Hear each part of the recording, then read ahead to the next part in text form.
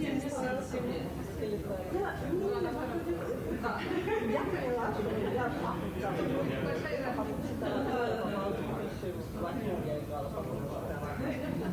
посмотрим. То есть я какие-то там онлайн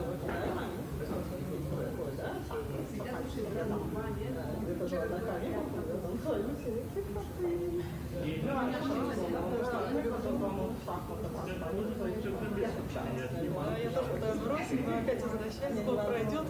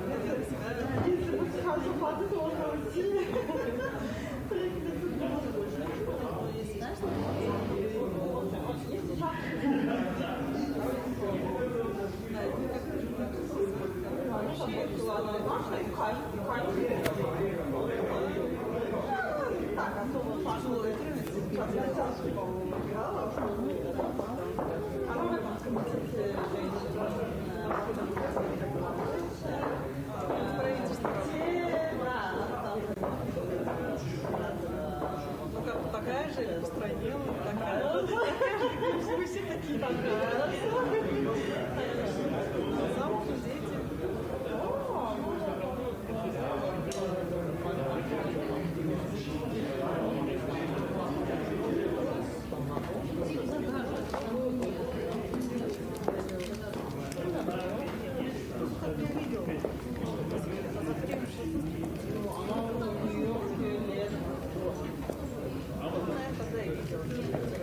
Не знаю, где я могла видеть.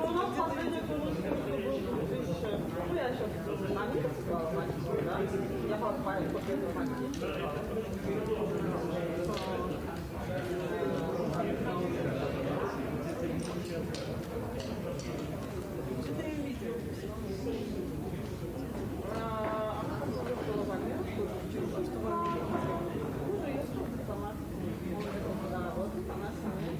потом может отработала, и тогда она не, она осталась, ну, уехала. Ну, тоже, да, там, иногда, ну, масса, по-моему,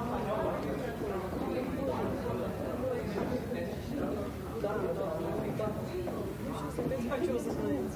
Такое все. А совсем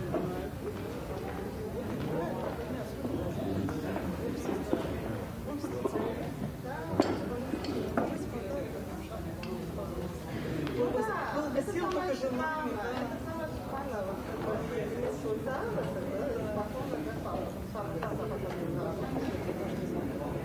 Я ушла, когда в топ-10 была. Ушла, потому что я уже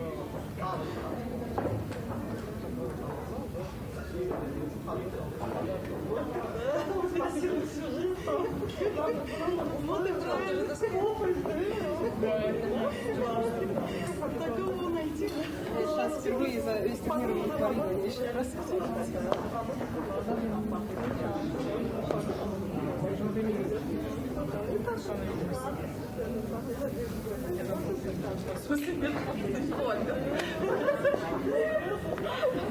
интересная логика.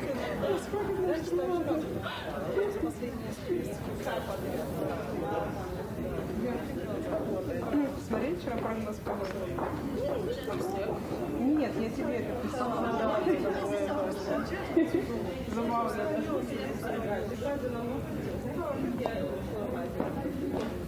А что-то у меня два лайка. А поэтому могу просто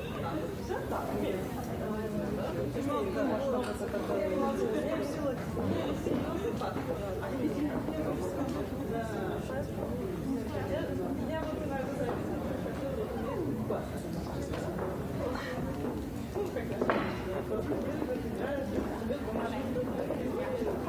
а я хочу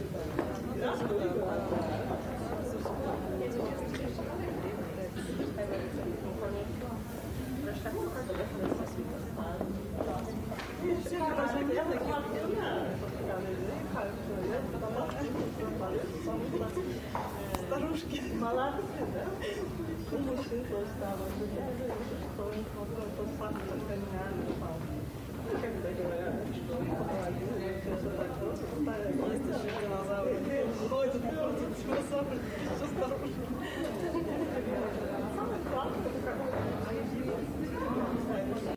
Да, вряд ли что-то маленькое. Я бы смогла залезть. у меня там, да,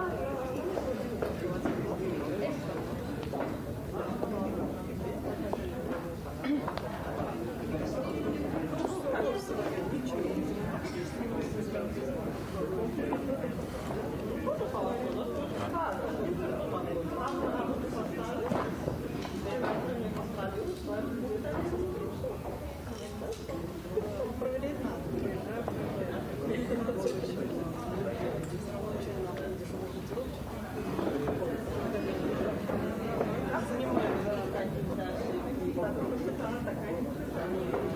В процессе играешь, а потом... Как человеческий вот как он стал сказать, это не одно,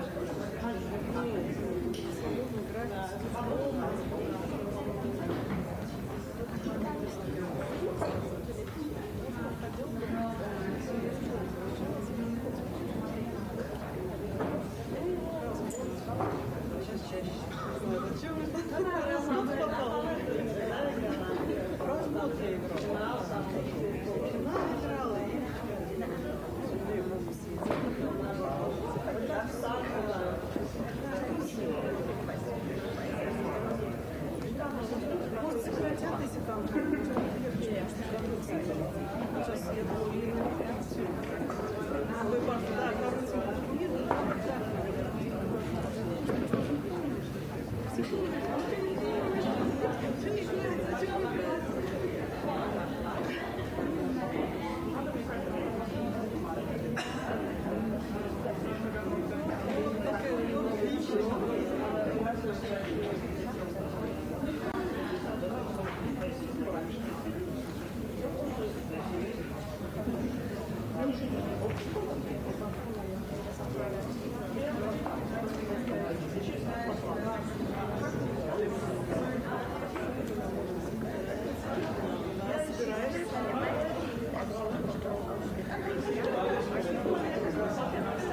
я вообще здесь слезы, они не понимал, что неожиданно. Я вообще не хотела. А я даже месяц в деревне, сколько не играла, не брала. Я же быстро занималась, кстати, здорово.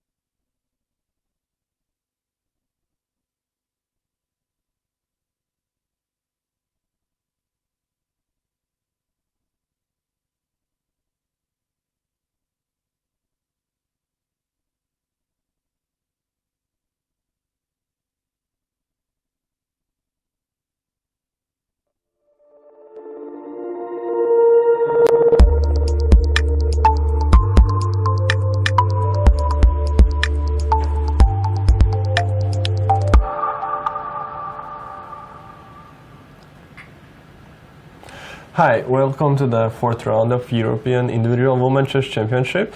I'm here, Tom Skantans, and today I'm here with Sergei Sklimakos, who's FIDE master, but also a very strong international master in correspondence chess. So I guess he will be able to give you way more insights in some maybe opening theories than I can. And so let's see what we got today. Hello everybody, I hope you will enjoy with us, with Tom and me, approximately 5 hours of the high quality chess and the best quality competition, because it's all about competition. When we speak about women chess, I want to tell you one story which I heard 2 weeks ago and which penetrated my mind, and it was great, just great. It was on EBIT conference where one Israel great conductor, Itai Halgam, told the story that every musician dream is to make all the right mistakes, and that made me quite wow. And it's all about chess in reality, and it's especially about women chess, because you want to make right mistakes. When you make the right mistakes, all the right mistakes, you just win. Because wrong mistakes is bad. No mistakes at all, it's quite a dream, but quite impossible, I think. And when we speak about women chess, it's all about mistakes and all about right mistakes. So let's see the right mistakes of today's games. That's quite a deep thought for the so early in the round. So today we have one very main board which we are going to focus on, where they are playing seed number 4 Dzagnidze Nana against top seed Muzychuk Anna.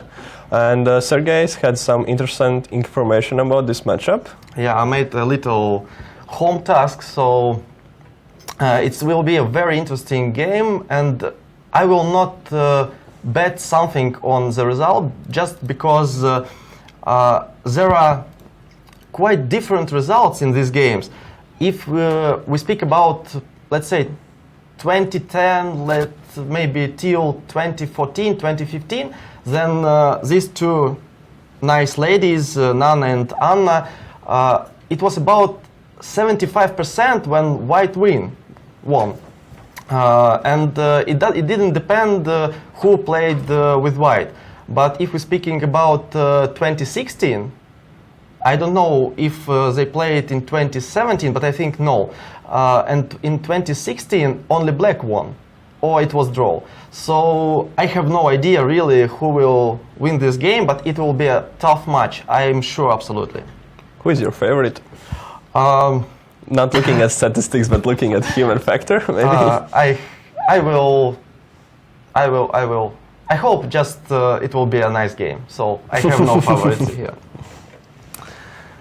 And then we have quite a wide group with people following with 2.5 points.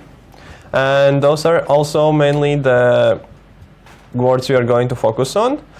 And there are some very interesting and promising matchups. There is Muzychuk Maria playing with Michna Marta.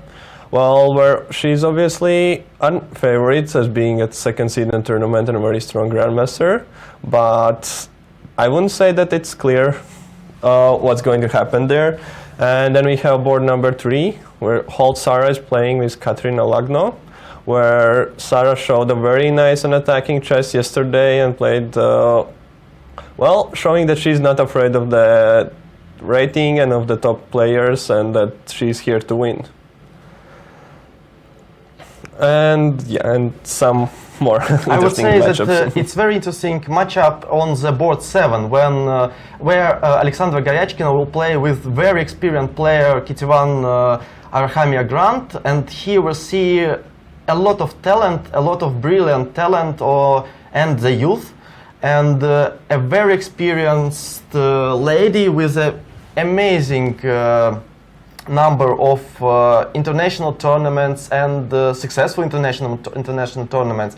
So, speaking about the ratings, Alexandra is a favorite, but I would not be so sure. Oh, but she's still playing with the white color, so I would give her an edge.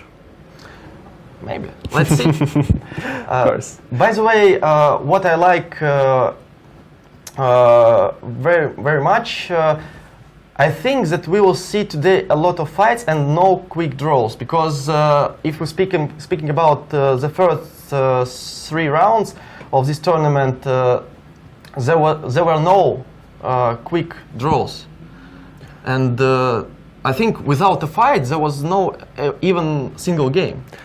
But I think that it's also might be because there is some sort of Sophia rule in progress. I think it's about the ladies and the fight spirit, because that's make women chess so amazing to see, because I think there are no need to make Sophia rules or something. They are ready to fight, they are interested to fight, and that's not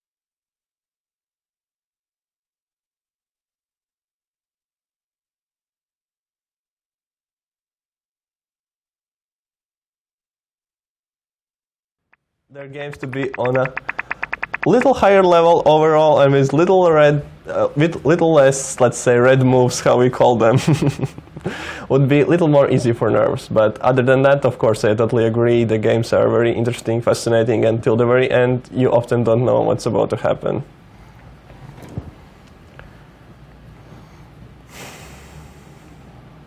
So do we have some? I think after 7 minutes we will see some games.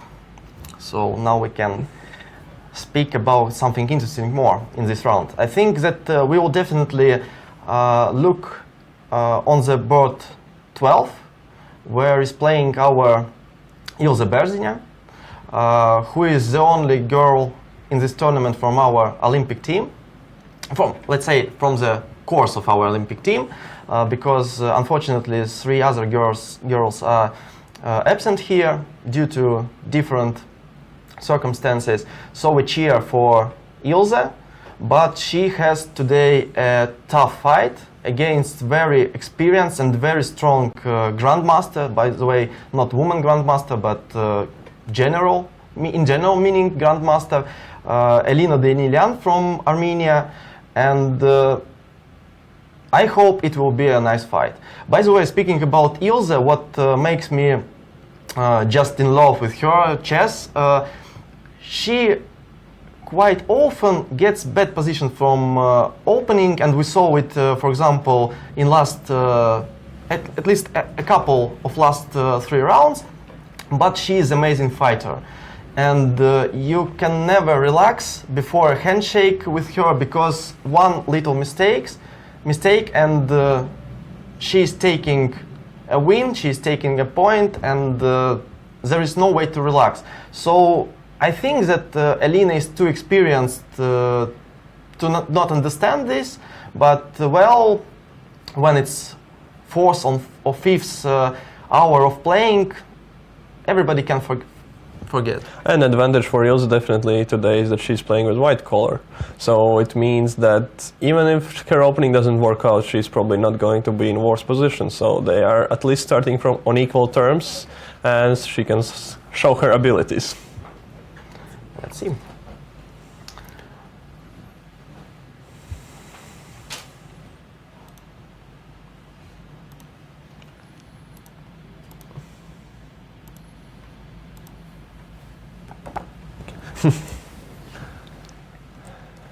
Okay, Toms, it's just quiz question. Do you know which name is most popular in this tournament? Well, I never thought about this. But it's interesting because we are speaking about ladies tournament, and you know, the same dress is awful, but the same name. What do you think? Same name. Yeah, Who has Well- the bigger? I would say that actually Anna? No. No. Anna, I would say in top 5, but not the first No. one. Well, and the second guess is automatically coming Maria, but it's also and it that's, is true, that's the right answer, because we have great player from Ukraine and ex-world champion Maria Muzichuk, and 6 more Marias, which are also great, amazing, and yeah. By the way, the second name. The second most popular. Yeah. Oh wow. I don't even know where to It's try. Anastasia. Aha, Beautiful, amazing, beautiful name, Anastasia. It will be this first one, but unfortunately, Nastasia Zizulkina from Belarus doesn't think that Nastasia and Anastasia is the same name. So Anastasia is the second one. That's some different kind of insight in our players, as you usually don't think about this kind of statistics on daily basis. That's why I'm not professional chess player. You can see things from different perspective. That's really interesting thing, yeah. Yeah, we are still waiting for games to appear. Yes, So- it's about 3 minutes to come, I think. So, guys, if you are watching, so take it easy. 3 more minutes, and we will be analyzing some interesting games. Have you yourself actually played with any of the top players in this tournament? Okay, let's have a look. I think no. Okay, for a moment now we'll see the very nice and very interesting video about Latvia, so that you would see more about the place from where we are commenting about, and then we will be back with the games and commentary about what's going on in them.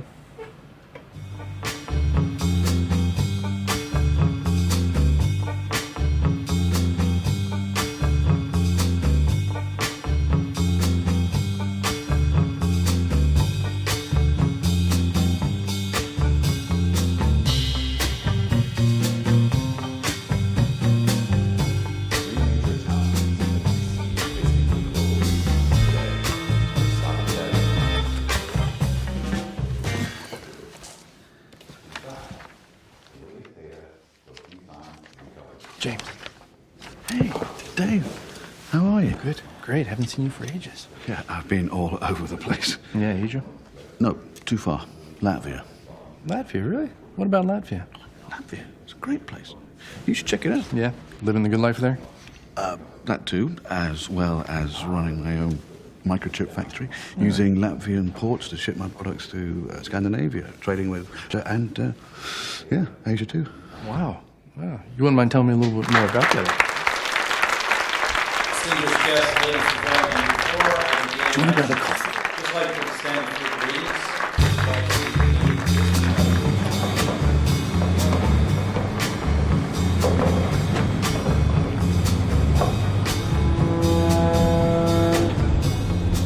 You see, the one thing that strikes me about Latvia is that it's not only the largest trade hub of the Baltics, but it's basically a geographical hotspot. Yeah? What do you mean by that? Well, look, you've got Scandinavia on one side, Russia on another, Poland, Germany on another, and Latvia right in the middle of the action.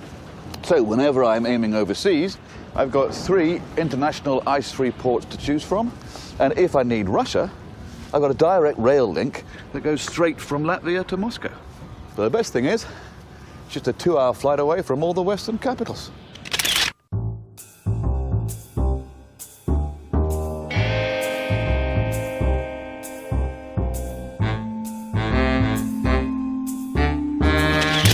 Not bad. Not bad at all. So what'd you do? Move your whole company there? Didn't need to. Well, who's running it then? They are. Locals. Of course.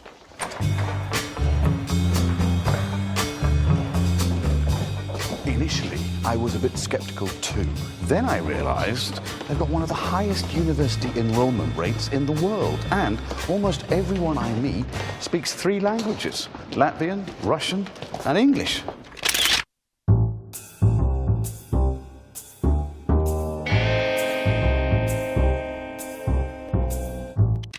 So, when I was hiring, I got heaps of applications, more than I could have asked for. Heaps of applications don't mean they have any skills.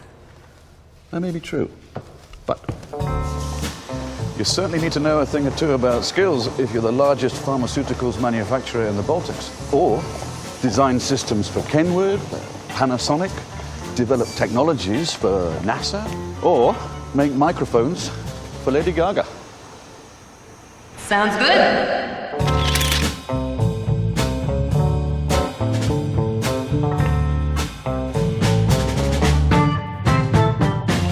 I think that sounds good. The corporate tax rate is 15%, one of the lowest in Europe, and it takes 1 day to launch a company. James, 1 day? 1 day. Right. But what's the catch? And don't tell me there isn't one. Do you enjoy nature? Sure, why not? Then you'll have to deal with this. Take it in. Doesn't get fresher than that. After all, it's one of the greenest countries in the world. Do you enjoy music, by the way? Yes, I do. Then you've got to go to the Opera House. It's phenomenal.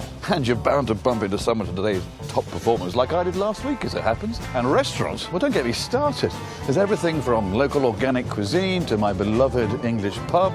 And Riga, the capital city, well, just take a look around you. It's a work of art. Hey, tell me again, when did you come here? I tell you what, 3 years ago, and I have never looked back since.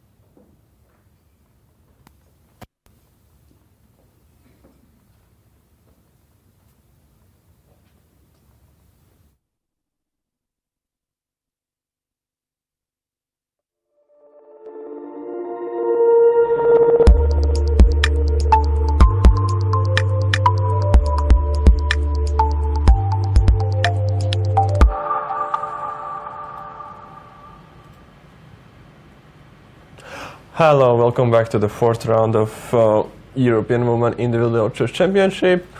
For now, we are experiencing some slight technical problems with receiving live games, live moves. And meanwhile, we'll try to use different methods and look through cameras at some of the games and try to figure out what's going on there and tell you about it. So we are turning to the board for one, which is the main board for today. We're playing the Nidze Nana with Muzychuk Anna. So let's try to see what could be happening there. It's some kind of English, probably English opening. By the way, very close and similar position to this. They had played approximately a year ago, if I'm not wrong. By the way, in those games, I think it was 1 or 2, and Anna won with white. Pardon me, with black.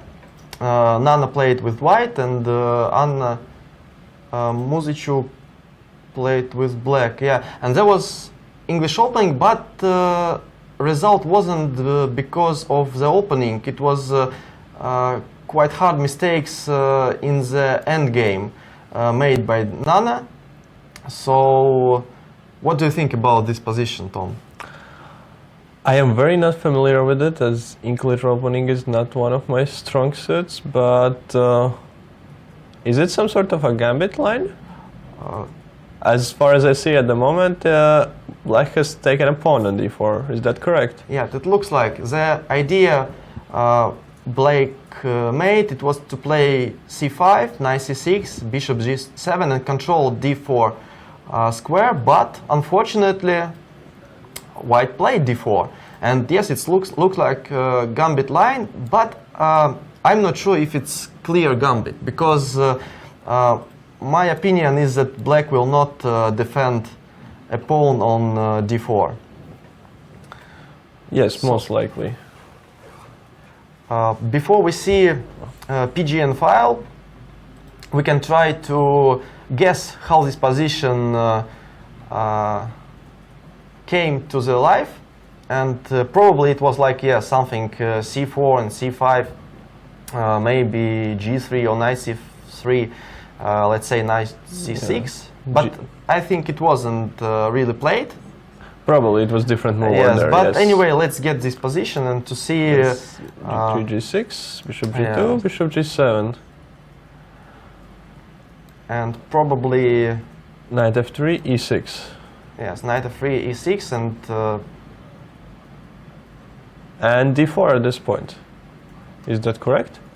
Oh no, there's bishop on f4. Yeah, but how So did it happen? So bishop on f4. Could it be d3, bishop f4, and then? But no, it would be. That is very interesting. And by the way, Tom's interesting moment that black is to move. Black is to move. Yeah. So it's like it was d4, knight d4, and bishop f4. Yeah, looks like. By the way, yes. That is a novelty of some sort? If the last move was really bishop f4, and I guess it was, then it's a novelty, because this line was played several times, but white played the knight d4. Of course, we can be wrong, because maybe the last move was knight f3, but no, quite strange move. Yes, and in that case also I find it unlikely that black would have captured with a knight on d4 if knight was on g1 still. Yeah, but you know, it's interesting idea actually, not to take on d4 and not to play knight b5, let's say, but just to activate your bishop. And to play for weakened black squares. Yeah, exactly, and you have better activated pieces as well. Yes. So, but it looks like a very interesting opening preparation, and that, well, I guess it's safe to guess that white is trying to play for a win. Absolutely. So let's try to think about this position a little bit more. By the way, interesting. We don't know, but my friend Twig database saying me that it's not a novelty. In the 2015, it was played by Tigran Harutyunyan against Karen Hovnanissian in Ashan Memorial in Armenia, and by the way, white won.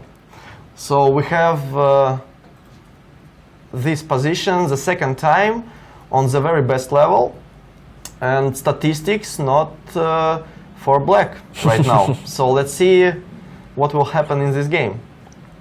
It might become very big trend if she wins right now, as it usually is after there is some novelty, and while the top players keep scoring points, you often see this very big raise in popularity for such move. And so what do we know? Maybe we are witnessing some sort of development of history. In any case, idea is very interesting. Yeah. So we'll look how this position developing. So probably black is now trying to focus on the issue of black squares and on the way to finish development and castle. The most natural move that comes to my mind in this position is d6, but probably it's not so simple and there's something behind it. D6 was played in this first game, and after knight d4, cd, and queen a4, white got quite interesting position. So I can put that on the board here. So d6, knight takes on d4, c takes d4, and queen a4 check. Yeah. Idea being that after bishop d7, we have a move knight b5, Exactly. attacking on b6 with a check and creating quite a lot of unpleasant decisions to make for black. I think pawn d6 is just Yes, that's very just- interesting. is just a victim of this opening. So I'm guessing that in that case, can we play queen d7 here, or it's the same? No, we will. Yes, queen d7, for example. Yeah, after queen d7 will be the same, knight b5. Knight b5, Yeah. and can't I play d6 now? I'm just guessing. I'm not using computers, so I'm just trying to find some tricks. By the way, it's not so clear because after knight c7, let's say king d8, Knight c7, king d8. probably we have to take on d7. Yes, bishop take, or no? No, probably. Yeah, not Do so, I have to not- take not- with the king? Yeah, not so easy with bishop because of pawn on b7, and Yes, that just could be to a show problem. why I stopped taking with the bishop on d7, that in case, for example, black takes on d7 bishop, white takes on a8, black takes on f4, And that bishop b7. bishop b7, and this knight is very well protected, and it's very unlikely that we'll be able to catch it.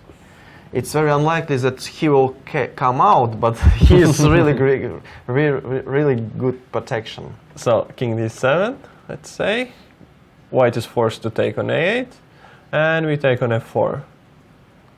And you think that this position favors white? Probably. It's very complicated in my point of view. There are. It's not clear how we can proceed with attacking this knight, and if white manages to finish, let's say, recapture an f4, long castle, and start pressuring the center files. Yeah, but I think not so easy because knight e4 is e7 and let's say d5, and I will try to catch this knight. Yeah, probably. But it's really, I think it's really hard to estimate quickly.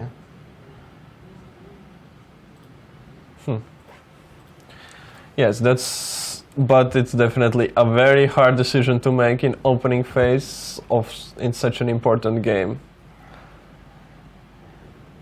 So, and you know, Tom, one more moment that black are still thinking, and this means that opening is won by white, because white made all moves quickly, but black now have to make a decision. And if you are playing against preparation, to make decisions is always too much hard. Looking at the clock at the moment, we don't see the actual time on the board, but if we assume that white played all the moves instantly and they are in preparation, they could be up even half an hour on time, which is already a lot. So what other options do we have here instead of d6, assuming that we don't like d6? There is an option probably to just capture on f3. Bishop f3 probably is the answer. And now we have to solve... Yes, but I am not liking this at all. I don't see any way how can I take care of my d6 square. And for example, if I play something like knight e7, just to be able to castle,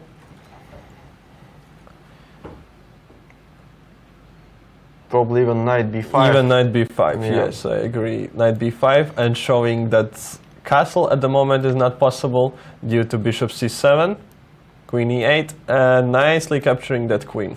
A very unlucky result for black. But I think that maybe instead of knight e3, we can play just knight e7, let's say, and to make castle as far as possible. Yes, that seems like much more logical move. And what happens after exactly the same, taking knight d4? So black has two options to either take with the bishop or with the pawn. Probably black doesn't want to take with the bishop, because we have knight b5, both threatening c7, both threatening bishop c7 to capture queen, both threatening knight c7 fork. There is knight d6 check threats, and in the same time this knight also wants to just capture on d4. So that's why I guess bishop d4 is not the most lucky move in this position. And after knight e7 we would see and taking cd, and now knight b4, and let's say e5, and e5. Yes, I think it's something like that is in the mind of Anna right now. Yeah, it's definitely very hard to choose or make a decision about this. Or maybe you can say about why this position is complex, as the black king is going to be moving now.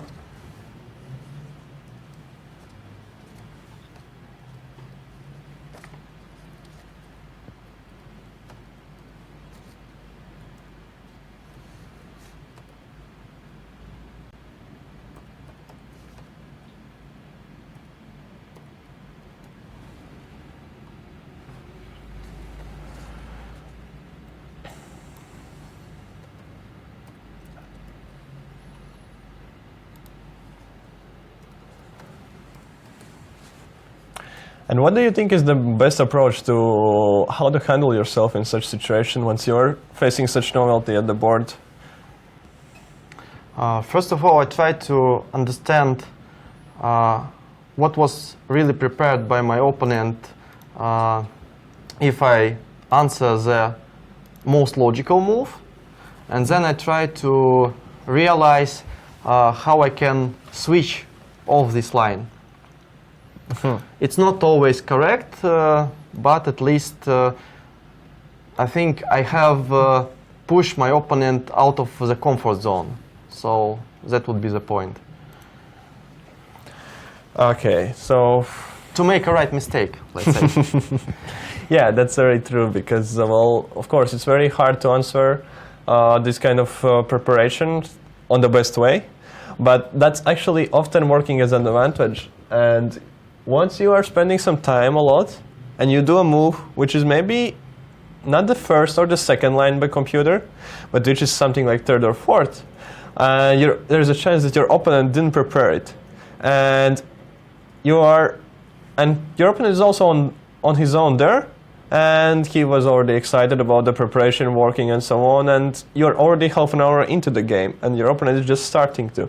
And it's often that you see that time evens out at those points, because, well, once you just start the game and it's already a very complex position, you often are just, well, you just need more time because you're, let's say, not warmed up yet. And speaking about this thesis, I just remembered a lot of conversation with Latvia, one of the next Grandmaster Nikita Meshkov, and friend of our friend, about this idea that what does it mean, the best move. And I remember his thesis about if you play the third line, but your opponent is spending, let's say, 20 of 25 minutes, then you made the best move. So another example of right mistake. You are not perfect, but your opponent is out of comfort zone. He is thinking, he doesn't really understand what is going on, why opponent didn't play the best move as expected, let's say, and he's calculating, thinking, and so on. That's actually, yes, very funny. Also, I remember it was once told to me by some grandmaster. I don't recall at all who it was, but I remember this idea at all that any move that makes your opponent spend 20 minutes on or more is a good move. Exactly. And meanwhile, we got transmission working, and we can actually see what's the time. That Anna really is half an hour down on the clock, and she just played a move d5 here. And look on the Nana clock. As we expected, she just made very fast moves, and she wants to show her opponents that I'm absolutely perfectly ready. Whatever you play, I will be on top. But at the moment, she has started to think, which I think we could assume already means that she was not expecting d5, which also could probably mean that there is some way for whites to get already quite a decent advantage, because if she's not blitzing out her move now, well, she didn't prepare it, and she prepared probably only the top choices by computer. And that's happened what we spoke about. Anna thought a lot. She tried to guess where Nana is catching her, and she just made very aggressive move, by the way. I think she is not really 100% sure that it's totally correct, but well, let my opponent find the way. And it's also this kind of move that white just played something you could call a gambit. What you're doing with your move is that you're trying to refute it by giving back the pawn, and thus also having a more active play for your pieces and not having development problems, which is very often the best choice by human factor, let's say that. Sounds very logical. So maybe we can switch on the board other number boards. 2. Yeah, let's go on.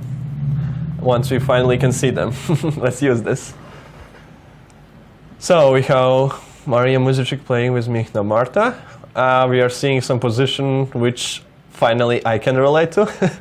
As I was Queen Indian playing this setup with e6, b6 for literally everything for some few years even, but it was already a long time ago. But all these ideas with f5 are very interesting, and well, it's an aggressive attempt to play for a complicated game, let's say that,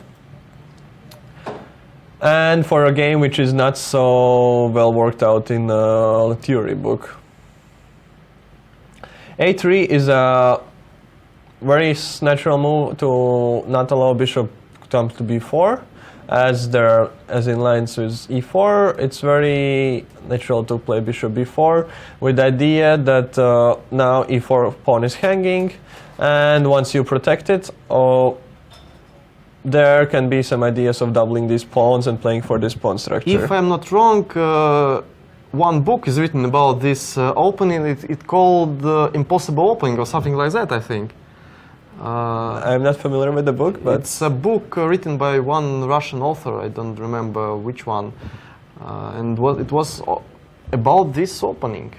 I just remember. From the black side, yes, or I think for both, if I'm not wrong. There are here, of course, crazy lines after bishop d3 with f5, but well, as often it happens when black doesn't play mainstream openings, there is some way for white to get a clear advantage. And right now we are probably not going to get into the so much sidelines and complicated theoretical lines, as we just got the games and we would like to take a deeper look at all of them, or at least some look at all of them. Maybe if we have time later on, I could return to this topic. So in the game we got a3, not to allow bishop b4, which was met by f5, stopping e4, and white played d5, which is very, very common idea in this structure, to close the bishop from b7. And in the same time, meanwhile, in lines, if black ever captures on d5, they are going to have quite a lot of problems defending f5 pawn, as you usually want to develop your knight to f6 and bishop to either e7 or d6 or yes. And in those lines, once this pawn on f5 will get attacked, you'll be forced to play g6, extremely weakening your king. So after d5, we saw bishop d6, not capturing, of course. And we see a very aggressive move again, e4. And black is not reacting to it, but continues developing his pieces, and white is taking on ef. And if I would have to guess, black's next move is going to be castle, which is very common motive in this kind of structure, to sacrifice this pawn. And I don't think that white is going, after castle, that white is going to take on e6. As for now, black has castled, developed already 3 pieces, and is totally ready to come at white. And all that white has done is push the center pawns and develop 1 knight. And I think they could end up in quite a lot of trouble in case they get too greedy and start picking up more pawns. What do you think? And what's interesting, listening Tom, I checked the databases, my best friends, and you know, it's 6th move and it's a novelty. And it's quite hard to expect on this high level, the second board of the European Women Chess Championship, the 6th move, and there is no actual examples of how this position should be played. So it's all about understanding, about preparation, and about fighting spirit. So I think this position is very interesting to play, and even more interesting to watch, because we are with Tom's out of stress. We just can cheer and to take some cup of coffee and to analyze the position. But the girls in the playing hall, they have to make great decisions. And well, good luck, girls. It's a very interesting fight we will see in this game. Yes, definitely. It's very, very promising position, and well, I think it's safe to say that this is a game for 3 results, definitely, and anything can happen here. And just the one who will be better today, that one will win. Absolutely. So let's move on to board number 3, where Sarah Holt is playing Katerina Lagno. What do we see here? It's Spain. Yes, think. this is some Spanish position with the line with the fast b5 and bishop c5. Not the most popular line nowadays. a4, rook b8. And today we don't see the line which we saw in the first round of game, Mario Muzicic game, or it was Anna's game? I think it was It's Anna's Mario. game. No, it was Anna's game. First round, yeah, she was playing white. When she take on e5 and then queen went to e1. E1, yes. We saw this in the first round where she scored a very nice win. This quite theoretical position, which would have led to a totally different game. But Sarah chose to play maybe less theory and just more practical chess, which is always not a bad decision, and you're always okay doing that with white because you have this option that most likely you're not gonna end up worse anyways, so you can improvise. But speaking about this position, I'm just quite common with it because I have, I would say, about 5 or 6 correspondence chess games with this position, and there was played d6, d4, bishop b6, and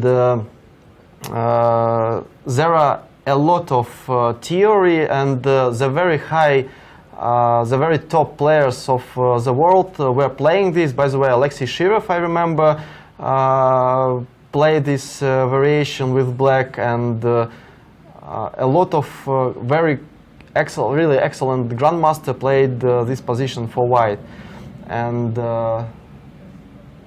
yeah, it's really one of the main lines in this variation. And can you share some assessment of this position, some evaluations, or it's all very confidential and your opponents might be listening? No, it's not a secret. The main idea was that bishop comes to g4 and takes on e3, where control of d4 square is very important, and white should take with g pawn. Black will play knight h5, and there is very important answer f4. And knight takes on f4, bishop takes f4, ef, and queen g4. And there, I think Vasily Ivanchuk played this variation, and a lot of really top grandmaster. My statistics, I think, was +1. It's not very it doesn't sound promising for white, because just +1 in 5 games, it's about, let's say, 60%, but you want more with white. Of course, you always want more.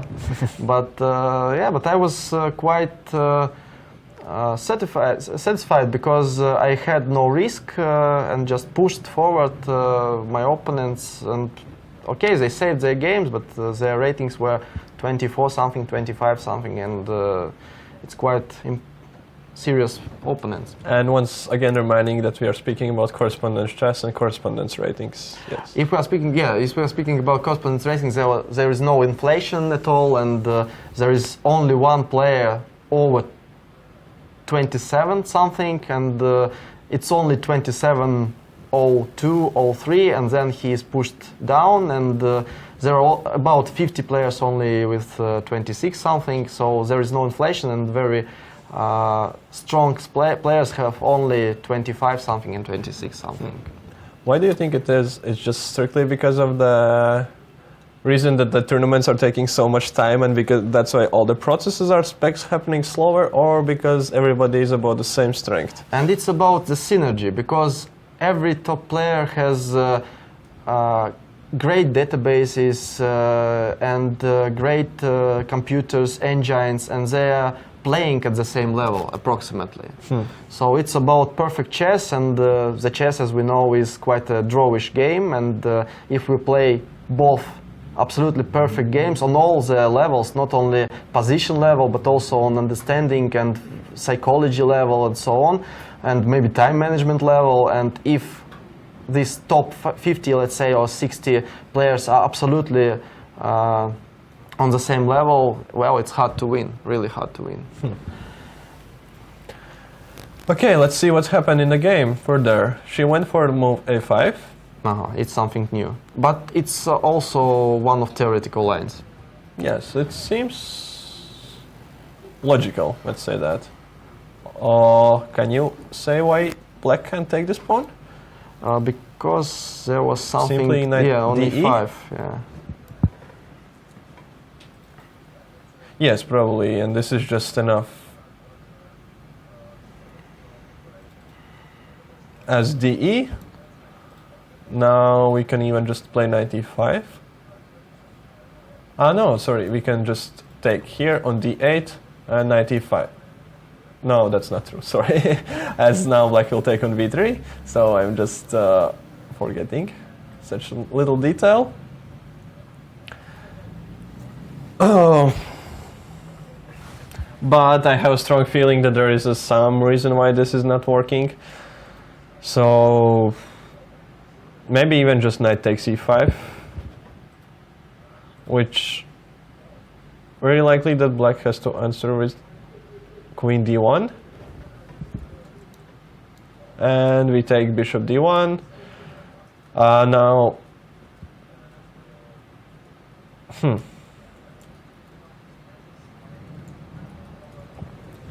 probably taking on e4 is not possible due to some bishop d3 ideas followed by, although it's very complex and I'm getting very tangled in those lines. They are all coming, all sorts of ideas are coming to me and I'm trying to speak simultaneously, and I'm really not sure what's the assessment of position, so I'm just changing it every second. Yeah.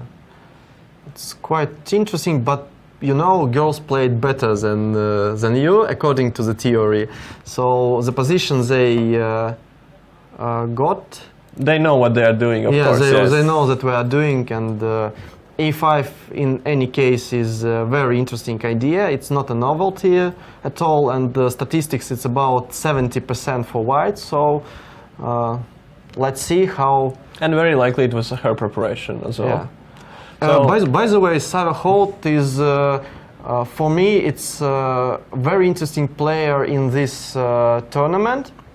I was underestimating her strength, and looking on her previous games when she did really great, for me it's a big surprise, if speaking honestly. I can say something about underestimating her strength, as just in December in an open tournament in Rome, I had to face her. I was playing black, and how was it? And I thought that I will somewhere trick her, but I managed to equalize quite easily out of the opening, but she was very, very persistent in defense, and well, I didn't have any chances to actually score a full point at all, and we finished with a very logical draw. So she, at least from what I experienced, I can say that, yeah, she's definitely a player you should avoid underestimating. So can we check to the board 4, maybe? Yes, let's see the final position. They moved out some moves. h3, not allow bishop g4, castle, bishop e3. And h3, by the way, strongest move. Yes. Yes, and castle, bishop e3, yeah. Rook a8, You will never get it, but it's the strongest move. Well, I get it. It's probably aimed against stopping d5 and not having to bishop under attack on a7.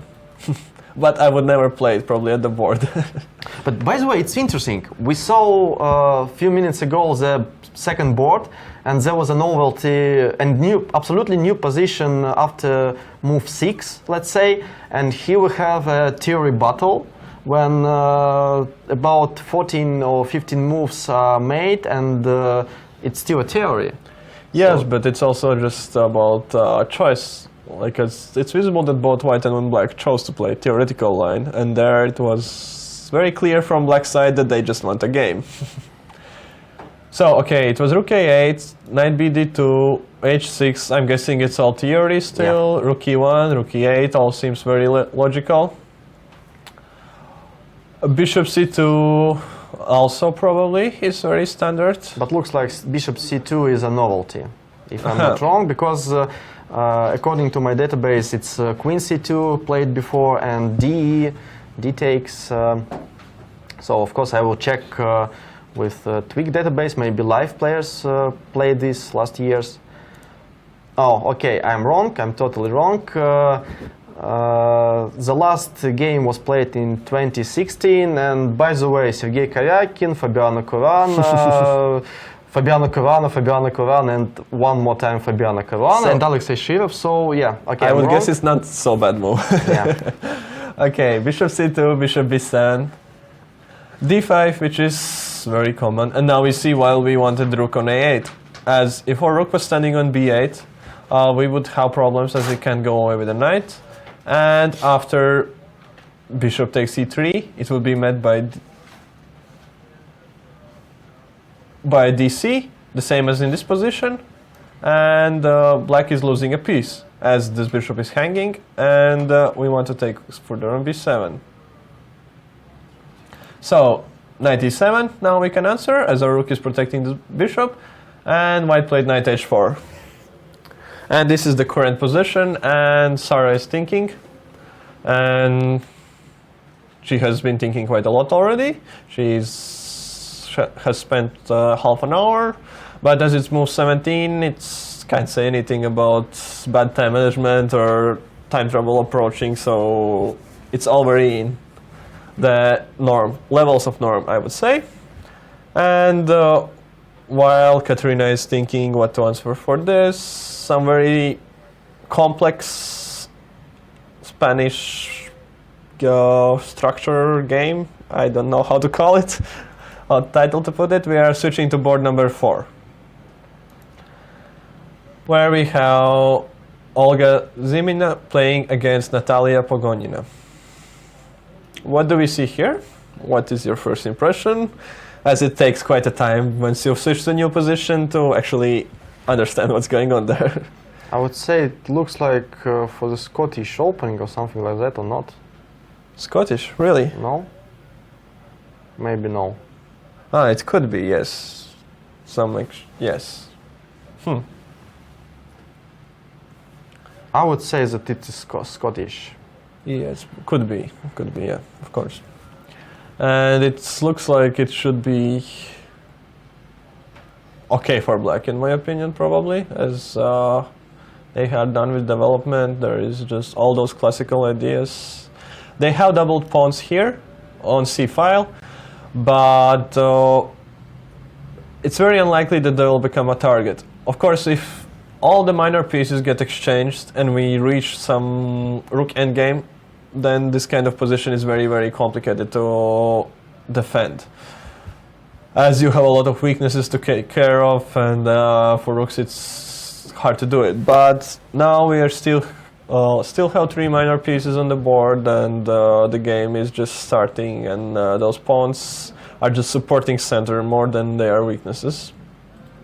Or maybe you disagree, and they can be problematic already now. I'm not really sure that black solved all the problems in the opening, because white made all standard moves. They are controlling black squares right now on the queen side and the center, and also f4, e4 stays quite good.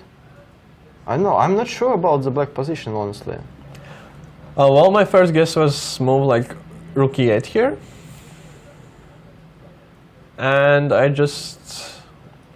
not sure at all what is like this way. How do we make problems? And if we play, let's say, e5 and then blocking the black squares? Yes, but e5 I think I don't like because of d4. You're forced, you can't go bishop f2 as and f4 is hanging. And what happens after bishop g6? Bishop g6, that is very interesting. We are getting a lot of pieces off the board, but black will be with 2 bishops, so can there be really problems? Bishop d3. Bishop d3 now. Okay. Okay, probably. Queen d4, probably. Queen d4 and bishop h7. That's not a nice blunder. And that was my first question. And if queen d4, what's next? And oh, okay, it's okay.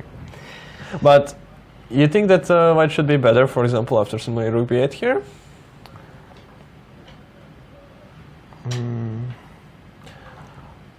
I'm doubting about the pawn on e3.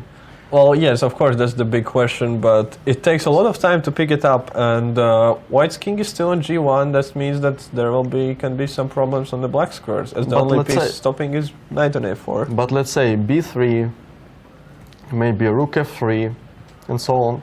b3 right now? No, it's not a okay, it's not move, a move, it's it's- just an idea to take... to make the knight standing on a4 for a long time to take c5 square, which is very important in this position, I think. And just to take a pawn e3, because I don't really see how to defend it. I'm planning to defending Let's it and say somehow maybe, attacking this knight, yeah. maybe even... Queen f3 right now. Yeah, maybe, queen f3. Although no, then queen d4 And is- b3. But Yeah, okay, maybe queen e2, I have rook f... no, a1 rook f... what we are counting here, and I will just show on the board, was queen f3, queen d4, and which blunders a material because of b3, which is made by e2, and sadly we can't answer rook f2 because we have queen a1. So, well, okay, this is... Maybe, yes, I agree. It's just, it's very concrete, and it's possible that it is, white can pick up the c3 pawn with time.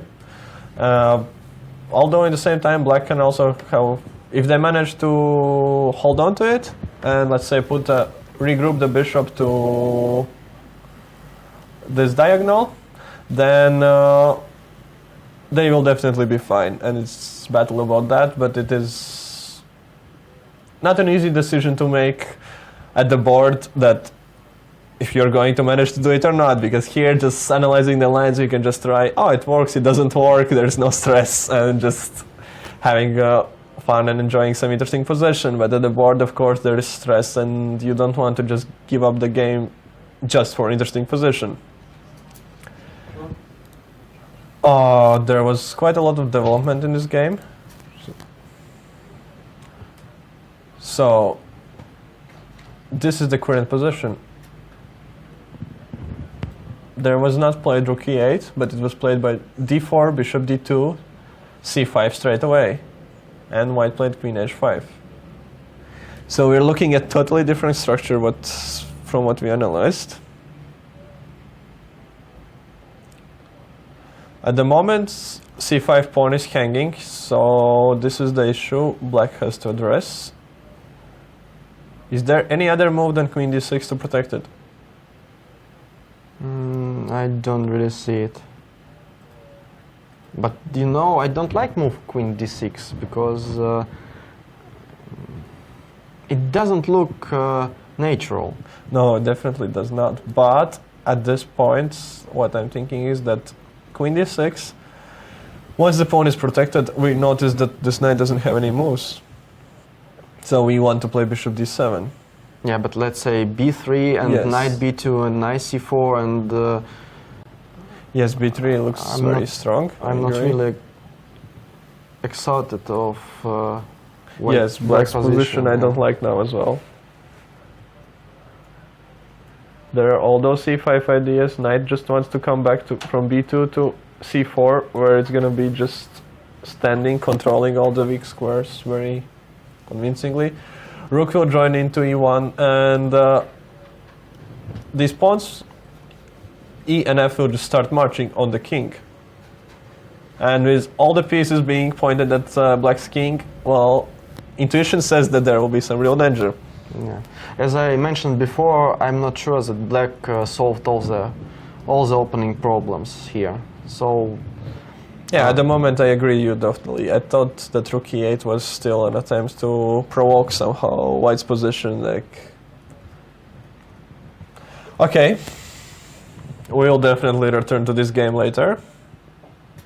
But we still have a lot of games to cover, so let's move to board 5. Here we have Olga Giria playing with Evgenia Ovod. This is some sort of...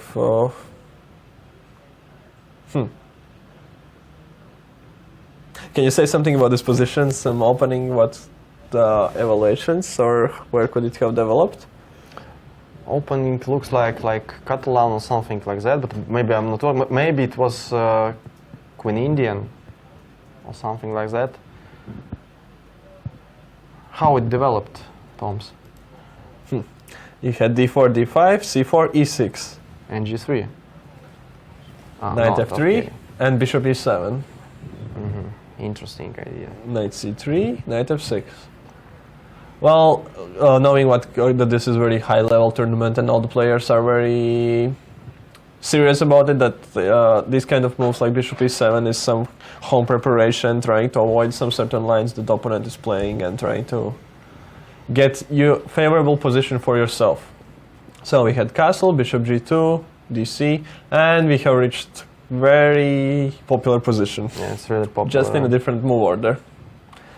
So knight c6, bishop c6, taking knight c6, queen d6, and not knight e7, but queen a4 right now. This is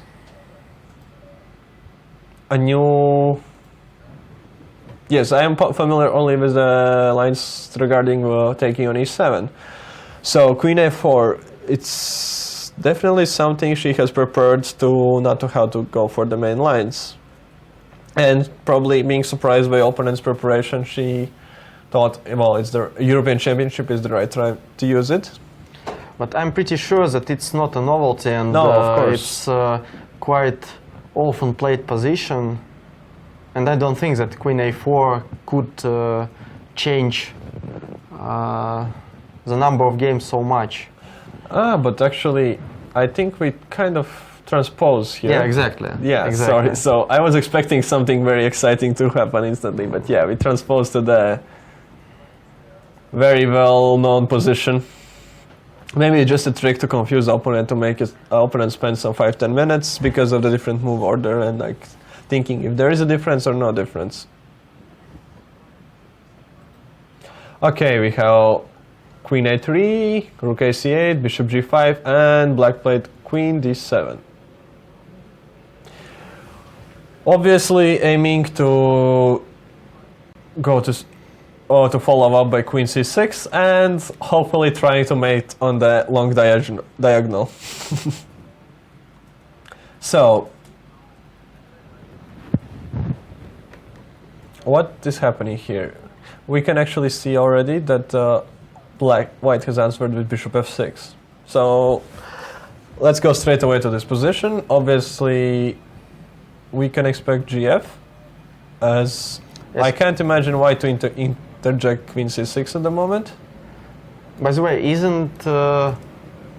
there everything clear after d5, e takes d5? I will have I'm d4. not You will have to give up this piece anyways.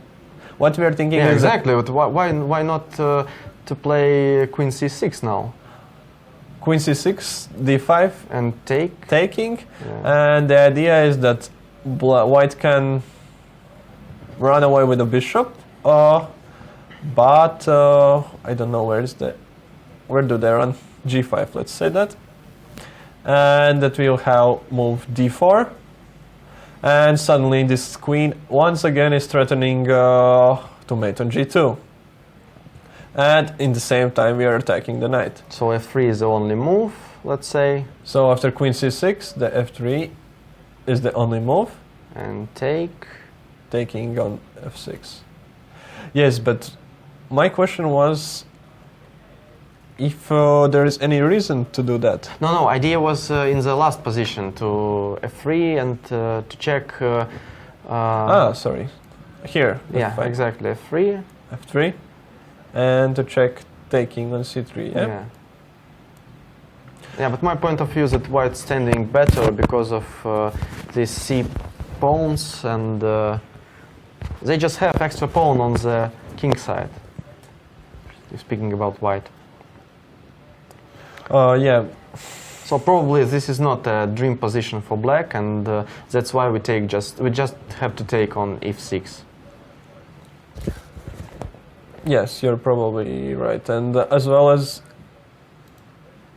it also keeps you some options that maybe some lines you will just want to go queen d5 in case the knight runs away, and you're still after gf. You're still pressuring on d4. So white would have to answer that, but as I see, all our talk doesn't matter, as in the game they have played something totally different. And well, I can't even imagine the third move. You can't. In the game there is being played CD. Okay. I just lost this move. Yeah, Sorry. and probably the idea is on rook d1 to play queen c6 and on the move like rook fd1, or maybe just take on f6.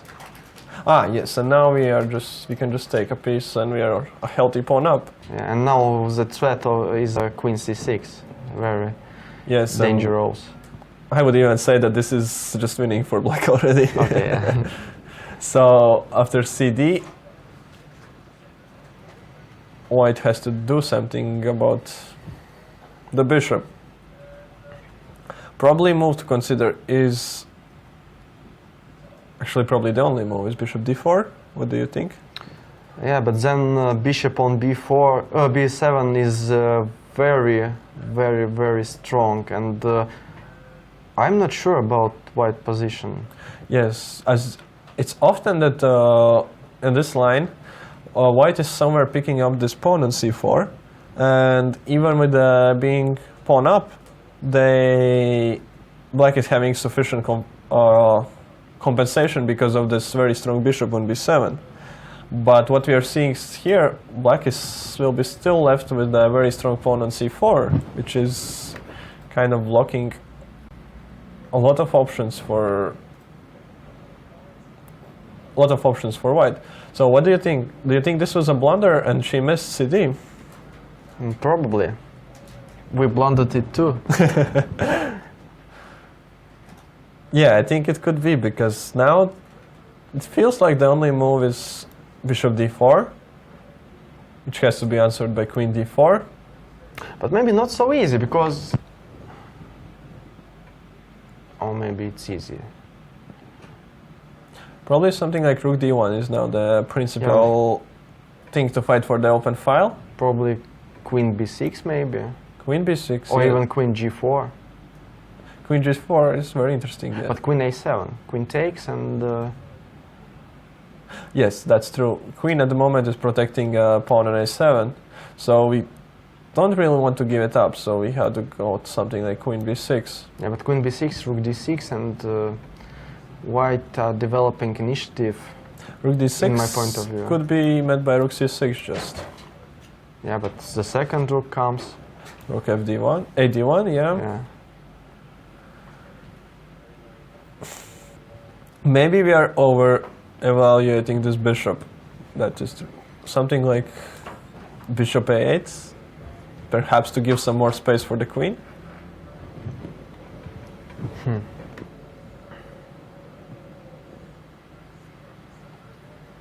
Yeah, I'm not sure now about this bishop at all, because it was amazing piece to attack by this diagonal, but if speaking about, let's say, endgame, the c4 pawn is too weak, I think. Yes, probably black doesn't want to exchange queens, as the queen is the main piece that can create some problems for white's king here. But I will still manage to play queen b7 at least, and to force you to play f3, which can result again in some queen e3 checks, and and after f3, I will be able to maybe get to e3 and to have all these common ideas. Interesting. It's probably very concrete, yes, about which side managed to perform its ideas first. Exactly.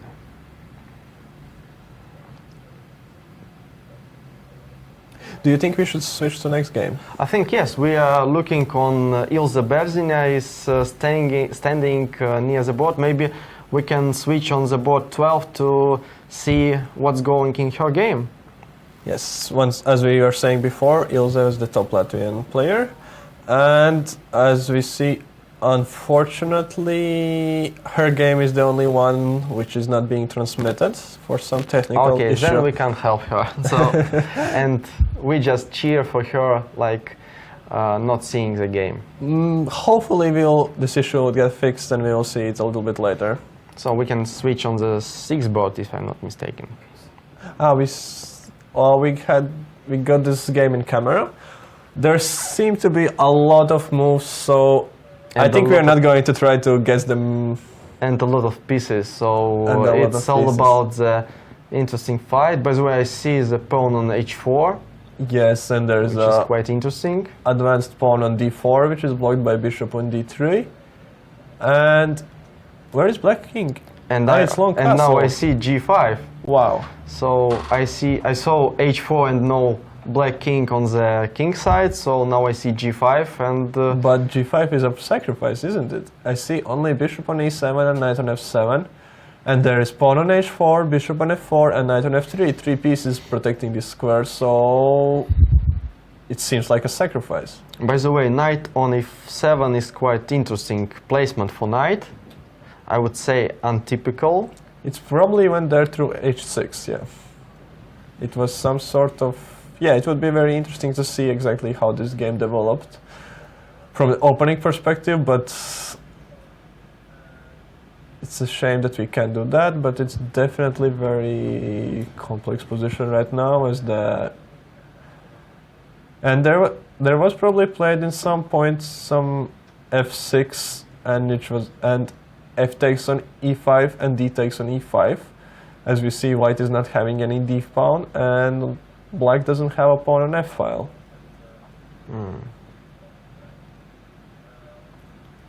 I can't even guess the opening, if speaking honestly.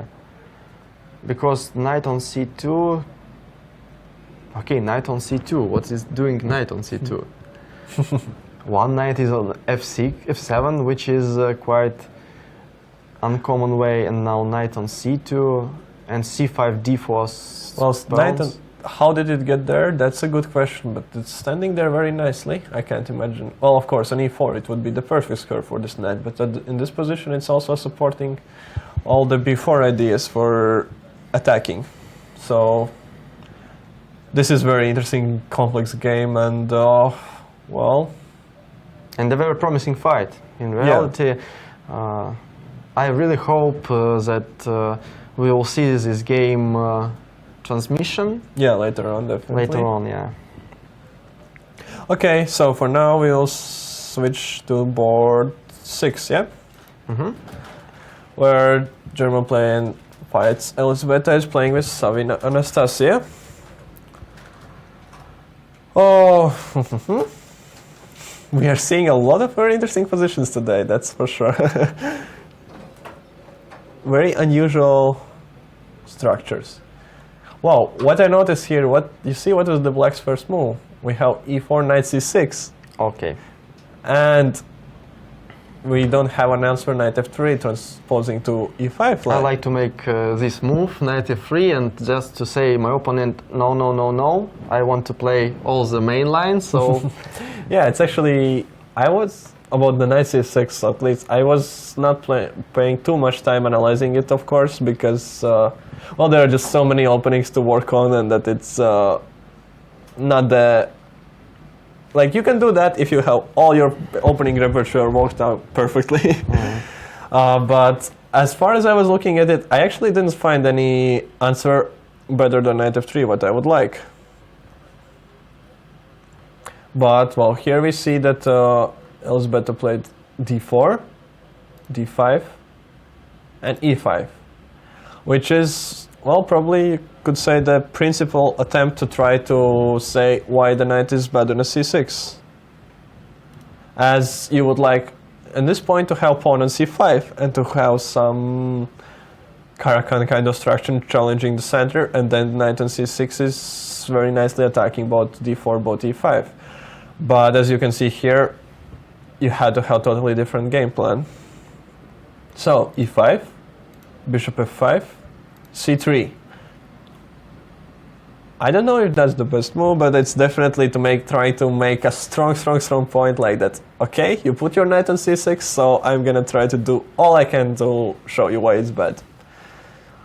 Okay, e6, knight f3, f6. And black is trying to, well, just to get this knight to life. To create some weakness maybe on e5 that it would be targeting something. Bishop d3. By the way, quite strange move. I'm not really sure why White couldn't just activate the second bishop, let's say on e3, because in my point of view, bishop e5 in long term is quite a bad piece. Okay, right now it's quite active, but looking on the pawn structure, looking on the fixed pawns on e5, d4, and d5 and x6, I think that bishop on e5 in long term is quite bad, and so bishop d3 for me is like a strange move. Yeah, I agree to you. It's like very similar. Yeah, no, totally. It's like even in the now in the Caro-Kann, it's very popular that people are playing knight f3, bishop e2, not to exchange his bishop, and even claiming that there it's bad. And well, here it's definitely worse than in those lines, as you won't have such moves like h6 to possibility to run away with it, as it would very much weaken the squares. So bishop d3 is probably an attempt to castle very fastly and put rook on e1 as soon as possible, and to try to claim some static advantage due to pawn structure. That would be my guess. Yes, but after bishop takes, queen takes, and let's say f-pawn takes, we're just fixing the center, and rook on e1 isn't doing anything. Yes, that's true. Probably we have to take the e, still to have this knight here standing. Yeah, and now, let's say, interesting idea would be to place knight on f5 somehow, and maybe queen d7, and so on. Yeah, knight could go in the dream plan to f5, queen to d7. Probably somewhere we would have to play h5 to stop some g4, and just long castle, and yeah, black would be enjoying very decent position. But in the game, what we had is quite similar. Knight went to e7, wanting to go to f5, as probably white doesn't want to take on f6 anyways themselves.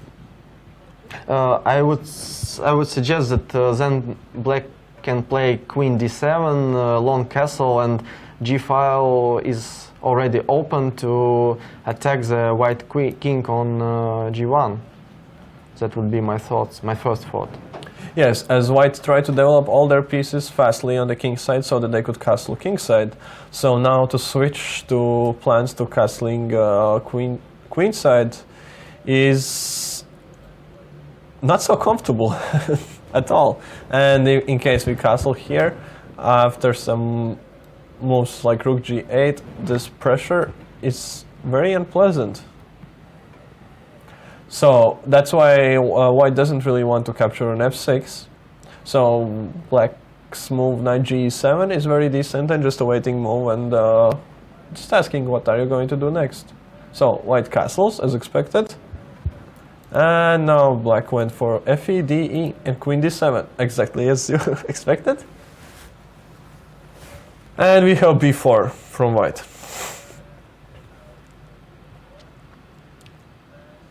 That is interesting.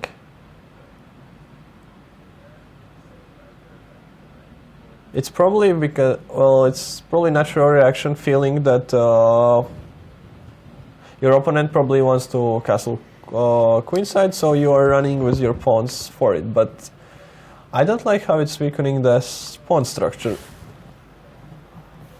Yeah, and I'm not sure about white plan, speaking honestly, because without white bishops and with weakened pawn structure, I'm not sure about what Lisbeth Petz is doing. I know that she is indeed amazing and strong player and the leader of German national team, but in this particular game, I'm not sure. And I would guess that she's also not liking her position. Considering that how much time she has spent with white in the opening phase, and well, she's probably just trying to create something. And I don't know how we can read the player's body language, but once you take a first look, I don't think she's happy about her position. And she's trying to avoid her emotions. Just maybe she's doing something with her mouth, and she's just say, oh, I'm not liking this position, but with hands she's just keep it in secret. That's an interesting theory. Okay, I'm doing it by myself, so. Okay. So we had taking on d3 and knight g6, not knight f5, targeting e5 square pawn, which is also, I think, very reasonable. Because And it's not clear. By the way, my idea wasn't very bad, because now if we are reading on her lips now, her lips are not happy. So maybe it was really like to avoid her opponent to see what is going with her face and lips. Yes, maybe. It's also possible that she was doing just some breathing exercise just to calm herself a little more and just... In any case, I think she's just unhappy right now. And thinking a lot how to get out of this position. Okay, let's see more about the position. Analyze that a little more. So, rook e1, protecting on e5. Bishop e7. Was that move needed? Probably. No, I don't really understand why. To play bishop e7. Black just maybe opens f line for rooks. And keeping still the possibility to castle kingside. Could that be, yeah? Exactly, yeah. As b4 is there already, and so... Yeah, could be that it's just the idea that king on g8 is actually still very safe, and it's with one move putting, like, securing the king and then bringing in the rook in the game, so it's very reasonable. As with knight on g6, you're probably not going to march your pawns so soon. Or g and h pawns, I mean. So yeah, okay, bishop e7, now that I think about it, is, yeah, logical. So she played b5, at knight a5, and knight d4. And this is the position where black is thinking, but I have a feeling that black is enjoying an edge. Do we see a draw agreement? No. What happened? They just shook hands. Yes. I think it's a draw agreement. So she played knight d4, feeling that her position is bad, and offered the draw. And being a higher rated opponent, and playing with white, her opponent accepted. That's a strategy that I see a lot of the players using, that once they feel that they are getting into trouble, they just try to make it safe. As it's very often that lower rated players, they are happy about the draw with black pieces, like against stronger players without actually evaluating the position too carefully. And by the way, look on the Lisbeth face now. She's happy. She's relieved. She's Yeah, not happy, but she's relieved. Yeah. Exactly. She's relaxed and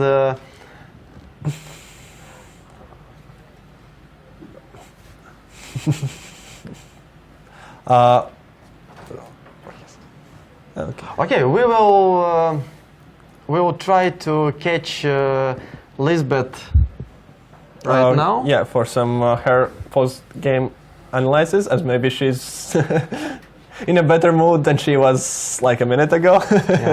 And she could share what went wrong in the opening and the preparation. So for now, I guess we could be going on a short break, as we have checked all the top 6 boards, so what's going on there. After the break, we will refresh the situation on the top boards, as well as try to go check some more. Okay, see you soon.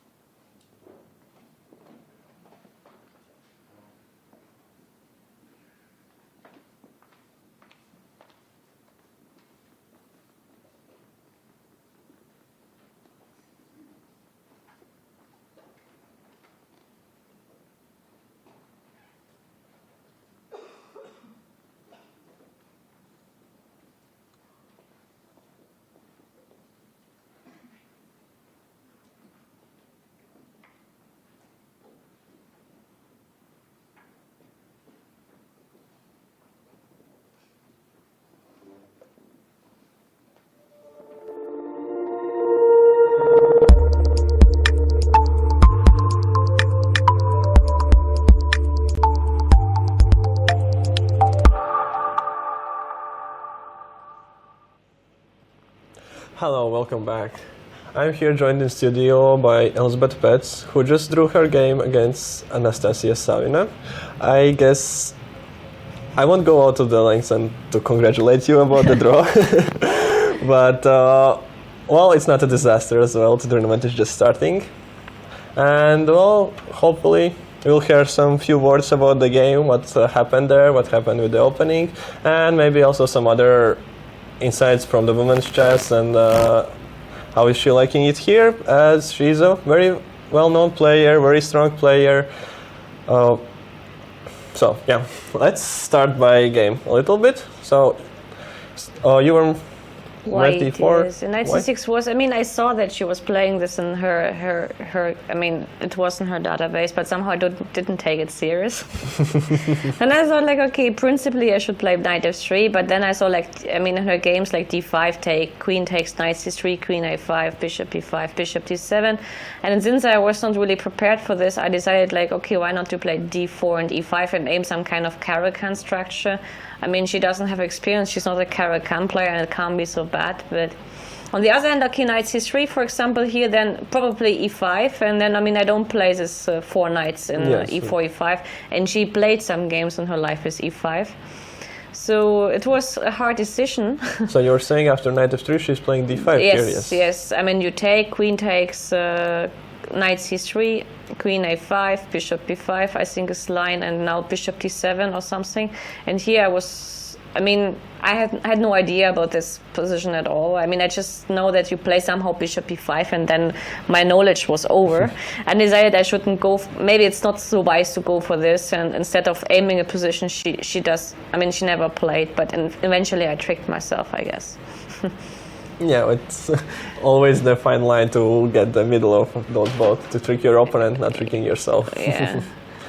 So d4, d5? Yeah, e5. d5, yeah. Bishop f5. Okay, maybe here c3 is a waste of time, I couldn't say. I mean, I thought, like, okay, we have like a normal Caro-Kann position with e5, the knight is on c6 instead of d7, but I'm not sure, like, what is better. She doesn't have c5 on the other hand, so I wasn't sure it could be that bad for me. The difference probably from the Caro-Kann is that she hasn't wasted time with moving c6. Okay, I mean, like, the knight is on c6 instead of c6, but the knight on c6 doesn't do that much. Okay, in terms of e5 pawn, of course, with f6. Maybe it's, like, wiser here to play. I don't know what to play here best. It's hard to say. No, c3 looks like a very, as you're speaking, like this kind of point, like trying to prove that this knight is bad on c6, yeah. c3, e6. So here I should come up with something faster. But it's very hard. I mean, because I know that f6 is the next move, but on the other hand, the problem is, like, I thought, like, knight e2 is interesting, but after f6, knight g3, she can even take on b1. Maybe. And then I was not sure, like, with knight e2, because I wanted to play something creative, and I didn't want really to play knight f3. I mean, I must confess that it was not what I wanted. Well, knight f3 can't be a bad move, probably. No, it can't be a bad move, but after f6, you know, you should come up with something. F6. As we were discussing, we thought that bishop d3 is the problem move in this position. Okay, I mean, I should try to prove something on the white squares if I get this pawn on e5. So I thought, like, bishop d3 is logical in some way, but we're kind of, well, I was trying to make an analogy a little bit towards exactly the Caro-Kann line with knight f3, bishop e2, where white is trying to claim that the bishop is bad on this diagonal, and that here it could be even worse than in those lines. So something like bishop b5 was bishop the one b5 I never really liked, because I thought, like, even if she plays a6, you take, and then she's coming with c5. I mean, unless I play something like b4, but I don't like it. But her next move is maybe c5. But is it so tragic? I don't know. I mean, as hard she's to say. Still very stuck in development, you can have all those queen a4 ideas. I just thought, like, the bishop on f5 is maybe a monster at some point, but maybe not. Okay, I mean, let's say I play c5, I play principal. c5, okay. Yeah. With queen a4, queen e7, I'm happy to change queens.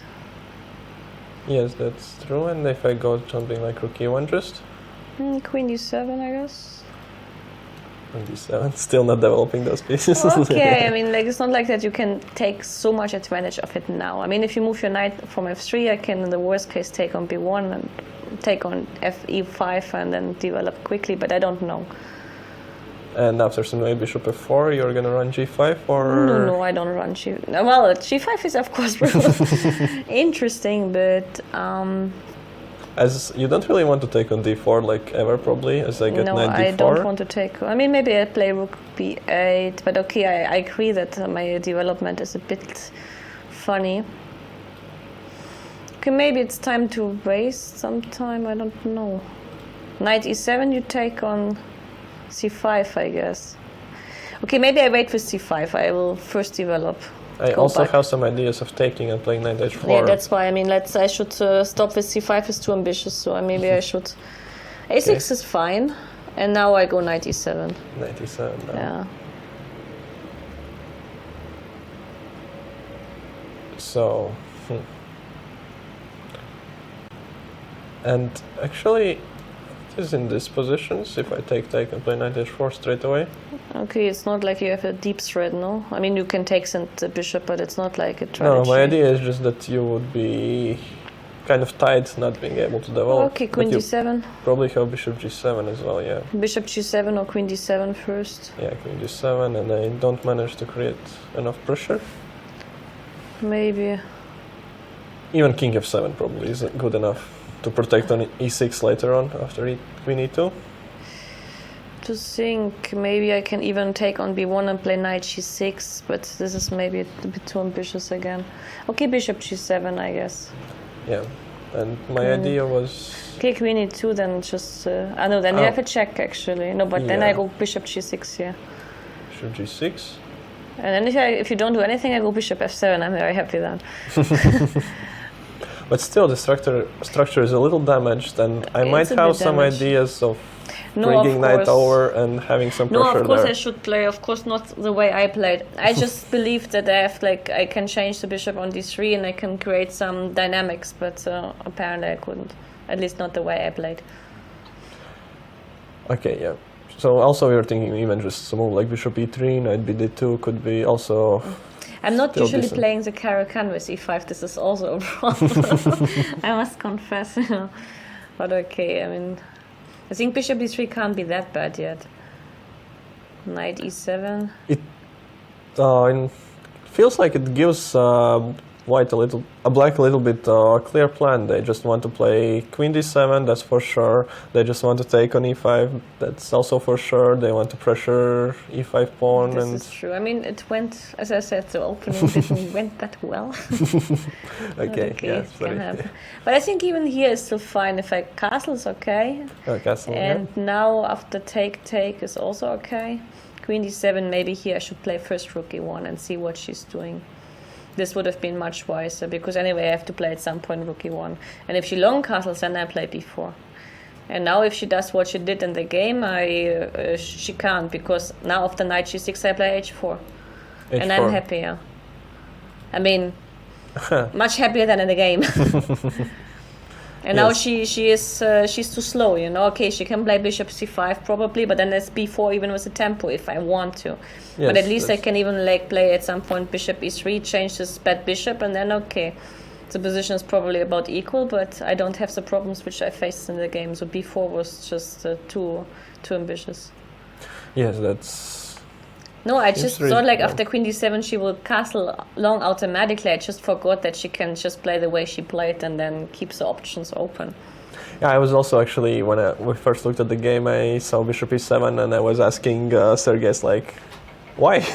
What's the point? No, but bishop e7 is a very smart move because she's waiting for both options and she prevents h4. Yeah, of course. And it took me just time to understand it, but that first idea was also that I was so set on long castle that it didn't even come to my mind. No, that's the thing. And I mean, if I play rook e1, then maybe I can at some point get some decent position to play something, you know, to play for, but not after b4. Actually, it's over.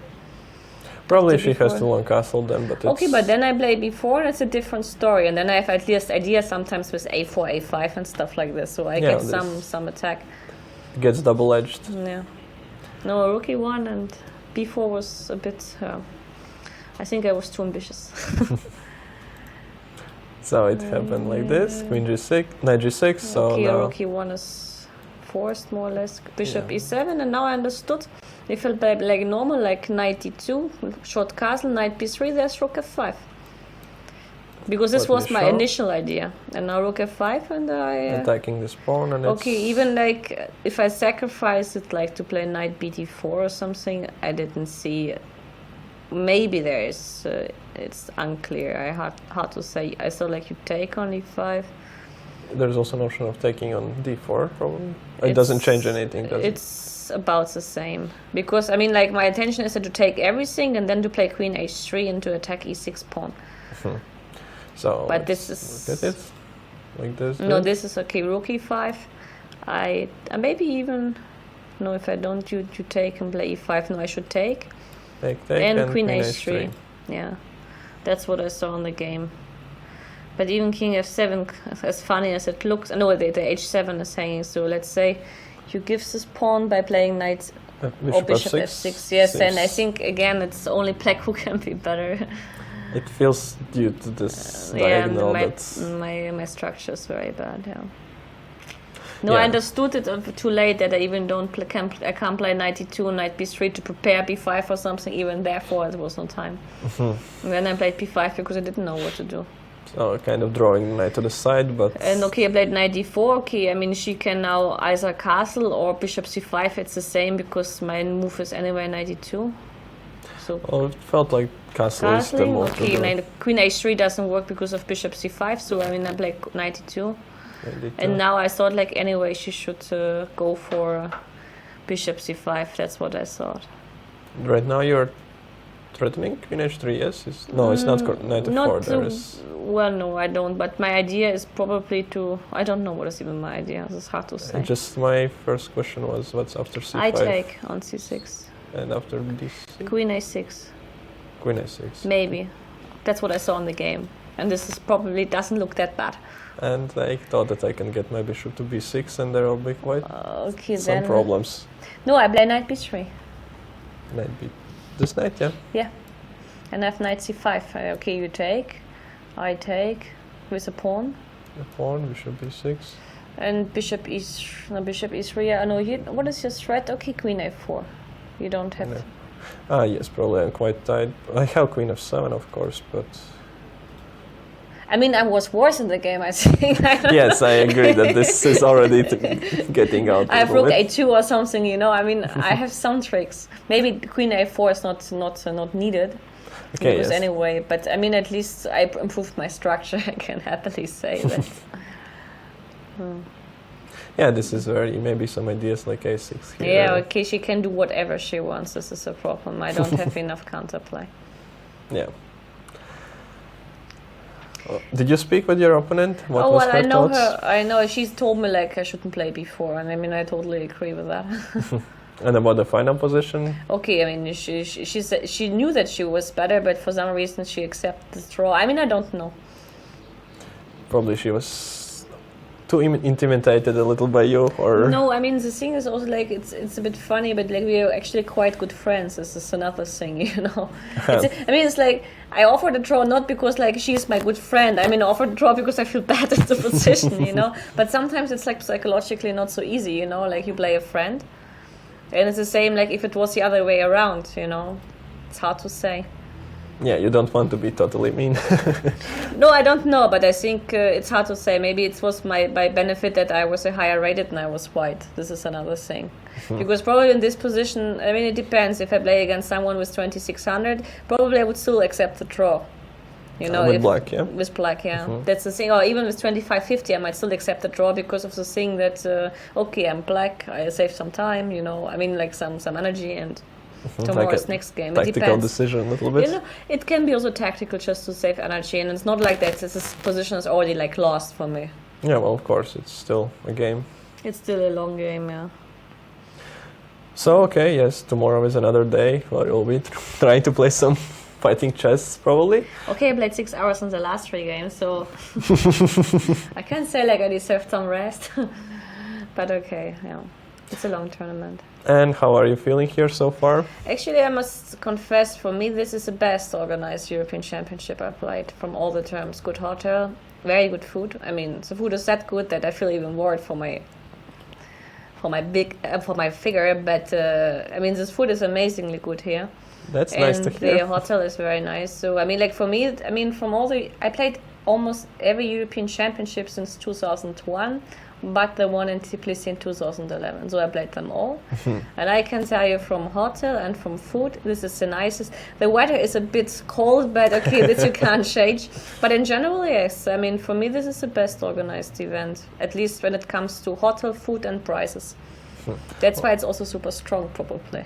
Well, being an organizer committee, I'm very happy to hear that. And as we had already some maybe people who were not happy with some details and so on, and there is somebody who is very... You will always find people who are not happy with something, but I mean, also like the proof is very simple. Look at the participants in this event and compare it with the last 3-4 years. I remember only in 2012 when we played in Gaziantep, it was very strong, but now, except for Grunina and Kostyanyuk, everybody is here from Europe, just everybody. Well, this is, like, by statistics, the strongest European Championship in the last 20 years, supposedly. No, even like I'm not surprised because I understood that it's very strong, and I couldn't say like if 2012 was strong or not, because in 2012 at least Kosintseva still played chess and Zebak still played. So I mean in 2012 I think Kostyanyuk, I'm not sure she played, and Smilitio also played. But like if you skip these names, I mean this year is probably the strongest ever, and I'm very happy I qualified last year, so I don't have to to worry too much in this year, and I can play freely, you know, because there's always this pressure of qualification, of course. So just about statistically about the strength, and just to say to the viewers that it's like why it's considered to be the strongest is that there are 7 out of top 10 players playing and 20 out of top 25 from Europe, so it's okay. Then I mean, if you check it this way, of course. I mean, I didn't check it that carefully. I just assume this is the strongest ever, just from intuitional point of view. And yes, of course, it's very unfortunate the weather it is like that as we are having in Latvia. It's expected in the next days to be the record of coldness for April. This is funny because actually in Germany I think it's like the record of warmness ever, you know, because we had like you had been in this weekend in Speyer, yes, no? It was like almost plus 25. Yes, it was very big contrast as we are expecting over the next week at least 6 nights with minuses still, so this is strange. I mean, I've seen this in Khanty-Mansiysk. I used to play, and it was end of April, and there was a snowstorm. But okay, this is Siberia, and you're not quite in Siberia, but I think in the Baltic regions and also in the north, so the weather can be quite tricky. We have this a little bit. It's very strange, but it's almost like a very high possibility that doesn't matter when or Easter, but that Easter can be with snow. That's also some novelty, huh? So yes. As we were a little bit discussing here before, you were saying some thoughts about just about the World Cup, or is it called the World Championship? World Championship, yes. Women's way in Tehran, yeah. That was a great topic. Well, you had some very interesting views and insights from the players' perspective and the participants' perspective, and as it was very widely discussed in the press and had a lot of negative comments about it happening in Iran and players having to wear the hijab. Hijab, sorry, yes. Okay, but I think like the hijab was, for me personally, the hijab was not. I mean, to wear this kind of hat. I mean, I was wearing some kind of ski hat, by the way. I mean, I never wore hijab in this tournament. And even like, I spoke to the Iranian girls, even like you could wear hats and you could fancy any kind of thing, actually. They were not that strict. I even saw some girls like wearing mini skirts, but since the live camera was just on top of you, you couldn't even see the mini skirts. But when I saw it, you know, like I was like, wow, you know, you can do actually quite a lot. No, but the problem in general was like that you are forced to do something which usually you're not forced as a woman or like as a human being to do something like which you don't want. There is nothing like this. Okay, you're not allowed to walk naked around, but this is like different. Here you're like forced to wear something, and this can be annoying, just the forcement. But I mean, I understand, for example, like Paikidze, for me, she's like a very brave girl, like that she made a statement and she skipped this part. But on the other hand, like, you know, I mean, it's hard to say. She's like number 100 in the world, and probably like her chances to proceed in the finals are like in comparison to like Mutsushok or like Kosintseva or like Zhu Wenyu, like the top favorites, different story. So I understand also like top players not boycotting it just because, I mean, they don't have so many chances to get world champion because we only have this tournament every second year, and for some of us it's quite hard to qualify it. And when you manage to qualify it, and especially in Europe, it's extremely difficult. If you look at this tournament, like how much places we have, 12 here in this tournament? I think 14. 14, but you have like 25 top players here. I mean, it's like some of them might not manage it this year, you know, and then you suddenly manage it, you walked all your way through that, and suddenly like you should boycott it because some people say like, well, how you can dare to play there, it's against women's rights, and if you play there you kick like women's rights and you're not loyal and stuff like this. And I believe you should divide sports and politics. We are sportsmen, we go there to play, and we go there as sportsmen, and we don't go there because we don't care about women's rights or we don't defend our rights and stuff like this. I mean, like, I had received a lot of very bad comments about even, like, doing this, to go there. But on the other hand, it's very easy, you know, to say something when you're not yourself involved, you know. Yeah, well, that's nowadays a very common thing. This is a very common. There even is some phrase about it in some language, but I forgot how to I don't remember this phrase, you know. But in general, like, it's, well, I understood all the sides. I think like the only one to be blamed is FIDE, because I mean, like, when they decide to host an event for women players, they should find some neutral place and not some place where we are restricted in our like freedom. This is one thing. On the other hand, like when they announced it in the Olympiad in Baku, I mean, I don't remember any single federation saying anything against it, you know. They're always like this, you know, but probably all were represented by men, and probably in this very moment when it was announced to Iran, nobody had this idea in mind that there is something connected with hijab or like with some restrictions for women. I believe so, I don't know. Oh, that's not possible, but also, well, you can understand FIDE that when they have one offer and it's already way past the date, yes, then... Yes, it was the same actually last time. Last time it was also delayed by 4 months, and it was then hosted in Sochi, which was, by the way, in my opinion, the best organization ever for Women's World Championship. Mm-hmm. It was a nice ski resort. The food was fantastic, the weather was fantastic, and the hotel was just great. But okay, the Iran, actually, I was not annoyed by this hijab. I was actually a little bit upset just that on the first day they had some very nice buffet. Then when the second match approached, suddenly like we were restricted to eat in this Iranian restaurants, which was like there was only one restaurant in this hotel which was open. And there you sometimes had to wait like for 1 hour for the food. At least it happened to me once. And there was only Iranian food, and this is the only thing which actually like was a bit unfortunate for me. But, and this restriction was because of the law or because of the safety, or? No, it was just that at the beginning they organized the buffet because you had 64 players, but after the first round you have 32 players, and it's not like worth it anymore to make a buffet. And then suddenly like they stopped the buffet and you had to go down to the Iranian restaurant, and suddenly like you had to order food, and there was not so much food. I mean, there was just the Iranian food, and if you're coming from a different country, I mean, you're not used to eat this kind of kebabs every day. I don't know. This was, for me personally, the only thing I could say. And also like the hotel, it was a very nice hotel, but the air conditioner was not able to switch off. But okay, I'm not, the thing is like it didn't bother me either, because I'm not like very sensitive towards noises, but those who are very sensitive and they hear this air conditioner every night, it might be an issue. Oh, but that's a question of hotel, and it can happen anywhere. It doesn't. It can happen. I mean, like, people are like, you know, I mean, some people complain here about this event, and actually I don't know what to complain here about, because you have excellent food, you have an excellent room, you can switch off the air conditioner, which is very good. No, I mean, you have everything. So, I mean, I can imagine just probably that you have to pay for the pool and this fitness. This could be one point where people complain. But this, I guess, I don't know. But on the other hand, it's the cheapest offer ever for such an excellent hotel. So, I mean, I don't complain.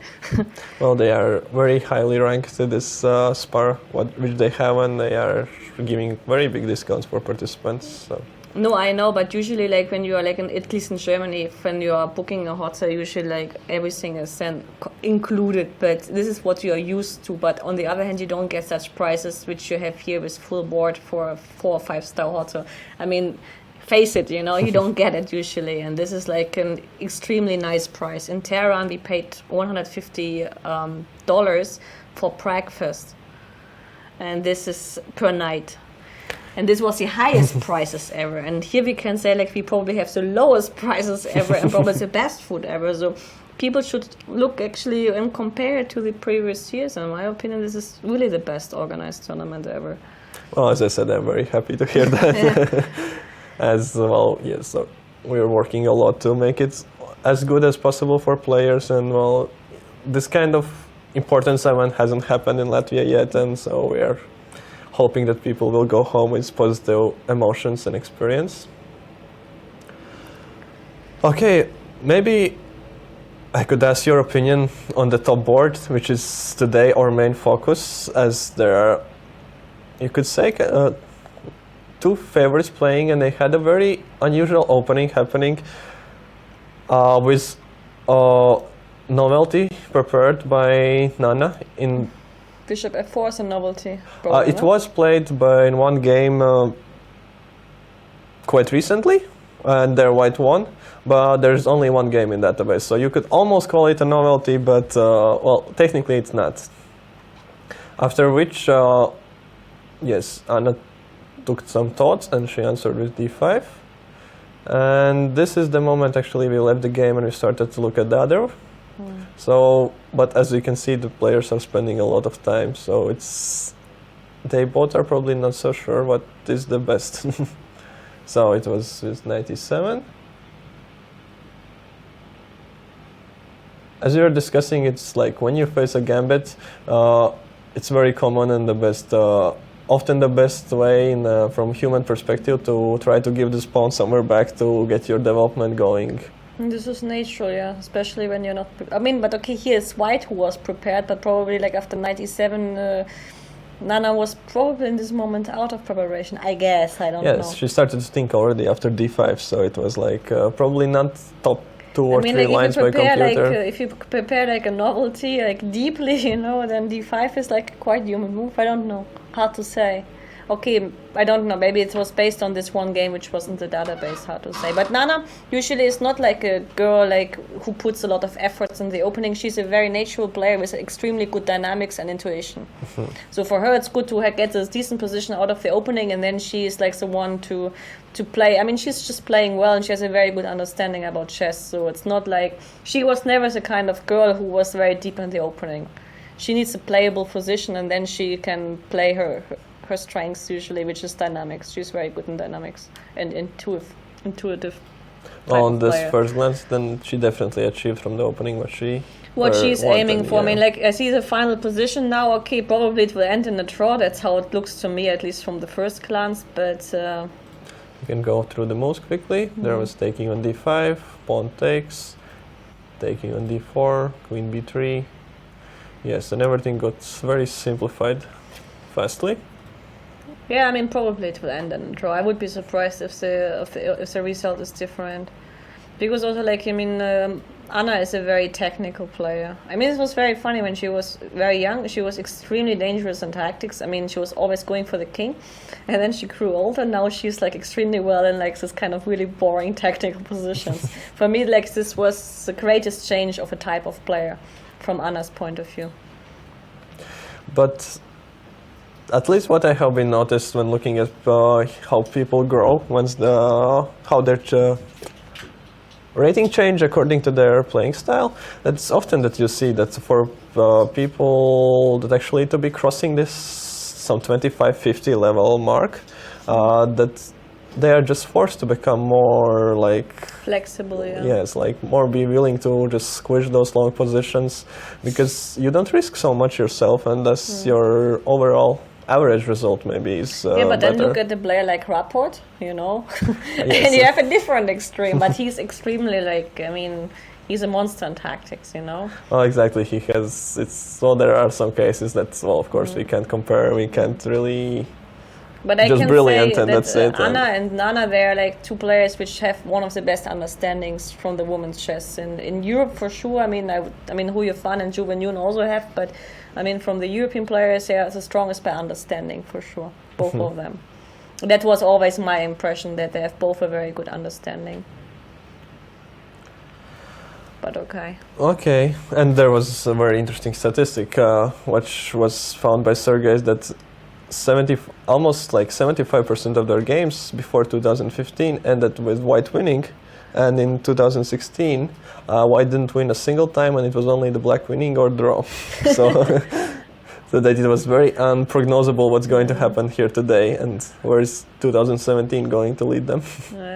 Well, it depends. I mean, Nana actually, like, since she has two kids now, she's playing less actively. I also have to say, like, she used, when she was active, to have 2,570. This was one of her highest ratings, and now in the last 2 years, I mean, like, she has like two kids now, and so I mean, like, your life changes when you have kids and you don't play so active anymore. And if you don't play so active anymore, you become a little bit more positional, you know, because I mean, when you are like playing a lot, you are like risking. I think then your style also changes a bit. That's what my belief is. Well, it could be also that to be sharp, you have to keep on practicing those tactics all the time. Yes, I mean, if you don't do this, then you keep it more quiet. This is the thing. That's what I believe, at least in Nana's case, that she's keeping it a bit more quiet. As the class for the positional understanding, it doesn't go. Yeah, the positional understanding never goes. No, that's at least my belief. Or my hope. Hard to say. Okay, and so thank you very much for joining us today. It was very nice to hear some insights from the player's perspective, like in Seshkadin level. All the compliments about the tournament, about the hotel, it's always very nice to hear, and it's always encouraged. Could be more players so positive about it. No, I don't know with whom you spoke. I mean, it's like your secret, but I mean, I have nothing to complain. But if I have something, I will let you know for sure. Okay, so best of luck for the rest of the tournament. Thank Have you. some rest, enjoy Riga, and hopefully see you sometime again. Thank you.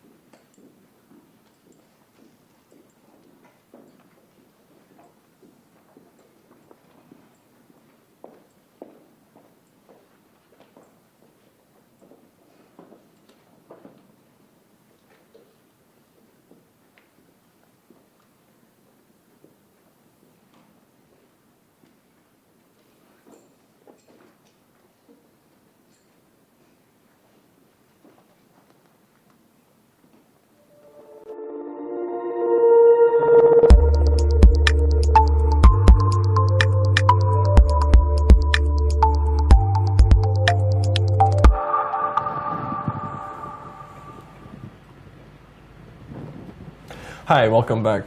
I'm joined once again by Sergejs, and as we were just to get the results, but I already checked a little bit from our top board today. Then we'll straight away start by looking at the second board and the rest of the games.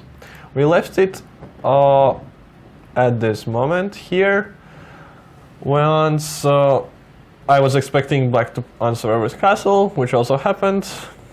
Let's quickly go through the moves, as this game is very complex and it would take us a lot of time to actually understand what's happening, what's the best here. So let's just see. Okay, white took once. So supposedly it's a, so they stayed the pawn up. Black recaptured on d5, played prophylactic move king h8. Probably to avoid after knight d5 a pin of bishop c4. So king h8 is very natural. Now wanting to recapture back on d5, bishop c4, protecting this pawn, and knight g4. Very aggressive move, as more calm approach obviously would be to try something like knight d7, develop pieces, and try to somehow get pawn back by knight e5 and creating some problems there. But from the other side, black are pawn down, so their compensation and probably advantage is because of better placed pieces, because of dynamical factors. So black tries to play fast, and that's the point. Yeah, I agree, of course. Now knight g4, now what I realized, which I missed in the first glance, is the obvious attack on h2 and opening the file, which prevents, I think, white from castling, as castle might be met by rook f6. Yeah, dangerous one. Queen f3. And let's say maybe no. Maybe even knight takes. But even knight takes f2, h2, and we get our pawn back, and there is at least a fork.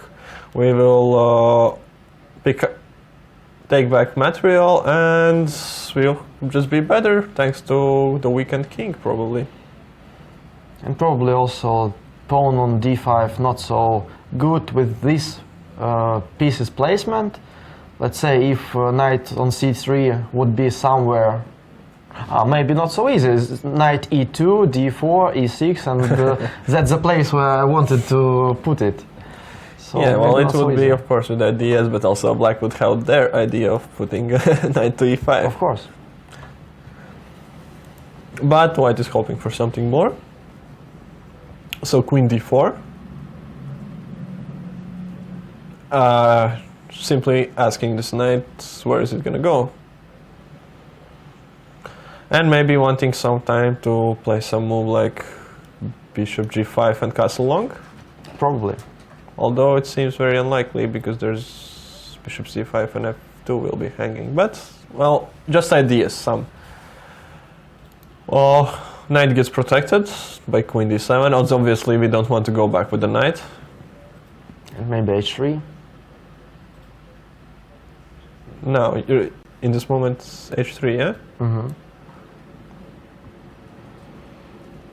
Another question to a knight.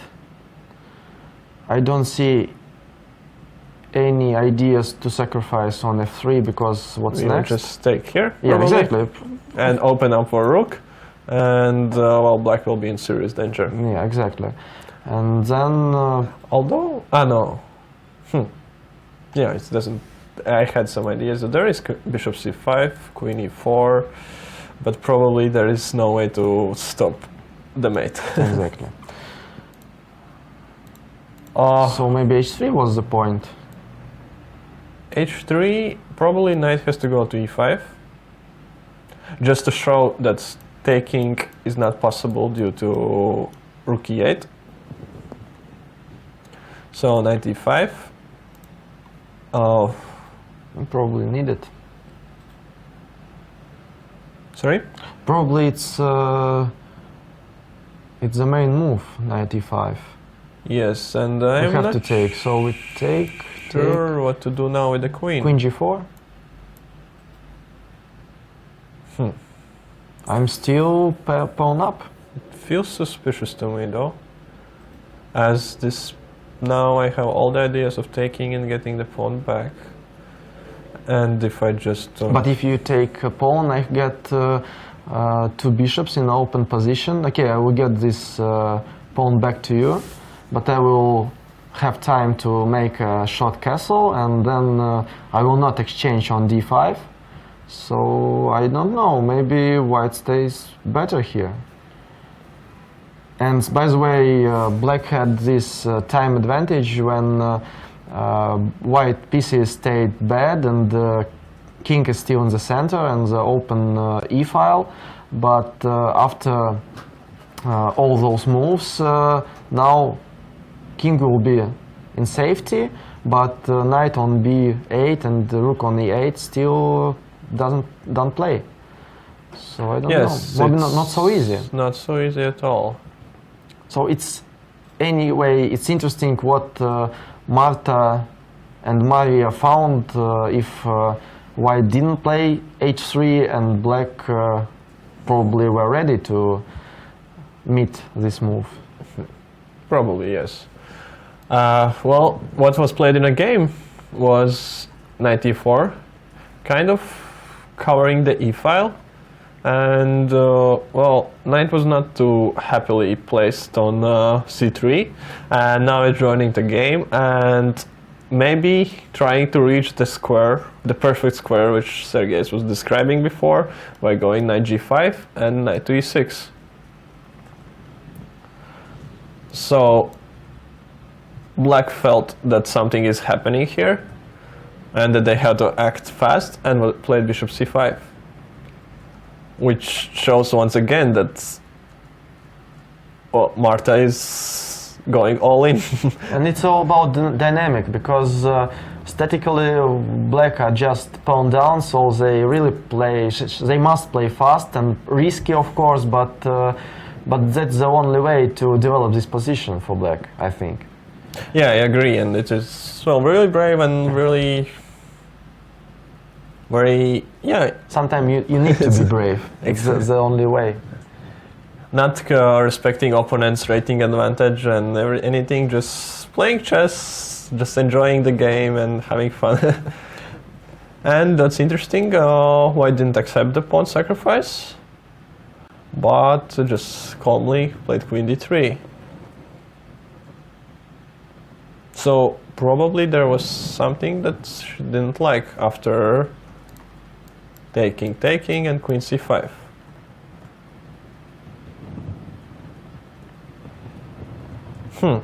It's very interesting, as it's not so obvious what could it be, but I'm sure there's something that we are simply missing.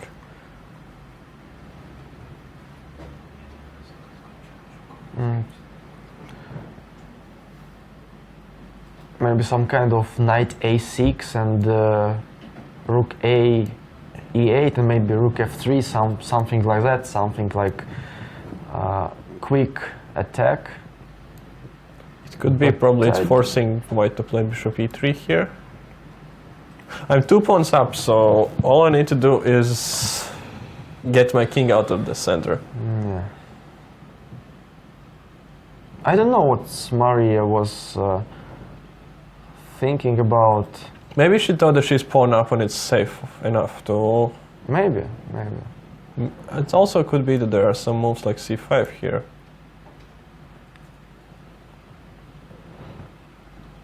Idea being that after taking, I still can't castle, as there is going to be rook e4 picking up this bishop. But knight is hanging on g4. Sorry, yeah, I'm just wandering a piece here, so it's... Maybe not bludgeoning, then rook e4. The same idea, right? Yeah, the same idea, just not to winning the piece, but just taking it back. Yeah, maybe it's just too wild, as now black will be able to capture with the queen, not allowing white to castle. So the king will stay in the center. There are different colored bishops, which can lead to quite a dangerous attack. So maybe queen d3 is just a better, more safe approach. Now queen e8 is the move that I have a hard time believing in. Just on the first glance it seems very strange to put a queen on such a square. But maybe it was just needed. Yeah, but the idea I think Marta was thinking about is to develop the knight b8 as fast as possible, and probably it goes to the e5 square somewhere. And maybe not so bad moves, because after castling there is idea queen h5 and sacrifice something on f3. Not something, but rook, of course. Maybe not so bad move. The only thing I'm doubting now, Marta is only 8 minutes left, so she's taking hard decisions, Yes. probably. And Maria playing much faster. She's way more confident about her Yeah. position. What I'm looking at here is like, I find this very interesting move, as I think white can't take this pawn due to queen d5, and there are just too many problems. So it's interesting to include probably how to play something like, let's say bishop a2, and can't I somehow develop now with something like this?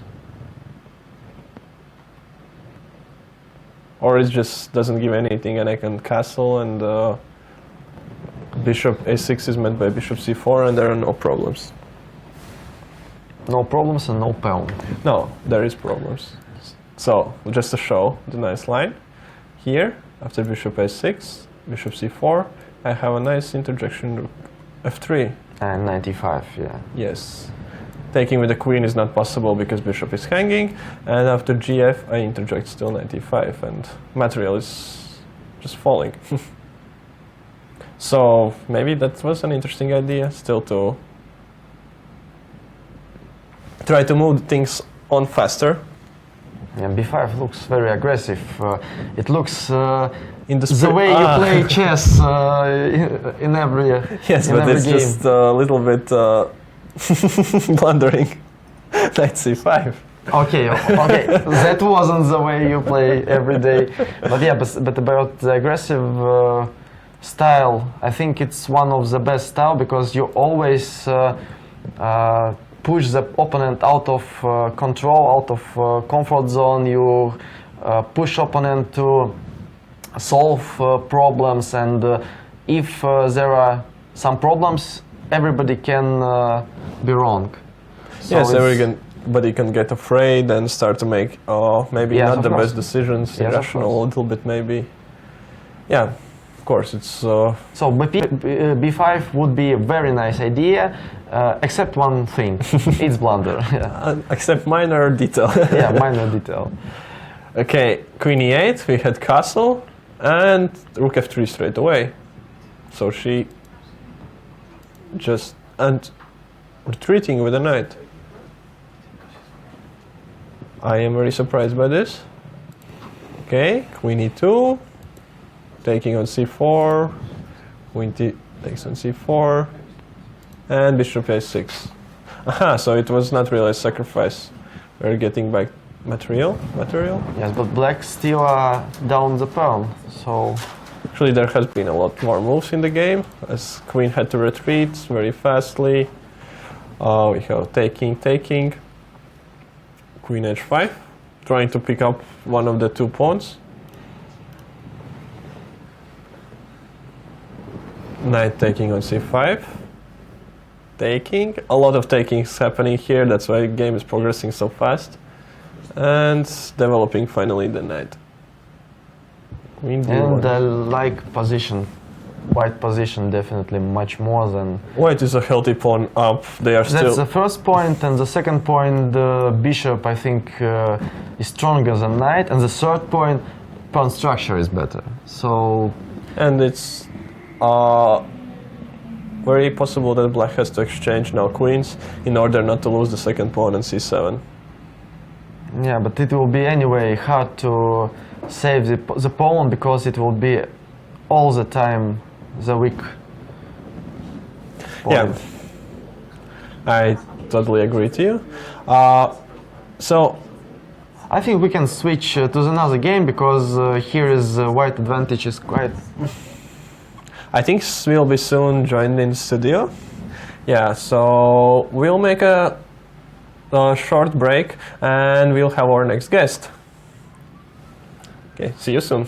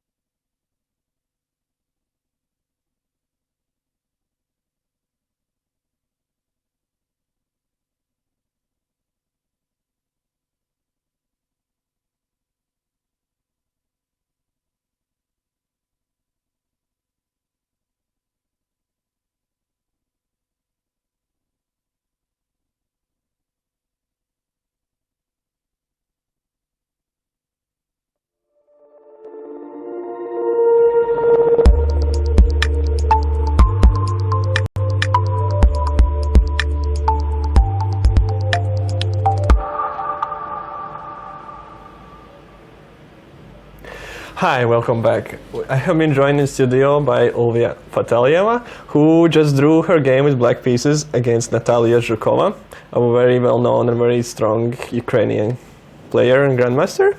So, how do you feel? Normal. Is that a good result, or you're hoping to actually for something more? Tell the truth, if I'm playing with black, I think against Natalia Zhukova, it's normal result for me. Good result, I can say. Okay, well, there are some players who always try to win every game, so unless there is a win, there is a bad result. But yeah, it depends on the positions, and if I have the good position, I can play, but it wasn't. I think that's all equal positions, and I think it's normal result. I will be honest with you, we still didn't get till your board, so I haven't seen your game. So maybe, yes, you can start to go through some moves and tell what was happening, what was the preparation, and... I haven't prepared this variation. I only think that Zhukova will play d4 and something knight f3, g3, something like that. She plays c4, if I'm not mistaken, only 2014, and after c4 and e4, I think a very long time, and I think that she has some theoretical preparation, and if not to be in a bad positions, I think so long, if I'm not mistaken, 30 minutes. After d5, I know that d5, e5, d4 is a theory. It's a very famous theory, but I think that she has so good preparation. D5, but you went for it after all. d5, e5, d4. Before d4, I think that I can play knight d7, but it's not good for black, if I'm not mistaken. Yes, after d4, it's considered to be very pleasant for white. Yes. ef, dc. b6, queen f6, d4, and in this position I played c5. I wanted to change my black bishops in order to attack d4 points after rook d8, and I have the idea b6, bishop b7 in order to attack also in the diagonal h6, a6, h1. And I also think that b6, bishop b7 without c5 But I looked at my bishops, black bishops, not in good positions. I can stay only in bishop d6 in order to attack h2. But after changing the black bishops, it's, I think, not equal position for black. So I played. So and you c5. had no preparation for this line anymore. No, Yes, yes. no. And c5, I think, is very popular move in this line position. Knight f3. Yes. cd4, cd4, bishop b4. Before cd4, I looked for bishop g5, queen e5. I think that's cd4 and bishop b4. Yeah, This there is variation, something and, like that, but not cd4, bishop d3, queen f5, and rook. After this one, I have only queen c3. There's nothing. This variation. yeah, you can put it on the board. Ah, okay. That's our viewers could also see I it look as at this variation that you have something else on it. queen d3, queen a5, And castle. Yes. yes, castle, and queen c3. I think that there's nothing. Also bishop e7. As my queens on black, there's no dangers for me. I think. Yeah. No, Sorry. there's no- okay. Yeah, I also think it could be like that, and you have picked up a pawn, and white has to show something for it. After cd4, bishop b4, bishop d2. After changing, there's bishop d3. I looked instead of bishop d3, bishop e2 in order to defend the d4 points, rook d1 and queen c3, in order not to be not have the tactical ideas knight d4 as it was in my game. But probably bishop e2, then you have very strong ideas of b6, bishop b7. Bishop b6, bishop b7. I looked this one, but after knight c6 or castle and rook d8, bishop a4, and if it's directly b6, bishop e4, I think I have no chance to play b6 and bishop b7. Can you show me that on the board? So it was okay. after bishop e2. This one, b6, No, bishop b7. yes, Yes, I thought looked this one. Yeah, that's why bishop okay. Yes, to stop it. I think that you say it in bishop d3. Yes, in this position I looked this idea rook d8, knight c6, and bishop b7 after b6. Yeah. And bishop d3. Bishop d3 is probably trying to have this move always in pocket. Okay, rook d8. And castle. Castle, yes. Knight c6. Now you already want to take. Yeah, rook d1, g6. d1, yes, g6. And after this one, so equal positions. I think bishop e4. In these positions, I can't play knight d4, but after bishop c6, bc, queen e3, and knight e5. That was what she was probably hoping for, to get yes. some little better structure and to play on, and yes. I should play knight d4. Knight d4, e5. Bishop d5. She doesn't have anything better, yes? Yes, e d4. But after changing in rook endgames, there was something bad position for white. After bishop e6. Yes, it's not good for white, yes. Bishop e6. Bishop e6. Rook d1. I can play bishop d5. Rook d5, rook d5. And rook c8. I look this one. And c5, b6. Using the b6, and it's so good advantage. Because yes, there is back rank mate, just to show that it's not possible to mate. And so it's not good situation for white and good variation. That's probably white can still CD yes, have rook equality. d8, and it's also good for black. But it's probably very draw rook endgame, or no? Yeah, no, but rook d6, knight, king f8, and king d7. This idea and rook a. Yes, a6. well, yeah, of course. I think that I can play it. You will never be in trouble, and your opponent will be just trying to find some draw or some best case. Okay, of course, yes. So she played rook e1 and offered the draw. Yeah, I think I only think in this position bishop e6, but after 10 minutes or 15 minutes, I see only rook e4.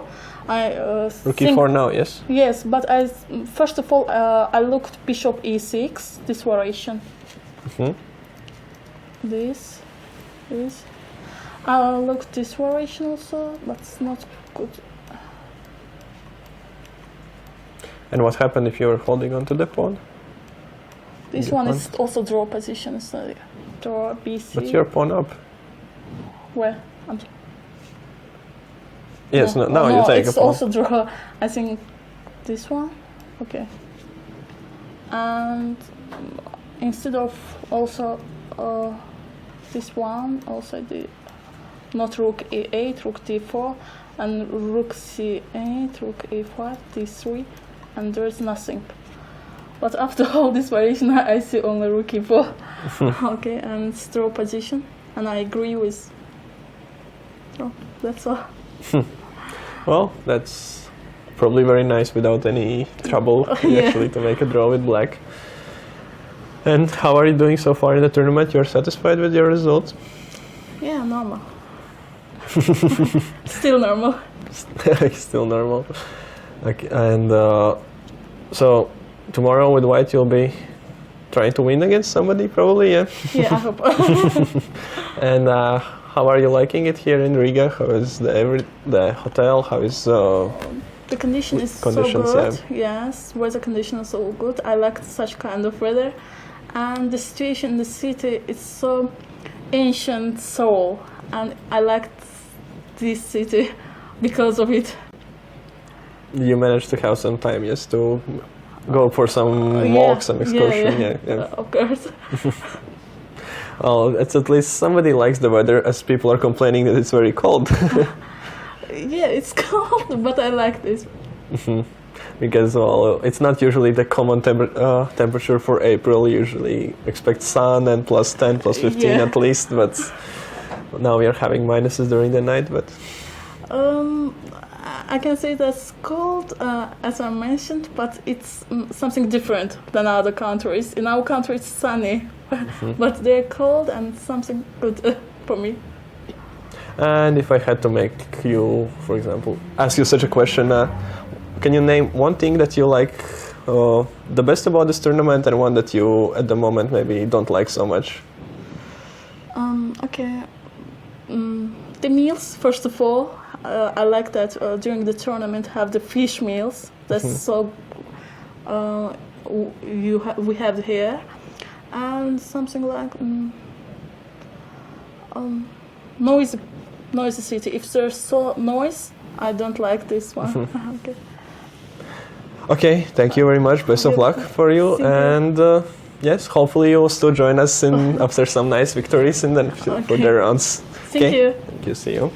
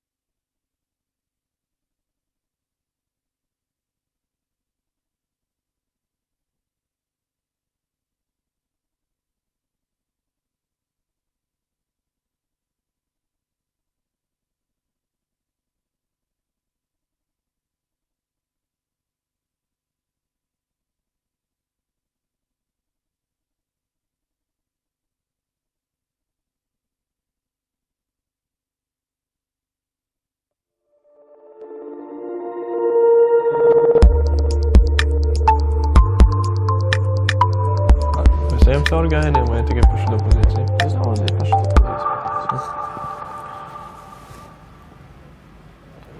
Hi, welcome back. I'm joined once again by Sergejs, and we'll keep on looking at the top boards of the tournament.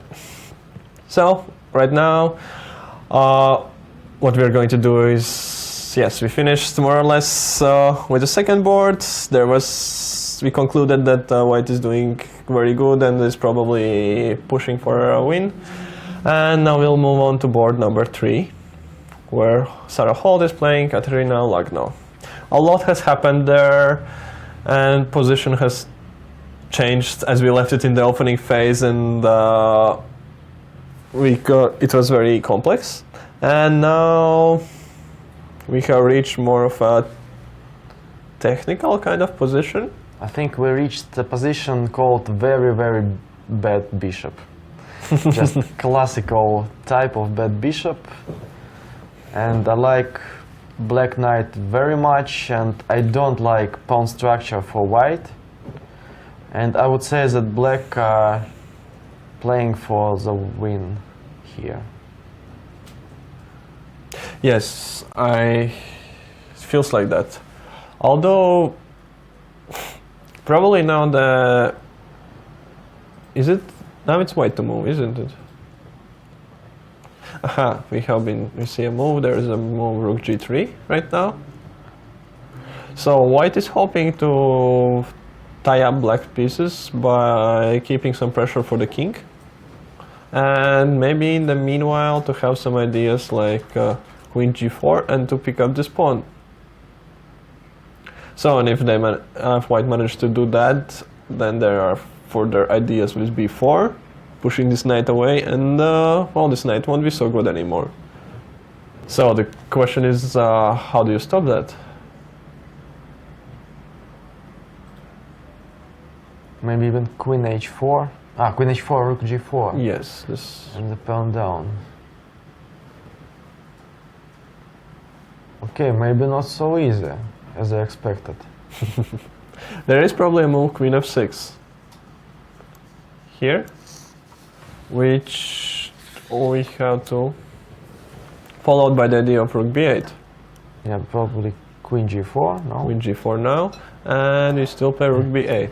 And now the big question is, can we grab this pawn?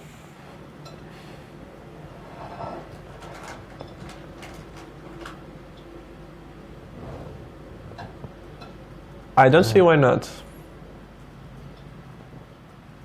Yeah, I don't see any tactics here, some kind of e4, but I don't think it helps a lot.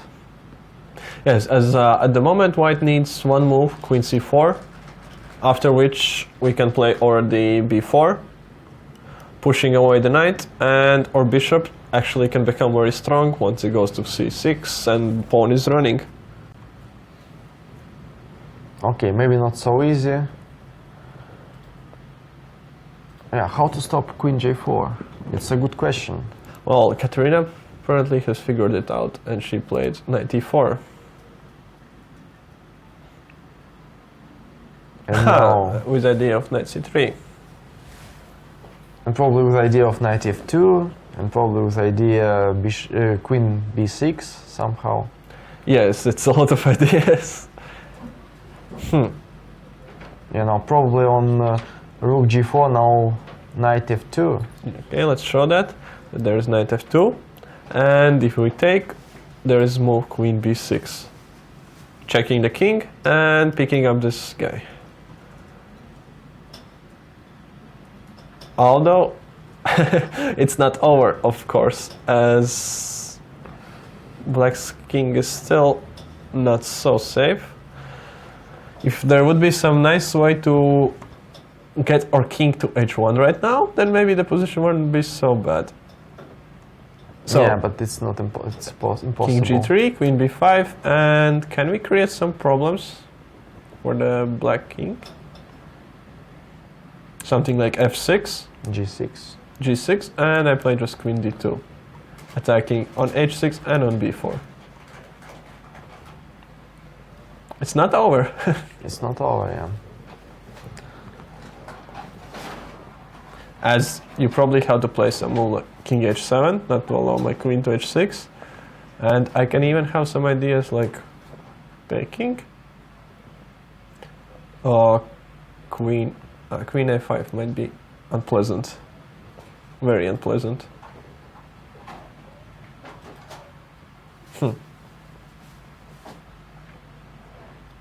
Yes, and the spin is creating a lot of problems, and in case I do move like this, we will be left in a very unpleasant rook endgame. Yeah, because after g5 and king g6, the pawn probably is going to fall. Yeah, exactly. So, but maybe we can In that case, yes, queen b4 is met by queen d3 and taking on b3. So there are some ideas for white, but it's very, very hard to know what's the best. As maybe we don't need to take this pawn and we can create some problems for the king. I don't see how straight away, but... And again, if king would stay on, let's say, g1, then we could play rook h4 and on h5 g4, maybe not the best idea, but as a possibility to create some problems for black king.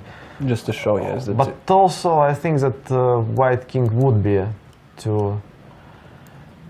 Queen g5, and we would have some ideas of taking here. Maybe, yeah. And or mating, but as in this position, queen d3, maybe. Queen d3, king. Or maybe not. Maybe even not queen d3, but queen e2. Queen e2, yes. Maybe because king on h2 is better than on g3, so no need to push it there. Yeah. In any yes, case, but perhaps we can get some game here, and it's totally not over yet, as this rook has to stay here on f8 for now. Ah, no, sorry. That's dropping. That's why not to give the check first and to leave the king on bad square. Exactly. In any case, I understand it's our fantasies, and in reality there were some other moves made. It was played rook g4 and knight f6. So, do you think she missed knight f2, or she simply thought that it's not worth it? Ah, there's a result in second board. Maria Muzichuk won her game, as expected. Very interesting game, very fighting chess. Okay, so that's she's joining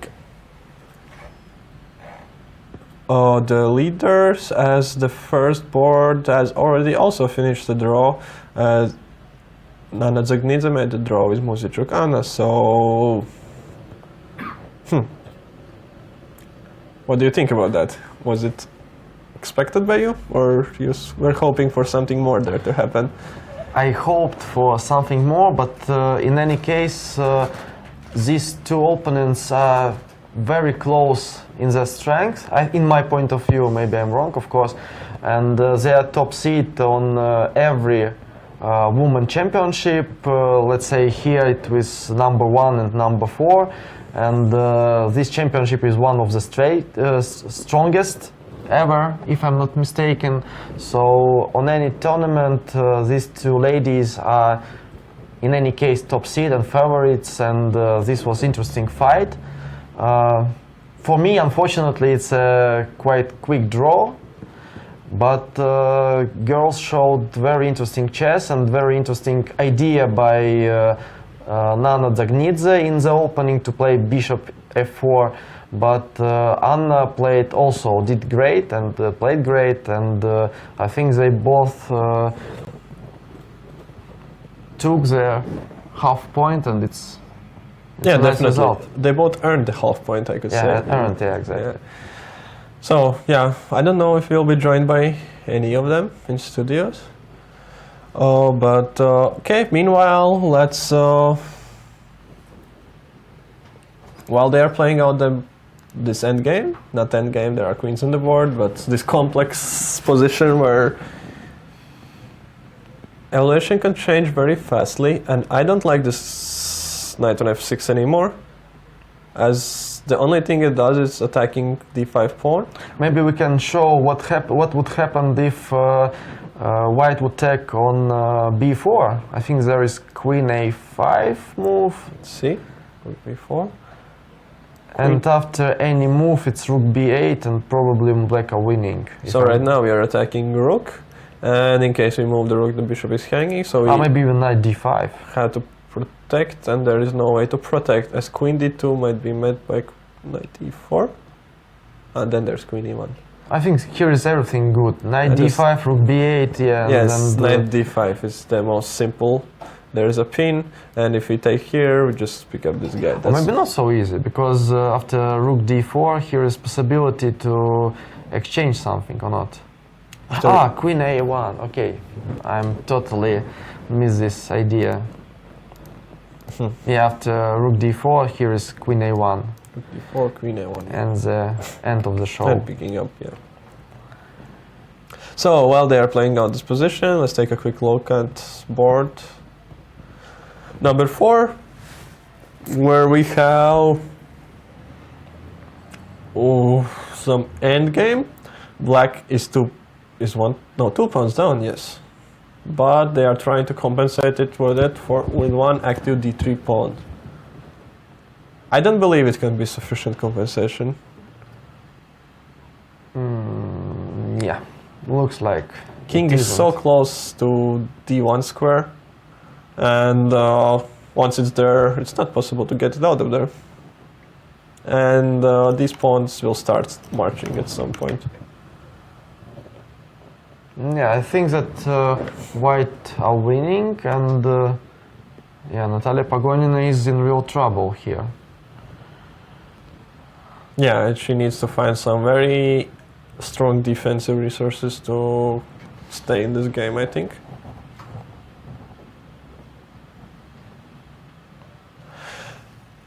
Okay, let's move on a little bit, as there are so many games and we have taken a look at only a few of them.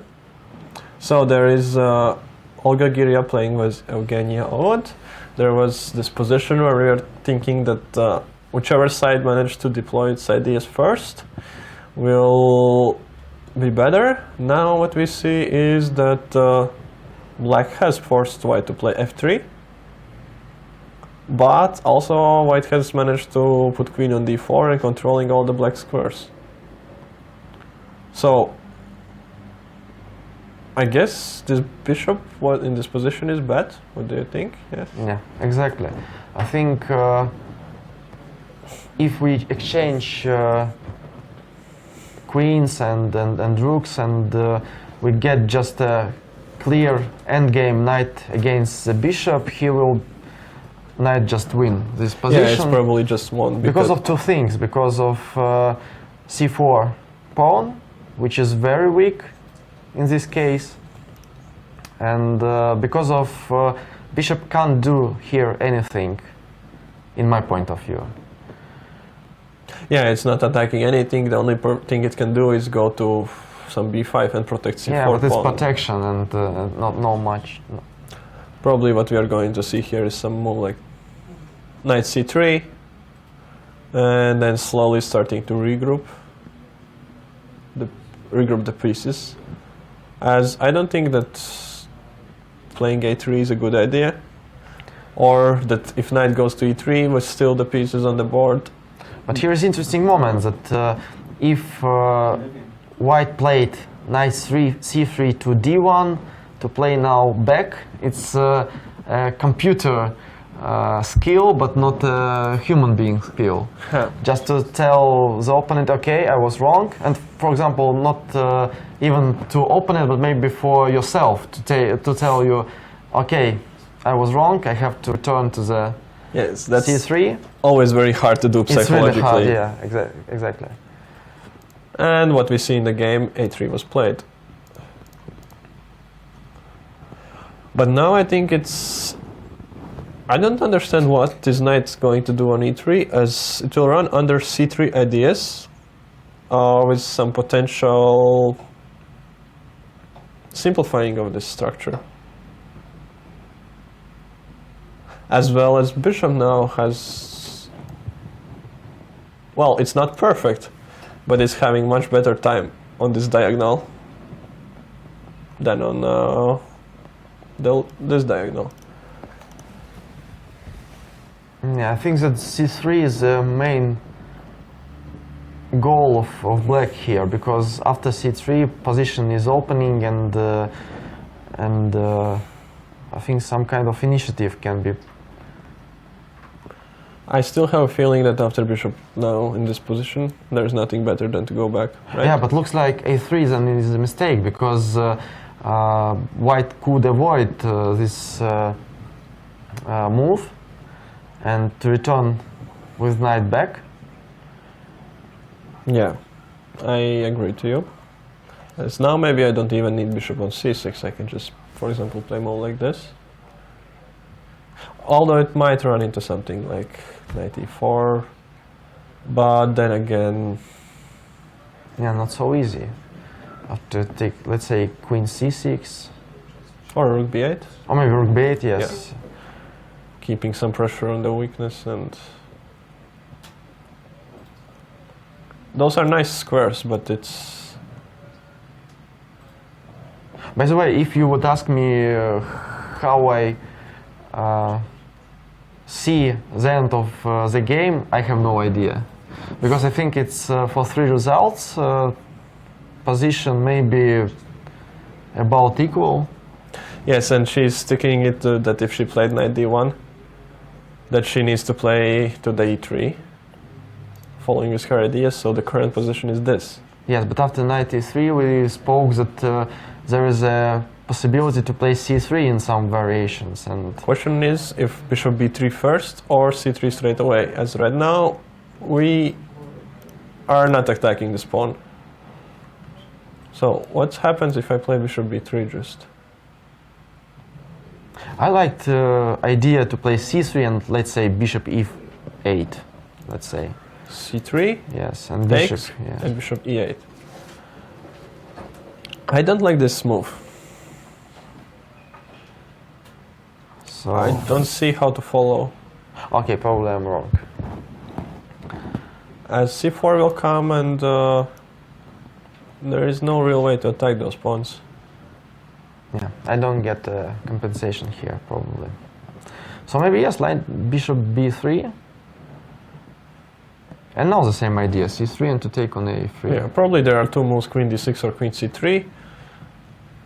Queen d6 I think is just simplifying position very much, as white is forced to take, and moves like rook a6 can be met with rook c7. Should be just... And by the way, here bishop is better than knight. Now it's very nicely blocking it. Yes, but I was a little bit blundering. There is still this idea. Checking and picking up one of the pawns. But I still think that this is not bad for black. As even if you take this pawn, you'll have quite some trouble defending on a3, and my a pawn can become very, very dangerous here with the bishop supporting it. Let's say bishop a2, maybe even. Maybe, yes, straight away to pick it up. Why not? And by the way, now I like black position more because As this knight is awkward. yeah, exactly. It's being blocked all around by the bishop, and it just doesn't aim for anything. So probably queen d6 is not the move to play, so just the only move is to look at is queen c3. But then again, Yeah, but that's a question. Why now queen is blocking the pawn if we all know that knight is the best blocking piece, and white with this maneuver just exchanged the blockers, and I'm not really sure about this idea of white. yeah, now we also, after queen c3, can finally take back this important diagonal. So, while they are trying to figure that out, we can move on past this, as board 6 was finished already, in a draw. So we can take a look at some of the games that we still have missed. For example, Maybe of Latvian player Okay. Ilze, yeah? Okay, we have moves for this game. Oh, what's your first impression? It's fire on the board or something like that.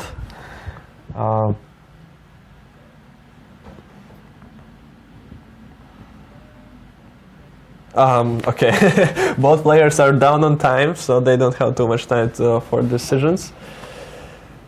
It seems like there is some pressure for white's king, and no real danger for black. So I would say that black is in driver's seat. But what about the pawn on b4? It's hard to pick it up. Some kind of c5 and then... But yeah, I agree with you that there is no real threat now for black. Okay, we will definitely return to this game as it's very promising and very interesting. But right now we'll be joined by a very important guest in the studio. So see you very soon.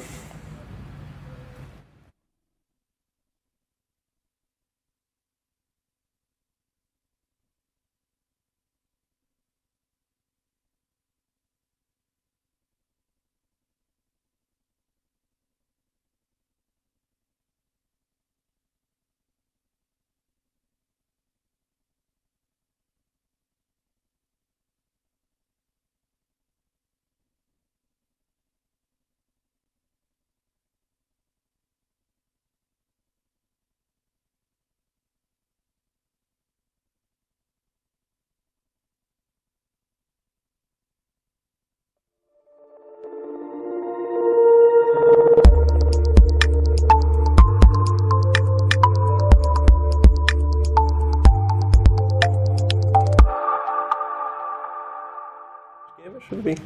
Oh, this one. Sorry.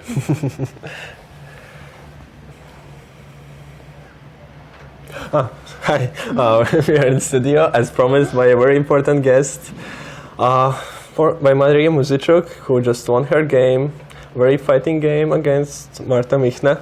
How do you feel? Good, of course, after the victory. But it was a very interesting game with many possibilities for both sides. So let's check. Okay. Yes. Okay.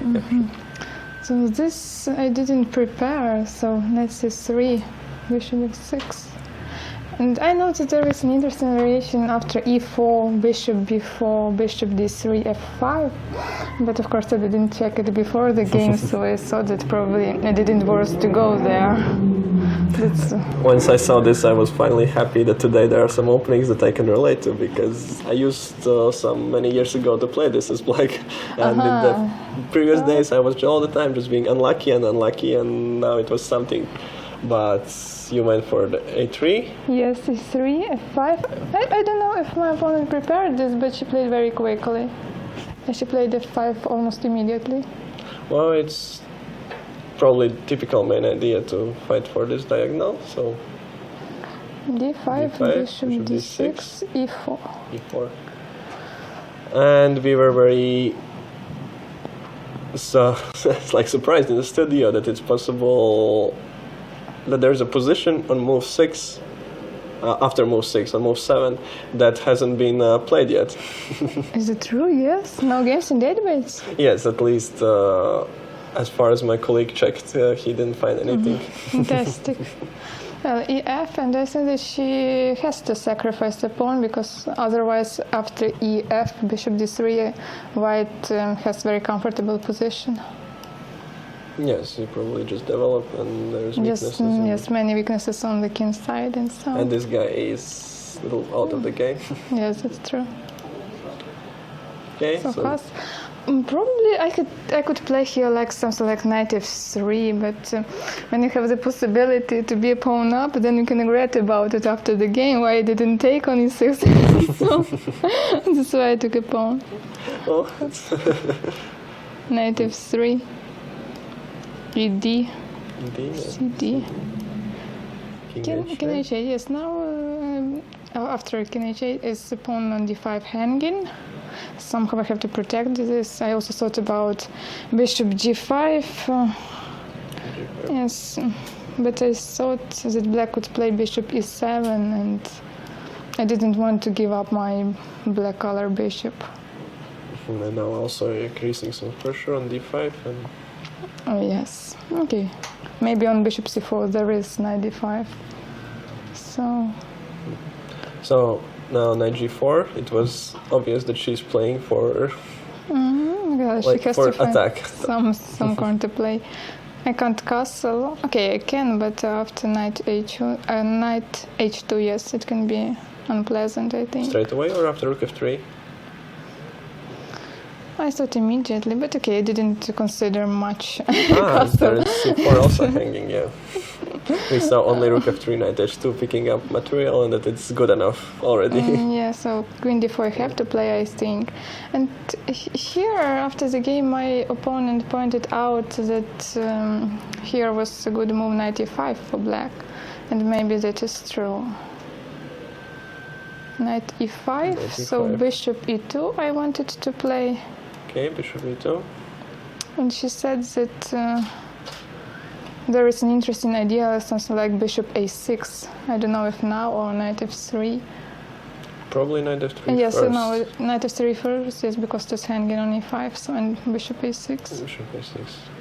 I said that probably I can castle into the queen side, but I'm not so sure about like something like bishop e3, yes. It looks like black is slow. Maybe, but knight is going to d7. c5, yeah? Yes, knight d7. And after castle? Okay. Knight e5 maybe. And then knight c4, but Some activities too, yes. it's too interesting. But maybe knight e5 was better than queen d7. Yeah. We thought that there's also a move as h3 now.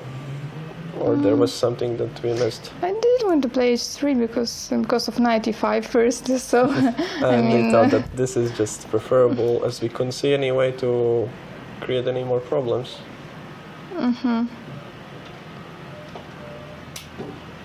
It's difficult to calculate so many lines. No, that's of course, yes, there's such a big choice that... Bishop c3, bc, rook a8, bishop e3.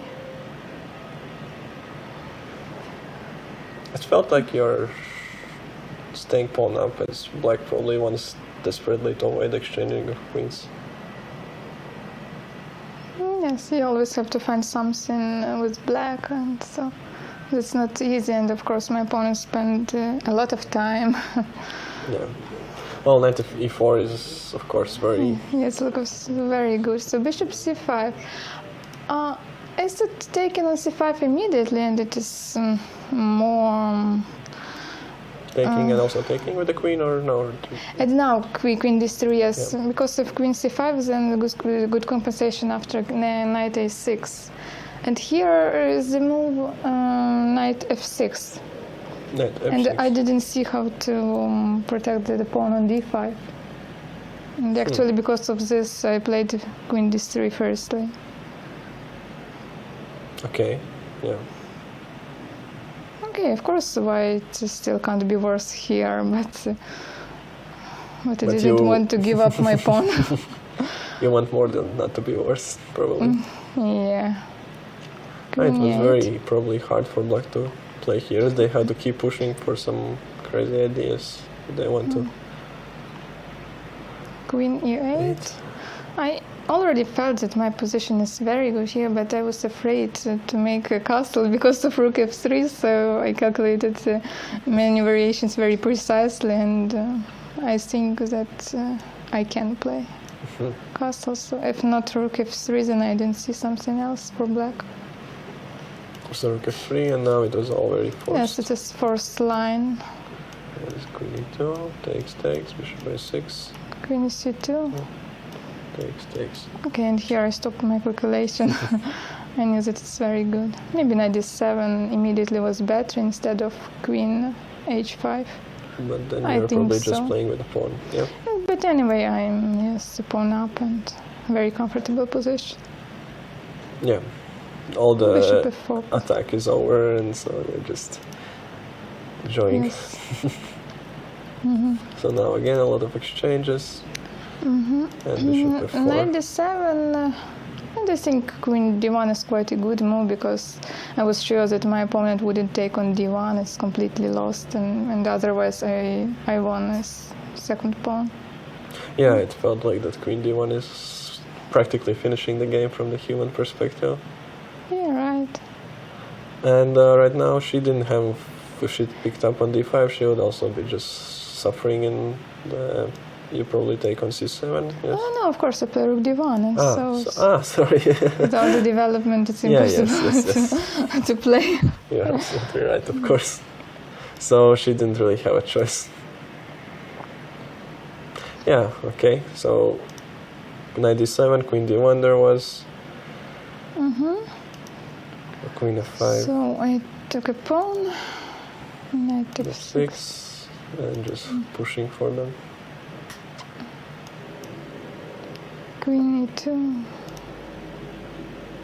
She still took a pawn back, as we didn't see those final moves played out.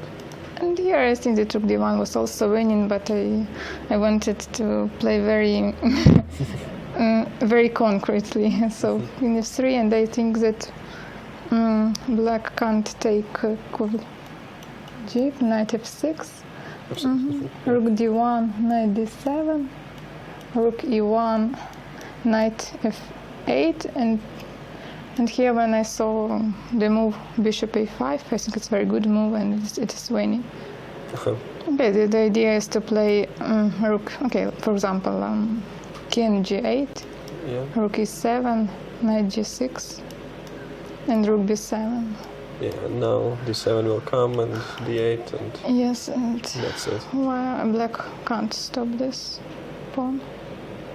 Yeah, it's very nice, and just safely taking the point home and looking forward for the rest of the tournament, yes.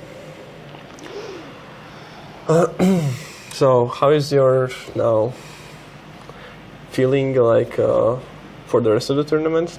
Just optimistic? Okay, we have many rounds ahead, and so I don't think too much about today's results. So, of course, I would like to have some rest and prepare for the next games. Yes, that's understandable. I'm not going to hold you here long, of course, and so you're also enjoying this tournament, like we were. We're joined by Elizabeth Pets, who was saying that everything is very nice, and it was very nice to hear us being part of the organizing team. But I think this is a very good location because it is the center of the town, and every evening I walk a little bit, so I feel good here. And you're not scared by those crazy weather we are having here right now? The first day it was raining, I think, but now it is sunny. So, okay, of course it's a bit windy, but if comparing with my country, so I think that here the weather is more warm. Yeah, okay. So then it's not a problem for you, like for some people coming from more from south. Well, okay. Maybe there is some game you want to say some opinion about, something that you saw in the playing hall quick, and then I will let you go. Actually, I didn't see, just the results of my sister game, so it is draw, yes? Yes, it finished in a draw. But why so quickly? I don't know. We didn't see the last moves there, actually. We just, there was some interesting opening idea prepared, moves. And there was almost a novelty prepared, played only in one game so far by Nana, and it is also no games in database after bishop f4. No, there was one game. There's one game, only one game. Yes, where black played d6, and after knight takes d4, cd, queen a4, white got a very good position, as both bishop d7 and queen d7 is met by knight b5. So d5 is good move, right? Well, we don't know, of course, as we are not using engines, but it seemed like a very logical way to answer a gambit by developing your pieces. And Nana was not prepared for this as she started to think here. And there was, yes, castle, some exchanges, more exchanges. Oh, in this position I saw during the game. Yes, queen b3, castle, they took, queen b6. Now queen f3, taking, queen f6.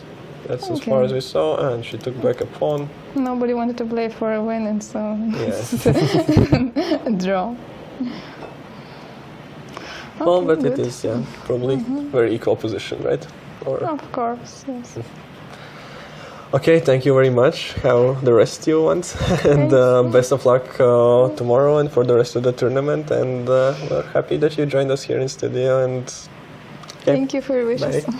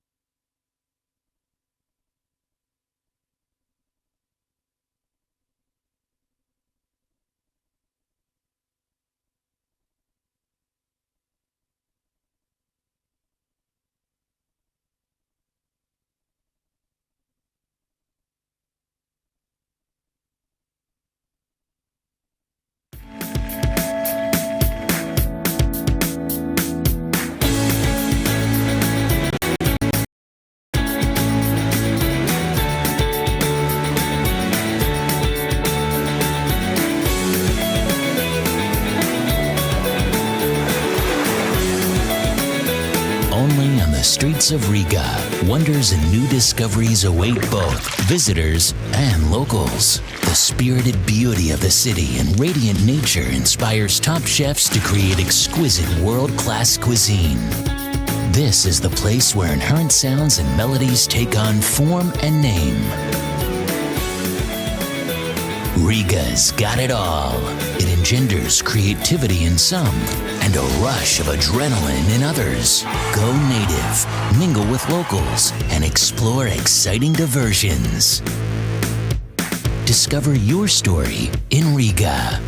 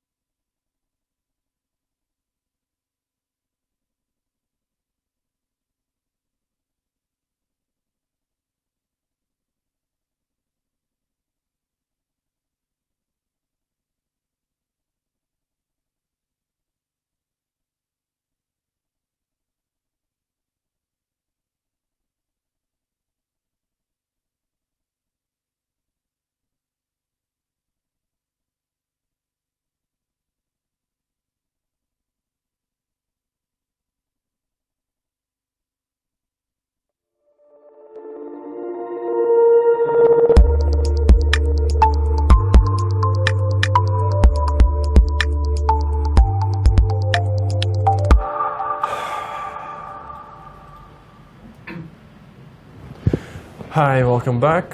So we were joined in studio before by the co-leader of the tournament, the second seed, Maria Muzichuk.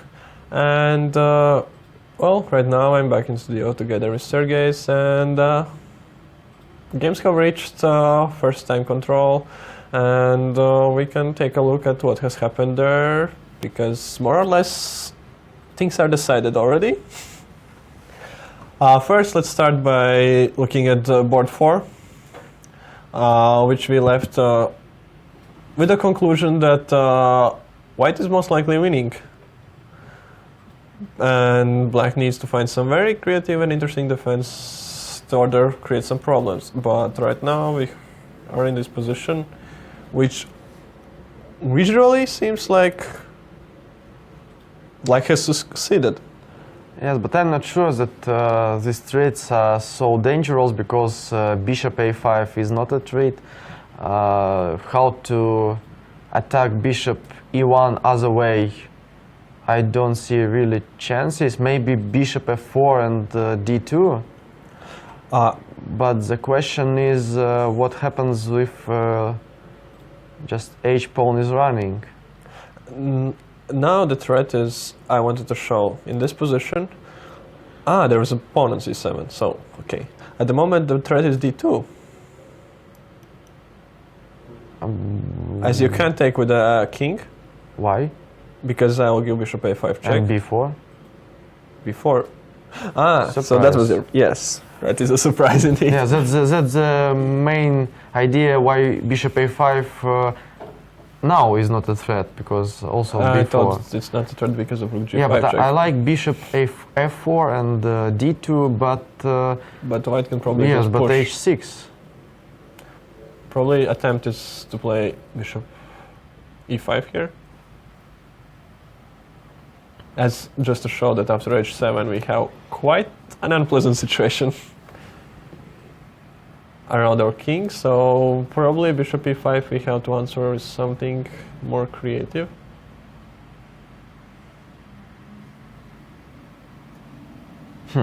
Maybe you're right, and black has succeeded with some kind of threats.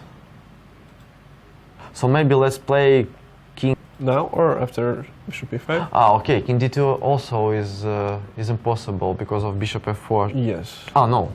No, bishop f4, king d2. King d3. That's true. So in this position we can, in this position? No, in the initial, yes, very here beginning. we can play king d2. Yeah. But can I just take this pawn?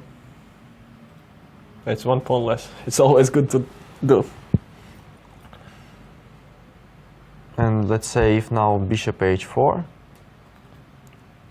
I just want to run away from all the threats and just to take on d3 and just to play this position. Probably rook f3, maybe. Rook f3, yes.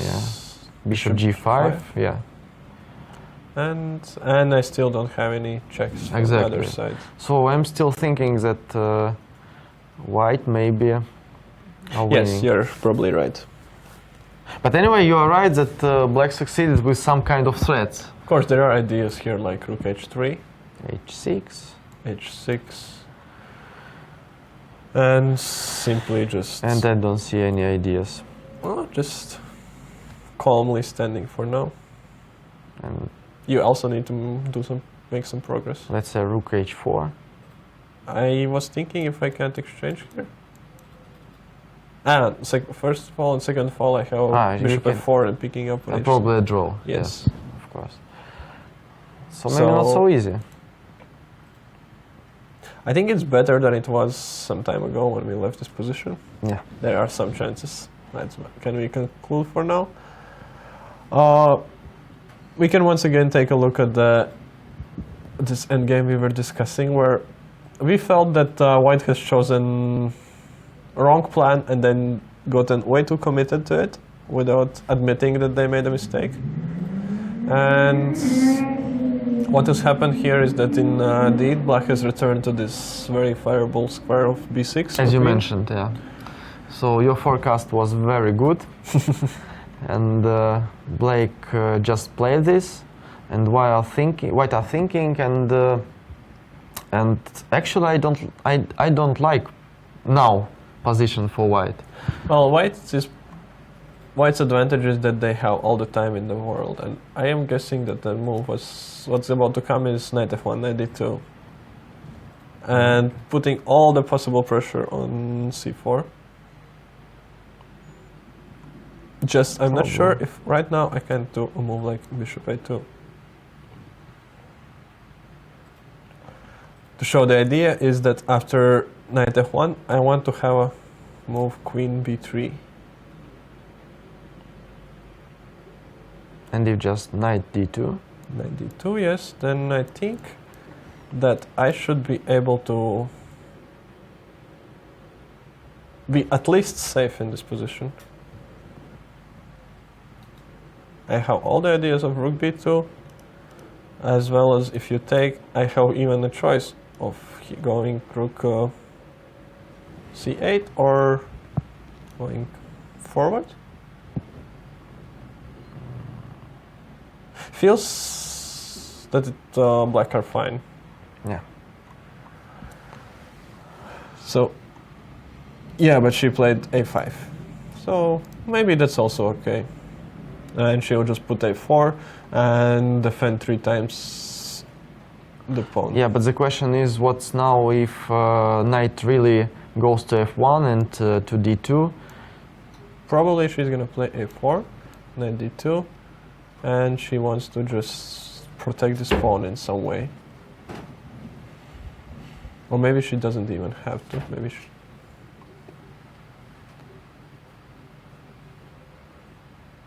Okay, in any case, I think all 3 results are possible in this position. Maybe we can switch to something new that we didn't see. Yeah, I looked at... we have a result on board 7. Yeah, and Alexander Goryachkin won Arachamia Grand, and yeah, experience lost. Young talent made her point. And if I'm not mistaken, she's also one of leaders.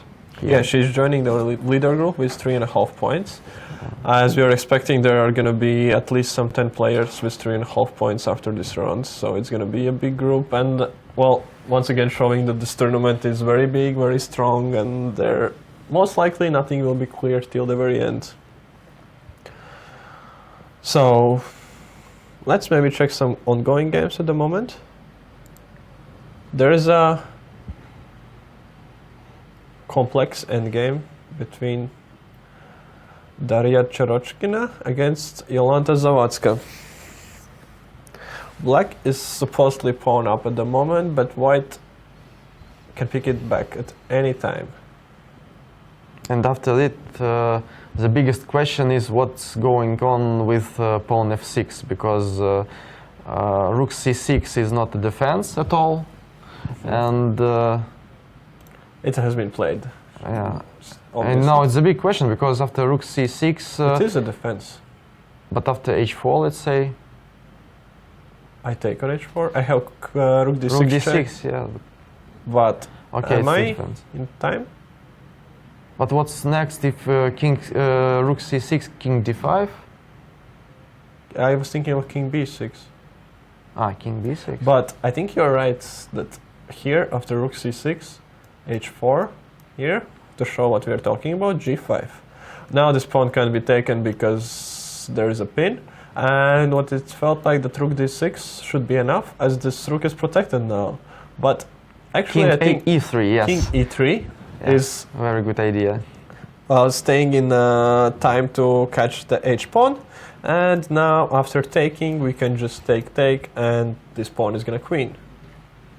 So, yes, rook c6 is not a defense. And this position shows a very good example of the phrase that in the end game there is no matter quantity of pawns, but quality of pawns. So here, white would be 2 pawns down, but the quality of this f pawn would be just perfect. So what's actually happening here? I think black is in trouble. They have to go for rook c4, probably. As rook c6 is not working. Ah, No, the trick is rook c6, h4. I still have rook c4. Mm-hmm. And after king d5? 5. I might be... Can I take on h4? Or... Probably can, but I will come with king on e6 and let's say take. I can just take on h4 and king e6. And you're saying that your pawns are faster? I hope. Probably rook e6 is and we'll Take. check. Yeah, take. Now the king is a little restricted, and I will And let's just say run. rook a1, h1. And if I take this guy, Okay. Probably a little bit tired. and I think it also might be the case that we were missing that even here after g5 there is the same check, Mm-hmm. and here picking up this pawn. Yeah. And This black- might run. It might also no. What do you think? I can pick up the fourth pawn for a rook, but Exactly, yeah. but it might be not enough, as all our pawns are very slow.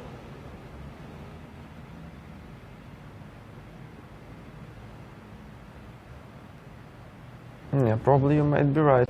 I can just say that I'm happy not to be playing this position with black here. As always in these kind of endgames, you feel like it's like you're a little bit like your dignity is at stake, because if you lose some theoretical endgame and so on, it is like that you lost it not because of how you play chess, but because of your homework, and that is just it just feels bad. But I think it's not a homework, it's a question about how deep you can count this position. In this particular position, yes, I And agree. what happened in the game, I think game developed a little bit further. No, they No? still are thinking. Ah, okay. They're still thinking after rook h6. But perhaps here, yes, in case. Sorry, how does it? Yeah, after taking, maybe it can be included king d5.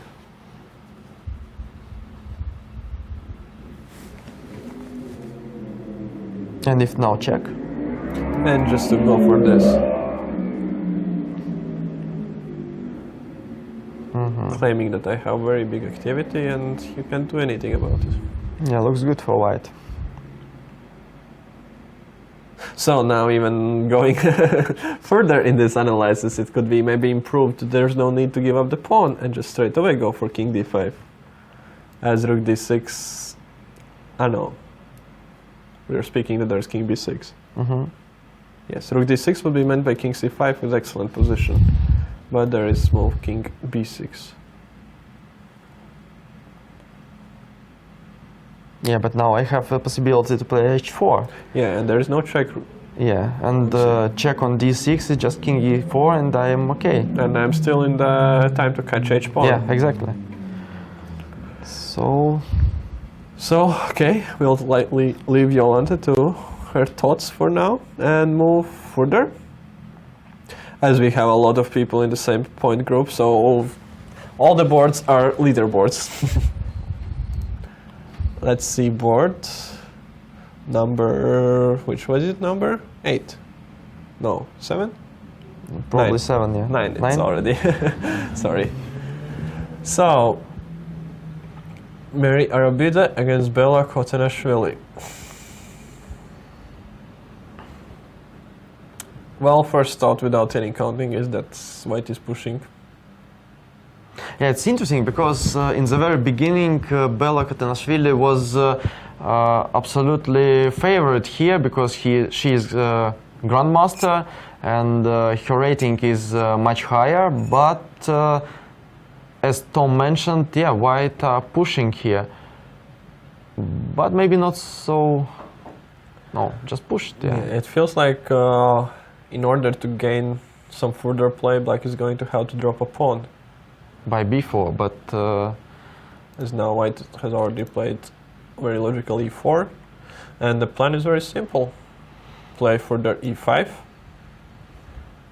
create some sort of pin, if possible, on 7th rank, which is probably not going to be allowed because black will play rook b7. But still e5 we have. And as Maybe this bishop is totally cut off. Maybe king e4, King e4, king king d5, d5, yeah, just to approve. Maybe rook c8, king to c6, and Yeah. maybe e6 if needed. All I can think of black maybe is trying to, if not giving up the pawn, to try to go for some bishop e7 h4. But it feels like it's not going to be in time. I think there can be played even g4 and f5 after h4, and h pawn isn't very dangerous right now, but white pawns in the center are quite. And just another idea for it. Now it is whose move? It's e5, so no. If black is slow with their idea, here, and if you don't push h4 and you get afraid of it, you even have an option of knight f3. Yeah. So black is in a lot of trouble, in our opinion, I guess. We can conclude that. But they have time to think about this position and they're trying to figure out.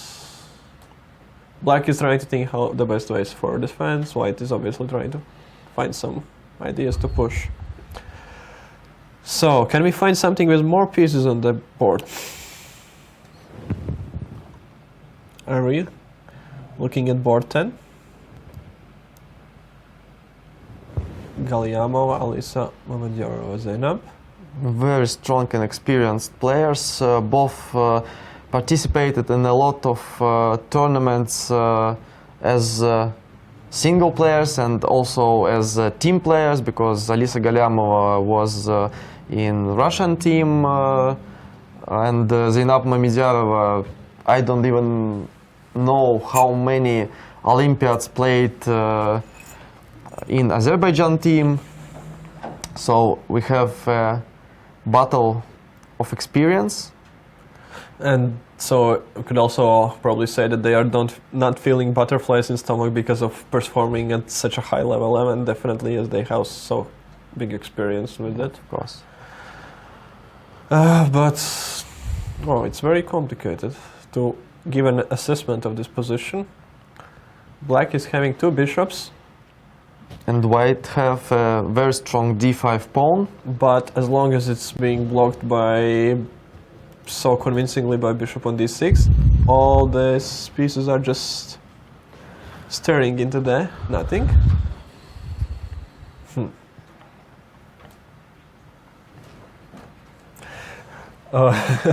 Let's see.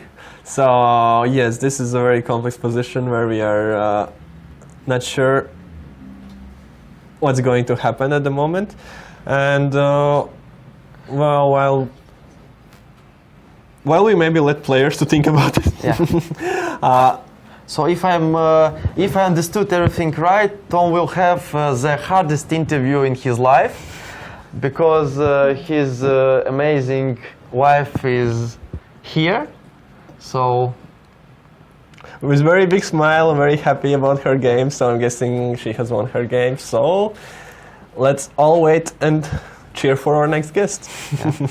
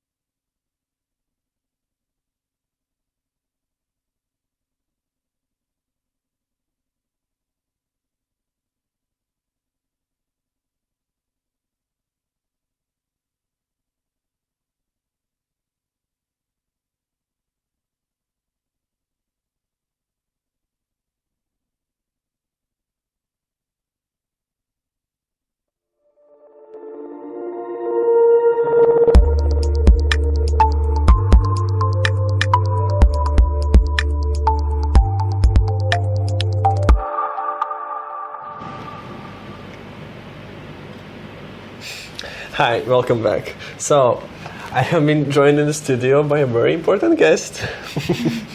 And, well, as somebody mentioned, maybe my hardest interview lifetime. But we'll see how it goes. So, we are here by Woman International Master, Anna Cantane, who just won her game. Yes, and, well, we'll try to look at the game, maybe some insights from her. I don't know, I think the opening was really bad for black. I think this variation is in general not really correct. It was Scandinavian, but with knight f6, followed by bishop g4. Yeah, this. And as far as I remember, my husband and coach was telling me that it's really bad for black, but I could not remember what to play. For different reasons, but okay. I think here I was supposed to play knight c3. Well, according to our analysis, yes. Yeah, and I spent time, but I couldn't figure out if that's for sure. And then I was thinking, why not to play c4? But I think, yeah, knight c3 was better, and to give up the pawn, but to get just better position c4. I'm trying to keep the pawn, yes. But maybe black can have some initiative for that. Something like that happened in the game a little bit, yes, you could say. I guess. F3. I was too greedy. Knight e2, c6, it's all... I don't know, actually, okay, do you think she could do something else in bishop d6? Maybe knight b6, bishop b3, and c5 or something like that to try to use my weaknesses on black squares, or no? Well, I think the black has to develop first and castle, otherwise it's very hard to proceed with some attack, as there are always some pins and might be just problems in the center as you're one move away from castling and maybe playing afterwards rook e1 and... Well, okay, if you say so, if he says so. Then bishop d6, and I actually started to be really afraid of queen c7 and castle long. So I played c5 just not to allow it. Okay, I'm giving d5 square, but at least I'm not allowing the castle long, I think, so... Can you show me? Show us what's exactly, yeah. Castle, queen c7, Probably I have to defend somehow. I have to play g3, and castle long was the move you were afraid of, yes? Actually, I'm not so sure. Now I can play c5. Oh no, there is knight c5, yeah. Yes. c5, knight c5, dc, bishop c5 check, and queen is hanging, and maybe so... followed also by some e5 ideas, and there is a very annoying pin for the queen. Yeah, e5 or c5, and it's not so... Okay, I'm still not developed, so I thought c5. Okay. I'll push the bishop away, and I'll see. I was really afraid that you are watching my game, and you are thinking that I'm playing horrible. And that you are just actually avoiding maybe to watch it. Not to say something. Maybe now you won, and soon you'll be a little bit higher board, and we'll be focusing more. But for now, we had a lot of exciting games on top boards, a lot of fighting chess, and... I saw there was a lot of draws. Well, but they're fighting games. Yeah. Not so interesting like mine. Okay, knight d5. And... Okay, she has this d5 square, but I'm still pawn up. She will try to attack somehow my king, I guess. So you're developing, that's of course logical. Yeah, no castle. And I actually had this option of knight d5, e d5, and bishop f4.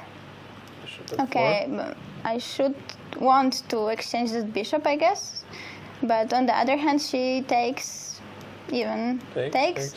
I'm not sure what is the best now, of course, but even queen f6 or something, and maybe or queen g5, and G5, she might have some g3, yeah. rook e8. And she might have some activity, yes? Like h5, I was thinking. h5, h4. Maybe something like that is still not so dangerous. What do you think? Or... Yeah, I couldn't really evaluate it. I was thinking maybe, okay, I will have this pawn up, but I will not really have how to, do something with this pawn. I don't know. Okay, maybe that was safest. I played bishop b3. I thought, actually, I didn't see how could she attack me, because she played queen h4. That's the most aggressive move. But on the other hand, I just have g3. g3, yes, queen f6. And knight e4. Yeah, she can't take, of course, on e4, because Knight is hanging and queen is hanging, so queen g6. Okay. And now I think she actually missed that I have knight d6. I'm not sure if it's good. Because... Yeah. Okay, I have problem with development, so I am at least getting rid of that bishop. Now I want to develop somehow on f4. So she takes, she has to take, otherwise I will take on f5. And bishop d3. Okay. Now I have bishop d5 possibility. I played rook f2. And bishop d5, ed. No, not ed. Okay. Then knight f4, rook f4, bishop f1, which should be good for me, but yeah, takes. Takes bishop f1. Takes. Queen f1 or king f1, I don't know. I don't know if it matters really. But this should be good for me, right? But also bishop d5, there was bishop e2.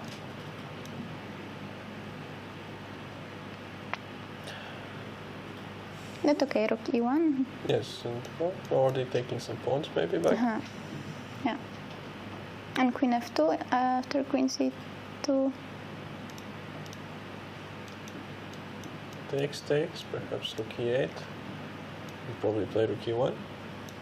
Why, actually? Maybe I have to. Maybe no, you don't Actually, have it's to. not, I don't know. It's not so clear. So I played rook f2 because, okay, so I'm still pawn up. This pawn on d6 is still somehow being alive. So now I want to exchange again stuff on f4, but to keep more pieces on the board. So knight b6. Okay. And king h1. And now I got really scared if there is not rook f3. Rook f3, wow. I played king h1 and then I saw it, so that was So, a and little what's too late. happening after rook f3? Was it all good? Or I just don't know. something? I already had big time trouble. So, and now the problem was you're afraid? Or queen e4 or bishop e4. I don't see any follow-up for this move. Okay, there is rook f8. But it's all protected, no? Yeah, but if I can make some moves, like, probably. I mean, I actually think it wasn't working. Bishop g5 maybe. Being very mean. Yeah, but we can take the bishop on d3. Ah, no. That's even more mean. Okay. So Bishop e4, but still, let's take a look. Bishop e4. Okay. And also knight g1. Then g1. Rook f8. Okay. Actually, yeah, I was thinking actually king g2. King g2, why not? Yeah. These knights don't feel like too big of an attackers. Yeah, that's the point that actually with those three pieces, I guess she can't do anything. To sacrifice a whole rook like this, it's a big responsibility. You think? Okay, so. Okay, so she played rook d8 and now knight f4. Knight f4, yeah. Bishop f4, protecting this 6 pawn, yes. Knight c8, she's trying to get it back. Queen e1, and you are changing your plans to attacking on e6, not to protecting everything. Well, I can't protect on d6. There's only, actually, queen e1 is with the idea of queen b4. Ah, okay. So yes, that's probably very... Okay, she has to protect other than that. She's... And queen b4 protecting the pawn on d6. Yeah, but she really has no moves. Okay, rook d7, rook e1, and now everything is really good. Yeah, this bishop is pressuring this diagonal very strong. Knight's only purpose is attacking this pawn, and it's not succeeding.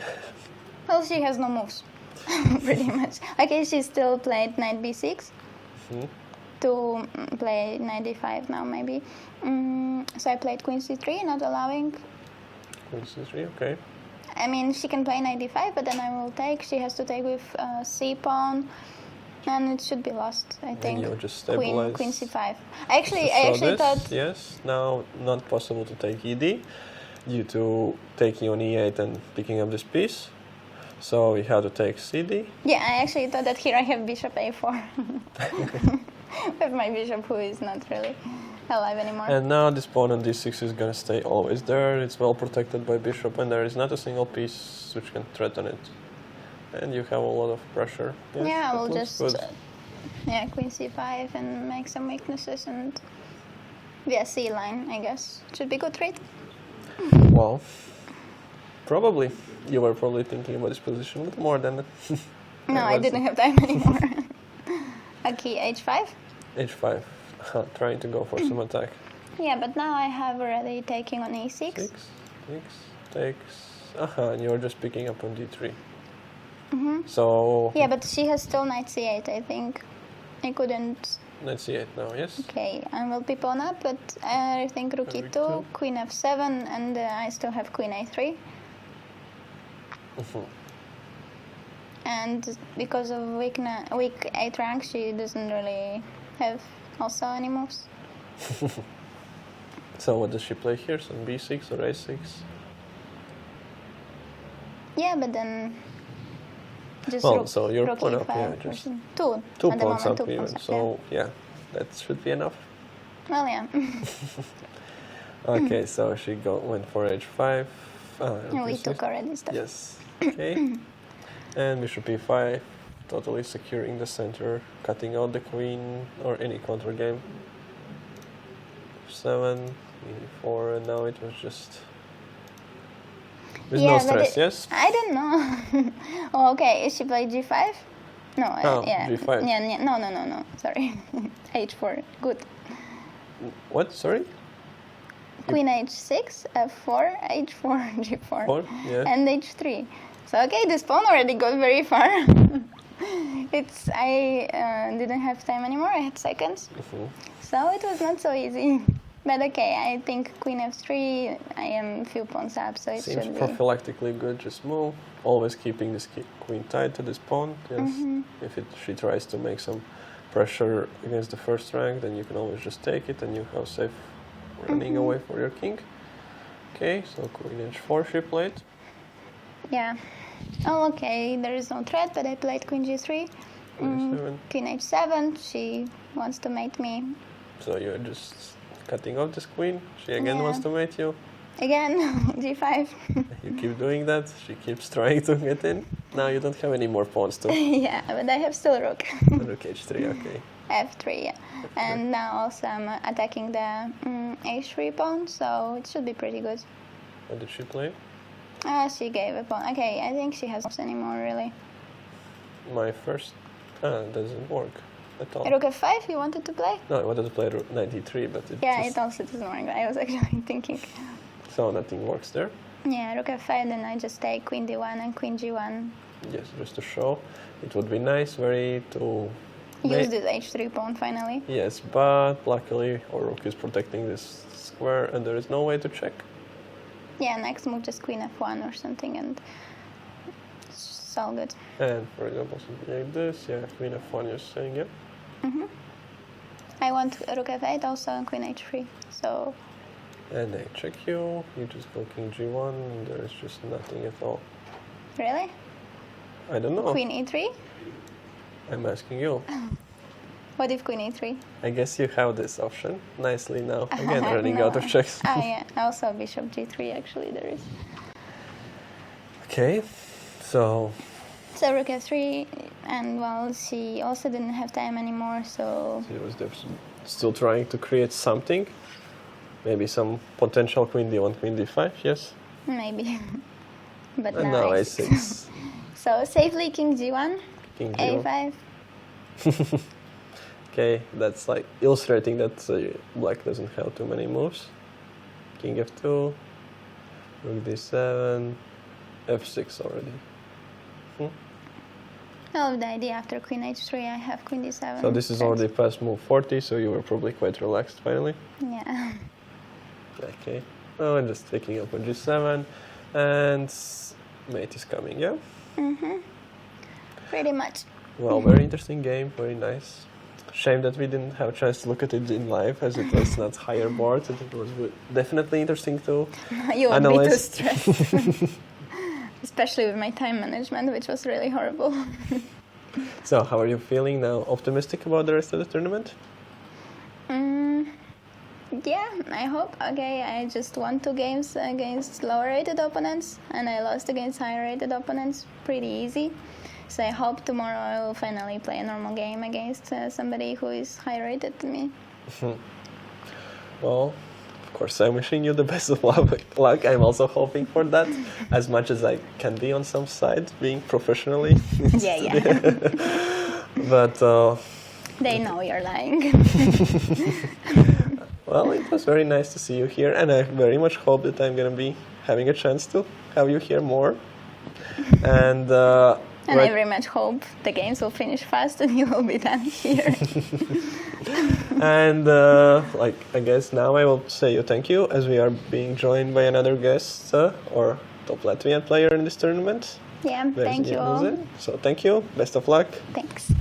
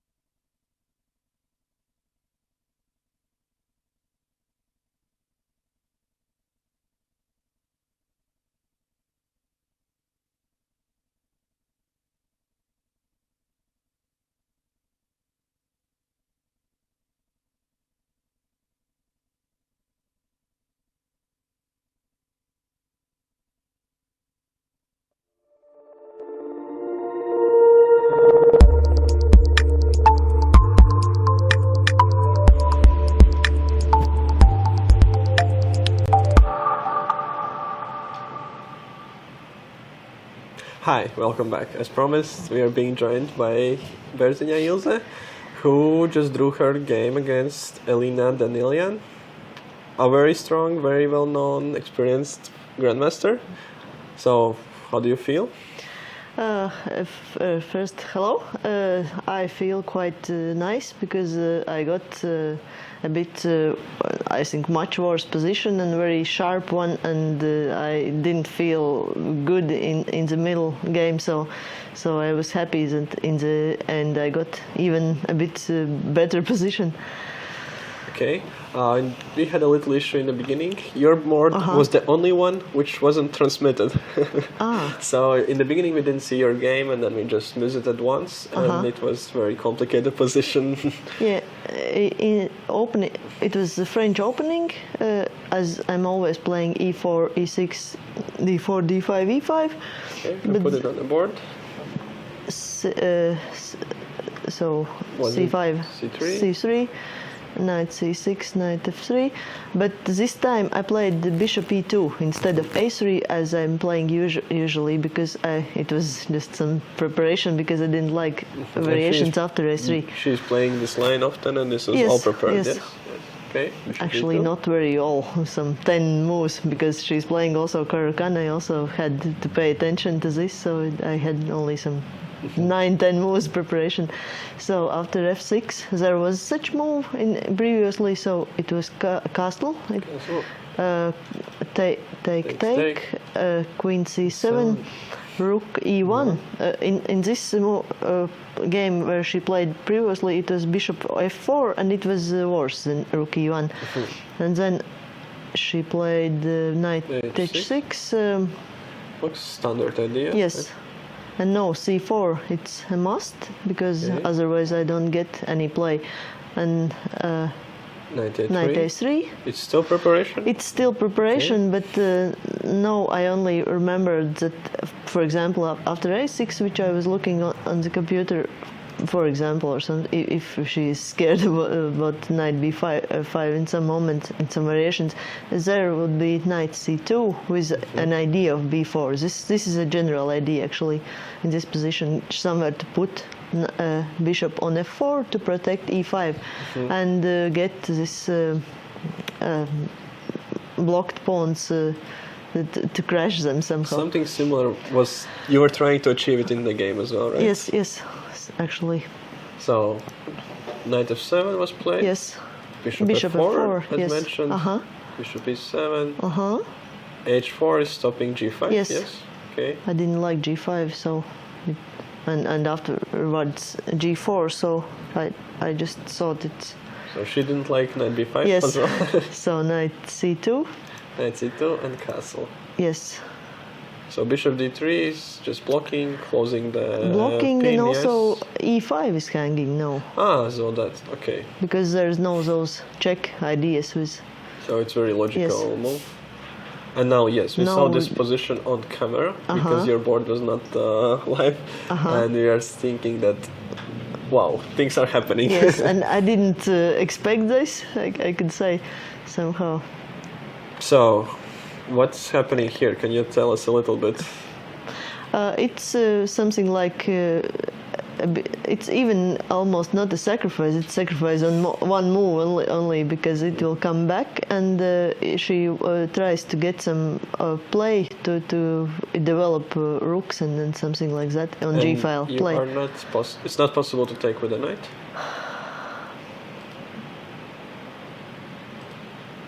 Actually, I wasn't counting this much. I somehow I didn't Or it believe that doesn't it's change possible. anything. Probably, but Well, now you have an option to take with the bishop or with the pawn. Yes, with the pawn. Then the same rook g8, but then you maybe can even protect it better.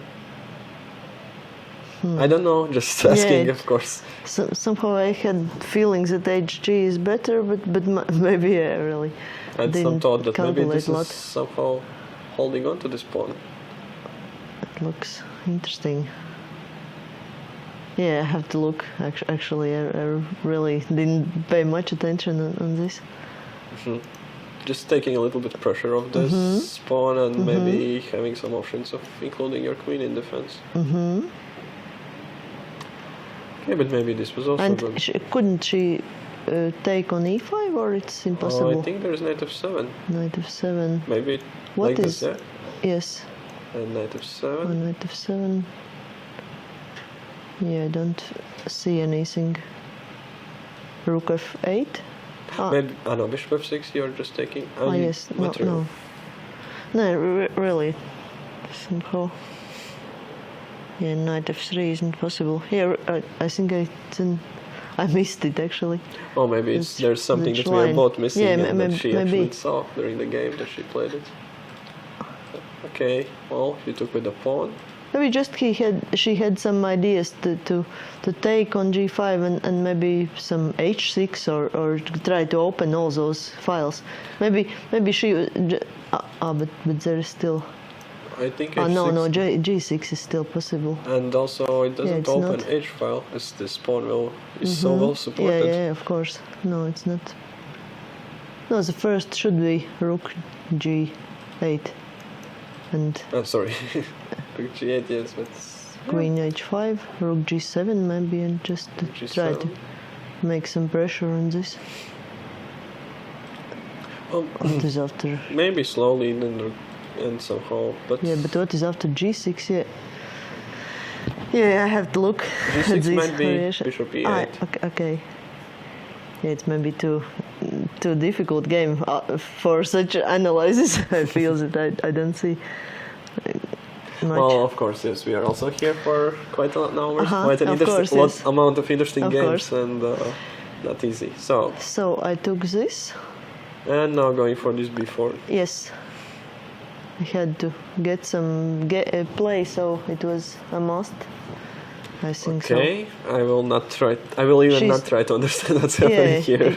She took CB. I CB, think it's that's logical. good, yeah. Okay. Because otherwise there could be even b5 some threats, and then these are not so pleasant. So Bishop she. e4. Yes. just with an idea on d4 or c6. Just bishop is good, and so she took on g5, and Matīs had a good idea to maybe to take with bishop. Bishop takes g5, yes? Yes. Bishop takes g5. And no, something like knight d4. Knight cd4 or fd4? Yes, cd4, I guess. Just an idea to that this black square bishop is looking good, but immediately he's not playing, and maybe this would be even a bit better than was in the game, because in the game it was very dangerous. I could say I'm a bit surprised that it was a draw in the end. Maybe, but it's... I'm liking Black's position, but... Black's, yes. Even feels like some move, maybe like bishop e7. With the idea just to regroup here. It's protecting everything and just creating some attack.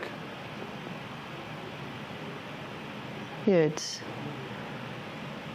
We didn't see what happened in the difficult. game, maybe it was better, but... Okay. We can look a bit, but... Okay.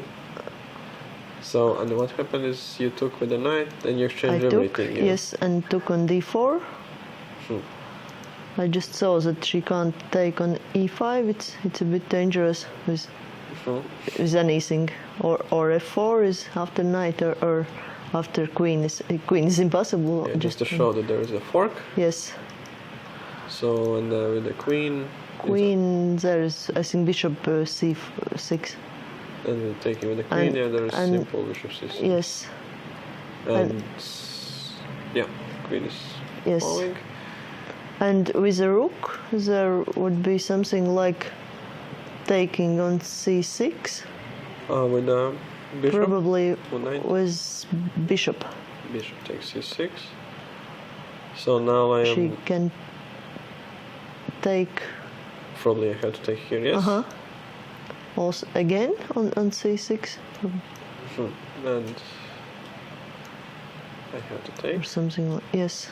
Queen takes, and Yes. queen c6, yes, and something like And this. could be only even on b4 possible. Right, so it's... And so it's not in any risk, yeah. equal position. I think so. So she went for rook g8. Rook g8, and no... How did I play? Rook b1.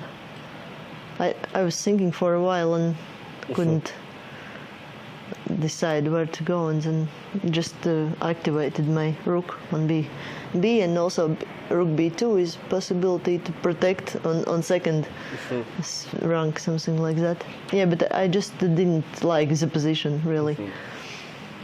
And how was the time at this point already? You were both in time trouble, or it was still... I was in the time trouble, and also she was, as I remember.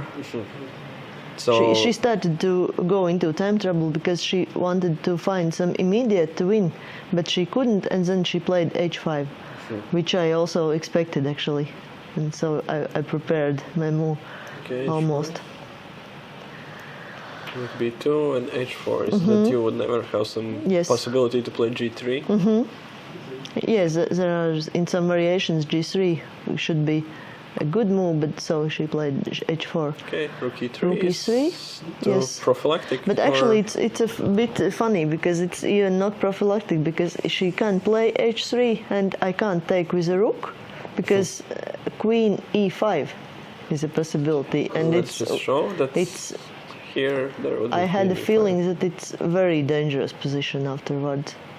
But actually, even not dangerous, but all my pieces are hanging, and I even didn't see any move. Yeah, it looks a little bit suspicious. Also, this rook on b2 is a bit bad placed. So I would play g3 after h3. Yeah. And then just king h2, and it's all... Yeah, something like that. Maybe not king h2, because there's knight e5, Yes, knight g4, also. but... yeah. But somehow to try to protect everything. Actually, it's not so easy. But still. Perhaps some move like bishop to h1. Maybe even. Opening some space for rooks. Yeah, well, she exchanged. Yes, I was quite happy because If I have less pieces, then it's a bit easier. And bishop c6. She probably felt that she has prepared everything that she can for attacking to b2. Yeah. So, but then I played f4, and then my rook on b2 started to work. And now we see this point of this maneuver with b2, very deep after 5 moves. It's just showing perfect defense. So rook g4 and rook f2. And by now everything is protected, and in this moment I didn't feel that I had big problems. Okay. So where did she play? She took on e4 still and queen c5. Yes, and I played king h2. King h2, yes. Yes. Rook g3. There was a bit of time trouble also, so we made some. Rook e2, king b8. She felt. Yes, like she wanted to go safer with a king. Okay. So I played this, just to start playing on d file. Yeah, maybe some of d6 just to take this pawn. So she wanted to exchange straight away. And h3. Yeah, and this is g3. And now. No, I felt quite happy, but I then we had the short of time. Then we made some easy moves, yes, something like that. Waiting for 30 minutes. Actually, a5 is an interesting waiting move, but it's okay. It wasn't so bad at all. Okay, it's still. And where is move 40? Here we have move 40. Yes, and okay, a7. Then I played some. Checked? Yes, just to think back. a bit. But and she played king a7 and offered the draw, and as I didn't saw any very good plan for trying to play on win, I just took the draw because there is an interesting idea that if I'm playing somewhere, for example, protect somehow c4, or not protect, but try to, for example, queen d6, d7, there are always queen f3. So I have to stay there. And somebody just said, Ars said that f5 was a possibility, but somehow I didn't have feelings that I have to play f5. Computer is saying this, but. And it's supposedly better for you at f5? Yes, 0-7-5. Huh. But it's very difficult to play such a move because then I have 4 isles as in chess termination. Yes, and it's maybe this e5 is postponed, and not maybe it is a postpone, and maybe it's a very strong postpone, but still. It could be that your king is more safe than her king behind this pawn, which can be attacked. As it's very often that. Maybe also on a5 somehow afterwards there are some ideas. f5 takes on f5, queen takes, and maybe there are some ideas of e6 and a5 is hanging or something like that. But it's really some computer variations. I couldn't think of it. Yeah, it's very complicated. Of course, very hard decision once. Opponent has offered you draw. Also here you're dropping this pawn back, so it's just theoretically you're pawn down. So it's very hard to go for such an endgame, as you still haven't taken this pawn and you don't really want to take it for now. And every move can be very responsible. As I think some e6 can be already both protected, both attacked here. So it's very concrete. Well, so I just. Very understandable. I was happy with draw. That's it. Yeah, very understandable decision. And well, so you're happy with the draw, yes? Yes. Cool. And okay, and so all in all, so far tournament is going good for you? Yes, I'm also happy with the good tournament on average. And yesterday I got mate with 2 knights, so which was very nice. It was first time in my career, and I think maybe it will be the last time. Oh, that's also something then to remember always.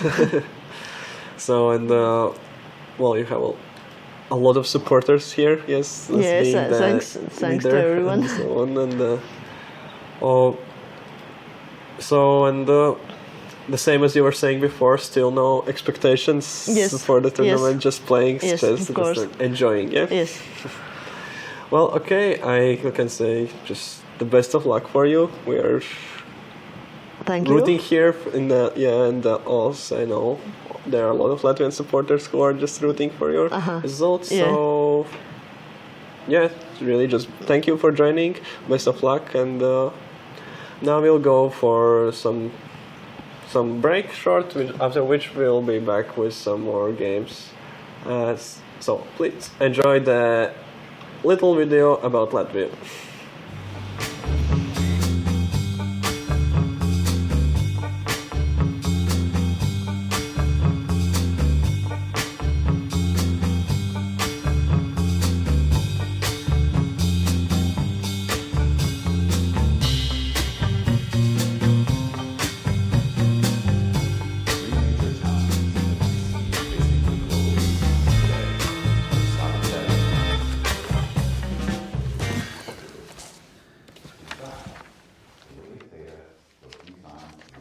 James. Hey, Dave.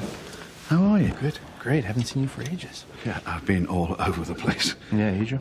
No, too far. Latvia. Latvia, really? What about Latvia? Latvia. It's a great place. You should check it out. Yeah, living the good life there? That too, as well as running my own microchip factory, using Latvian ports to ship my products to Scandinavia, trading with Russia and, yeah, Asia too. Wow. Wow. You wouldn't mind telling me a little bit more about that? Distinguished guests, ladies and gentlemen, before I begin, Do you want a bit of coffee? I'd just like to extend quick greetings.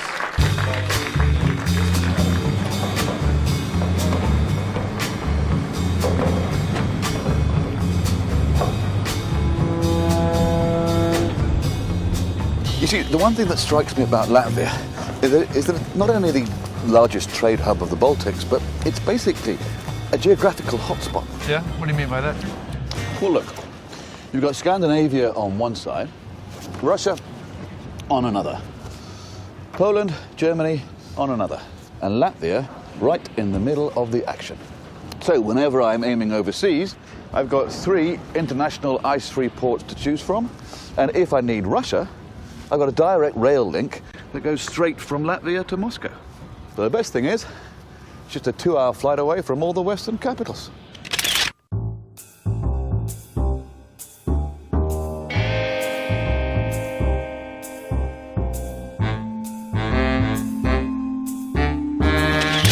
Not bad. Not bad at all. So what'd you do? Move your whole company there? Didn't need to. Well, who's running it then? They are. Locals. Of course.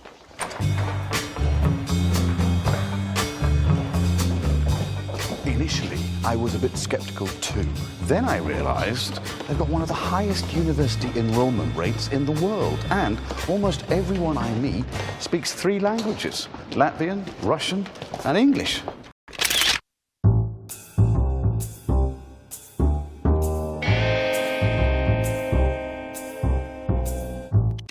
So, when I was hiring, I got heaps of applications, more than I could have asked for. Heaps of applications don't mean they have any skills. That may be true, but you certainly need to know a thing or two about skills if you're the largest pharmaceuticals manufacturer in the Baltics, or design systems for Kenwood, Panasonic, develop technologies for NASA, or make microphones for Lady Gaga. Sounds good.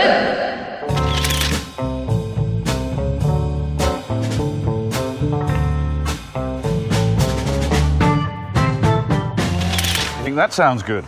The corporate tax rate is 15%, one of the lowest in Europe, and it takes 1 day to launch a company. James, 1 day? 1 day. Right. But what's the catch? And don't tell me there isn't one. Do you enjoy nature? Sure, why not? Then you'll have to deal with this. Take it in. Doesn't get fresher than that. After all, it's one of the greenest countries in the world. You enjoy music, by the way? Yes, I do. Then you've got to go to the Opera House. It's phenomenal. And you're bound to bump into some of today's top performers, like I did last week, as it happens. And restaurants, well, don't get me started. There's everything from local organic cuisine to my beloved English pub. And Riga, the capital city, just take a look around you. It's a work of art. Hey, tell me again, when did you come here? I tell you what, 3 years ago, and I have never looked back since.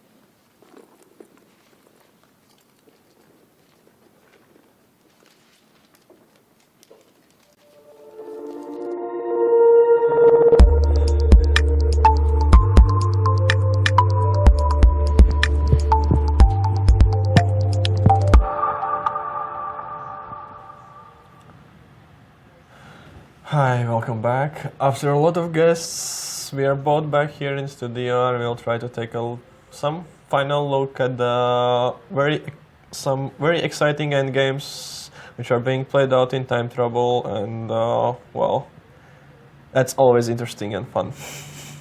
So we can switch to the game Alisa Galyamova against Zainab Mamediyarova. As we discussed with Tom, it's a very interesting position, and both opponents have chances, and even more, position became, I think, even more complicated. So in previous move, we left it when Black were having some blockade on d6, and it was all about, yeah, they had two bishops, but there was no way to move forward as the bishop on d6 is quite stuck, but still they're enjoying some activity on the second rank, and position very hard to evaluate. And Mamediyarova found some very interesting way to get inside with rook e3. Nice activation idea. And this game has been finished while we are switching to it. Yeah, but I think it was blunder in the end, if I'm not wrong. Bishop e2, what happened here? f4, trying to attack creating a weakness and attacking on g3, which is, well, of course, something you're trying to do. So White was left with no choice than to take. Bishop h3, pushing king back, and then picking up this pawn. And what we can see here is that Black has managed very nicely to, well, make their bishops in very strong pieces. Rook d4, bishop d6, again blocking this. So White is trying to somehow gain some activity, but yeah, but at the same time, looks like Black are just right now are winning. Yeah, doubled on the second rank, totally paralyzing opponent, and just wanting to pick up d5 pawn and after rook d8. Yeah, and the last mistake, rook d8, because of just simple tactics. And here after rook e2, we are met by queen a1. Rook a1, and White's king is being mated. Yeah. So, okay, so we had high hopes for this game. But well, there are some other games. We can look on the game Maria Rabidze against Bella Khatanashvili. We left it in some position where material was still equal, but we concluded that White is pushing, and Black is probably going to have to give up some pawn in order to gain some activity, which is exactly what happened.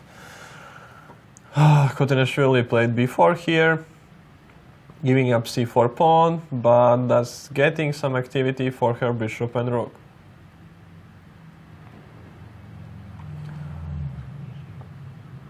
White was trying to do it with no risk, and now knight d4. Interesting move. It's very...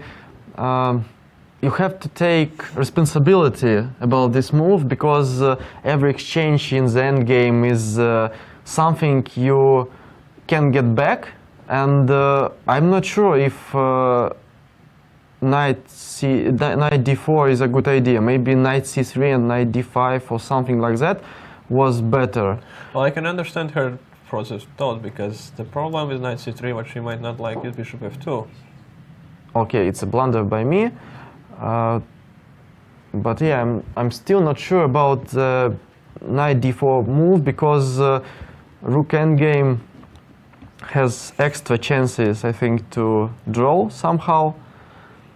And let's say if rook will go to the g3 pawn, or maybe if king goes to the queen side, and h4 may be idea, and to attack pawns. So I'm not sure about knight d4, honestly. Well, it's possible that she just didn't see any way how to proceed, as there is always this bishop f2 idea, and all these pawns are on black squares. So, takes, rook d8, king e4, and rook gets very active, attacking everything from behind. Rook a3, prophylactic, to protect on g3, and at the same time maybe to be able to cover from some checks on e3 and d3. By the way, I have crazy idea. Can we get back? Back? More back. Yeah, and here rook d6. Rook d6. Oh wow. That is... It's crazy, but I think it works here. Let's see what's the Take, c5. c5. And can we play king e6? c6. The idea is that king c6, we play king e5, yes? Yeah. And you are simply not in time to... All the pawns will be picked up. If I count correctly, then yes. Let's see, that's... Why to bother counting? Okay, as we can see, yeah, can be taken, and now king g5 or f5, and that's game over. Okay, so, and here after c5, king e6 is happening the same idea, just with c6, yes? I think yes. King d6, c5, c7. c6, c7. Oh no. No, it's not. Okay, I'm wrong. Here, the yes, difference is that we can manage to play king d7, yeah, and king e8. king f6, and king e8 protecting. Okay, bad idea. So maybe rook d6 was too crazy. Yes, and I think you won't be in time to go around with the king. Mm-hmm. So... But then black rook became very active here. Here, king e6, rook c3. Check, rook d3. The idea is h4. Very easy. It's very hard move h4.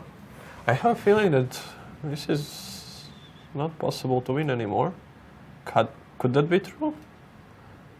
I don't see how to improve the position. As once you get too carried away, black's king can come even forward. Exactly. And then we can sacrifice the rook and who knows? Yeah, and the spawns, depends how many of them we manage to pick up, of course, but... Yeah, of course. Yes, if the pawn structure were moved a little bit to one or other side and it would be all in balance, it would be different, but... Maybe I'm wrong, but I think that maybe I'm wrong, but maybe Mary calculated a plan that rook on c3 is defending everything, then I will play king d4, king c5 and easily win. But this rook f1 idea with h4, maybe it was a surprise for her. Because I'm not sure that she would go to this type of position if she understood that king can't go somewhere from the king side. Well, as you can see, they both are very low on time, and well, this was a long game, and it's obviously there's tiredness, and it's easy to overlook such things. Exactly, the 5th hour of playing and short of time, it's the moment when surprises and unicorns come from. So I'm not sure about white win here. Okay, can we look something else? We had this game of Giria Olga with Ovod Evgenia, which has finished in a draw. We were talking a lot about this game in studio, about this plan white chose, and we were evaluating it as wrong, but now when we are behind the curtain, so to say, speaking about it, there might have been quite a dangerous attack which we were overlooking. So maybe while they are playing out this rook endgame, we can take a quick look at that. So we left it about around here when there was done move 40. And when... Yeah, and interesting plan about rook g4, attacking... g7 and wanting simply to mate. Yeah, exactly. Very simple idea. Using the fact that bishop on b3 is without any chances to participate in defending the king. So f6, and there was rook d4 back.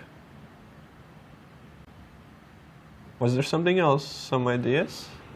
Maybe h4? h4 now. Why not? And after h5? Now back and g4. G4. It feels low to me. And g4. Maybe I can even play rook d8 now. Take on h5 after... No, after Yes, sorry. take. So now he should take with king or a queen? That's a very good question.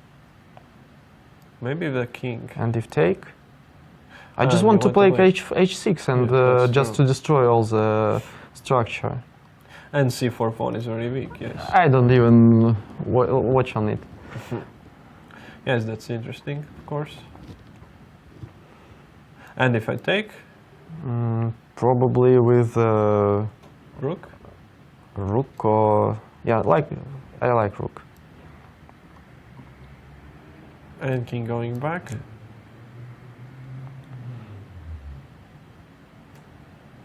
Maybe not so easy. Doesn't look... There are still not so many pieces also for white to attack with. So what happened in the game here was that there was rook d4, queen b5, h4, king e7, queen d2. And I guess you can say that the attack didn't really work out. Rook b7, queen got to d8, now there was h5. But you know, in any case, white pieces are much more active. Yeah, but now it's c3. c3 to show that after queen e6 there is c3, and there are no checks even, and this is under attack. So they repeated a little bit, moved around, and yes, and there is no way to make any progress. So they agreed to a draw. Okay, a lot of draws today in the leader group. But no easy draw. No easy draw, yes. It's all fighting draws. So what do we have still left? There is a lot of changes in this position as they are down on time. So king went to h2, as white understood that there is no other way to improve than to just put rook on c6 and to go with the king back. But this feels like still a draw. Yes. As king on h2, it can't be really called as any progress. There is no way to play king h3 because I will check you before you can reach h4 and go here. Yeah, position makes circles, just circles, and King is very close to the pawn, so rook doesn't have any squares here, no moves at all. So I think we can soon expect this game to finish. What do you think? Yeah, draw is looking not maybe easy, but very expected. Okay, we can check if there is still some maybe ongoing interesting game a little bit lower. Okay, Evgenia Dulukhanova against Alina Kashlinskaya. That's still in progress. And honestly, it looks bad for white. They both are in the 2-point group, so And they both counted talented, because Alina Kashlinskaya is well-known player from Russia, and Evgenia Dulukhanova is a nice player from Ukraine. And they both play quite strong, but I think that Alina is doing much better here. Well, she's 2 points up. So the question be only if it's possible to play this for a win or no.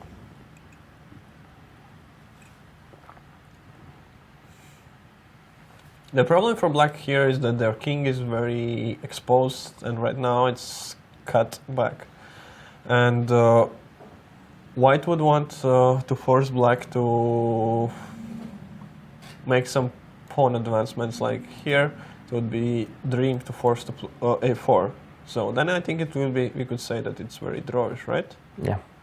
But well, but after b4, I think, have or maybe still even support at b7, d7. yeah. Still to somehow hold in, and although But I I have think something like this here. I think even b4 would be good with a knight e4, knight b5. Yes, I didn't see that rook is protecting. I think b4 is enough, and knight e4. Yes, so white has to think of something else here. Yes, maybe like they are playing in the game, trying to keep pressure from the side.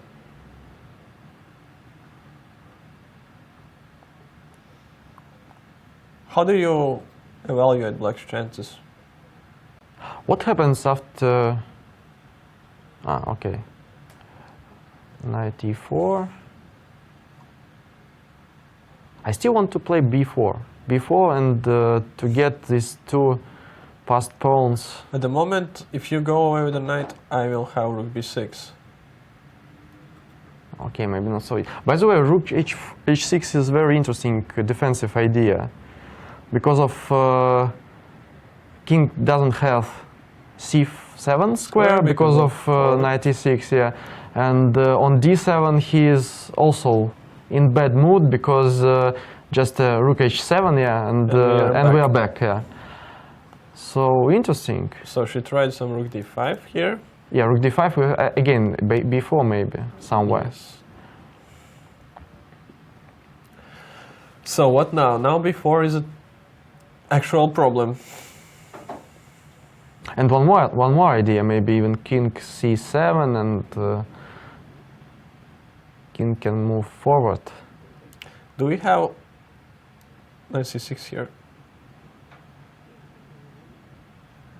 So if rook d2, d2, I will... king c1, rook d3. And now you're going to play knight e4. Knight e4. All the time I want to play this move and I activate pieces and I get two extra passed pawns.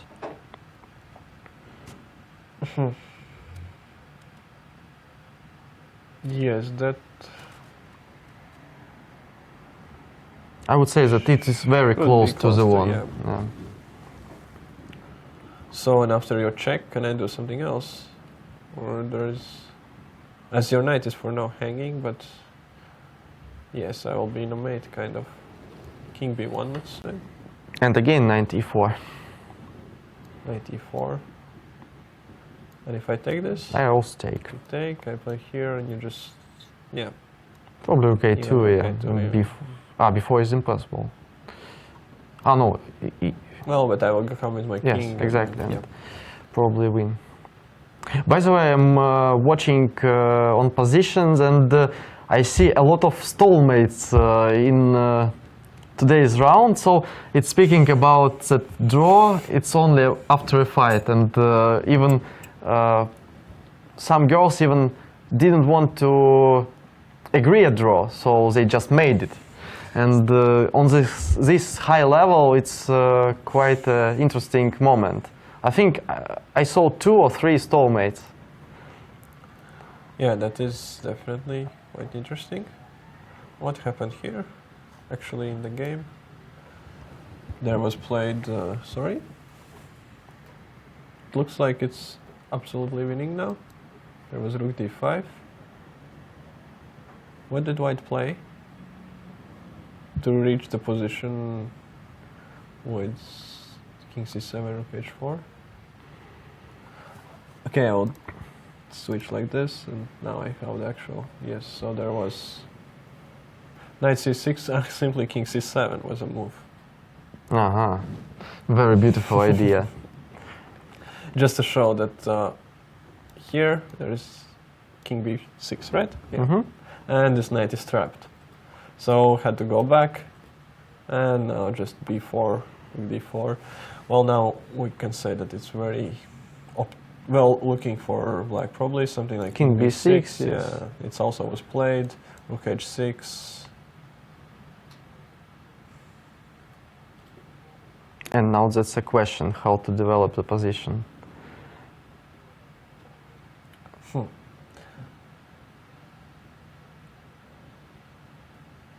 Interesting, yes. Do I want to play? No. Maybe I can go a4 here.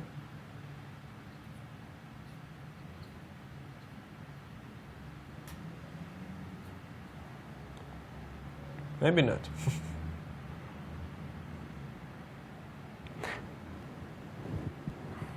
Question is if I am making any progress at all. Yeah, exactly. That's the point I'm looking now, because a3, okay, king a2, and what's next? And for example, rook g6, exactly, and a3, maybe king a2. We can just take on c3. You can also just play king a5. Or king a5. Ah, no. No. That is. Then we have this problem. Or do we? I think we don't. And what happened? Wait a minute. And what happened if knight c6 check? Just here, king and a4, take. And take with the knight. Probably. And if we take with the pawn? Take with the pawn. Check. Go back. b1 or a2? I think on b2. b1. b1. I think it's something like this. Yeah, looks like checkmating. This pawn is advancing, Yeah. or checkmating, yeah. So there is some idea to it. So maybe a4 is a very good idea, and it was actually played. Exactly this position we have at the board right now. Yeah, now it's just...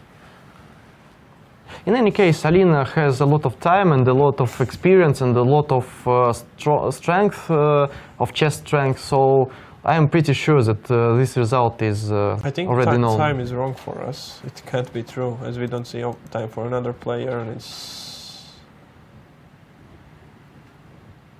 In other games there is time trouble, so it's unlikely that she has 40 minutes. Ah no, so... Yes, but we don't see time. Yeah. Okay.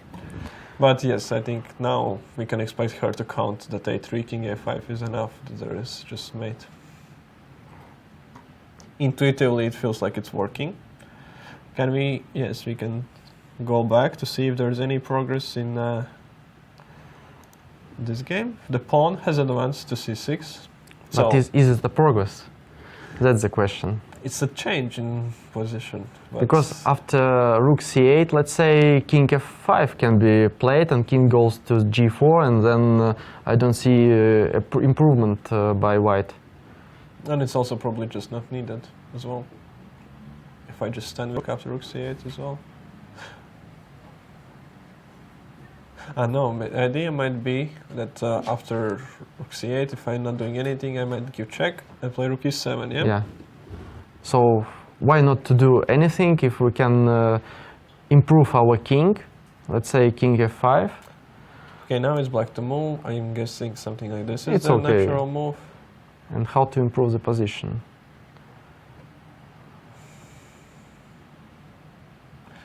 Although now I can go with the king. You don't have rook h1 check anymore.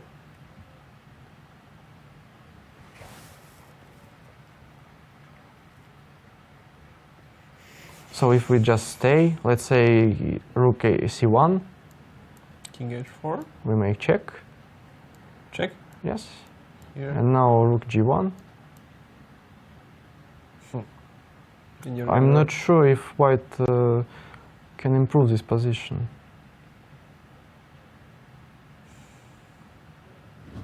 Yes, maybe not, and h pawn can already start Exactly, to yeah. get dangerous. In the game we had another waiting move, rook c4. So I have a feeling that king h3 has to be played now. Because h4 other way is coming, probably. Yes, so probably then we can see rook h1 back. And then the way to try is rook c8, yes? You're saying king f5 here, yes? Not anymore, because something changes when king stays on h3. So probably other waiting move can be expected. Maybe rook c3, just to take under control the pawn. And Now we are advancing. Yeah, Tom hypothesis was right, and Alina Kashlinskaya has less than 2 minutes, and but anyway, I'm pretty sure that she will win this game. Yes, so she's playing fast. She played her move a4 without going to last seconds, so it means that she's confident, and it should be totally enough already. Probably before there was still some shakiness, but as she managed to get her king forward, so it should be all safely in her control. So do you see here improvement of white position? By the way, is it our fantasies or really rook c3 and king h4 were played? There was king f5, rook c8 and king f5 played. We have this here, and there was rook c8 played. Black didn't play h4, but answered with king f5. And king h3 and rook c1. That's the position which we are having on the board at the moment. And after rook c1, I see in the video that rook f8 was played. So probably we can expect king e6 back. And what would happen if c7?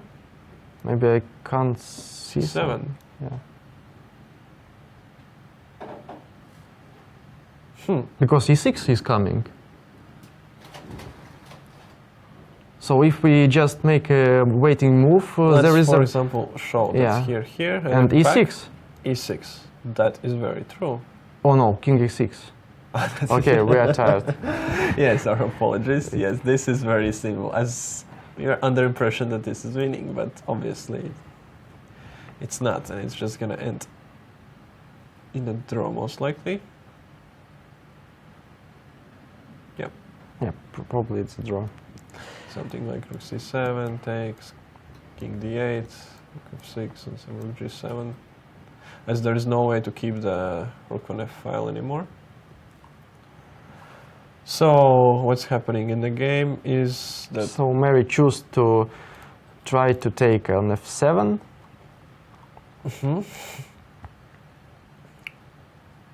She attacked, and now she gave check, and obviously her idea is to play rook e7.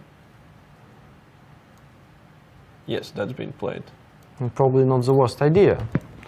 Well, it's attempt. It's at least it is an improvement of the position, because right now king will go from the king side somewhere in the center, and then king h4, king g5 probably is possible. I would even say that she tricked her, because it's not possible to take here. I think it just lost. Because of rook f6 after exactly. it. Yeah. So that's why we also see on the board already played f6. But and she took on f6. Could that have been the best move?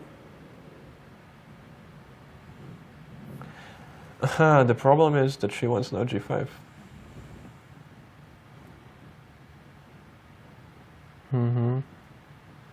Yeah, so she was probably forced to take. So we have taking, and rook c7 on the board. And I think it's still a draw. Yeah, no, it's... I don't see how to improve this position. King is going to go to g7. Yeah, and rook is just staying and waiting. Yeah. Probably it's quite well-known position. It's just some ideas, and so we can expect them to just play it out still for a while. White, of course, will try. We'll exchange one pair of pawns. We'll try to go somewhere with the king. So this game is probably still going to last some time. At least, I don't know, 15-20 moves. At least what white should play, because they are just out of risk, and only 2 results are possible. If black are perfect now, then okay, it's a draw, but why not to try? Just for free. Yeah, exactly. We see a lot of a lot of action in Evgenia and Alina game, and I would say that this action is better for Evgenia because pawns are not so Let's see how it great happened. today. A4, rook g6, and she didn't go for a3. She maybe was afraid to give up the pawn after all.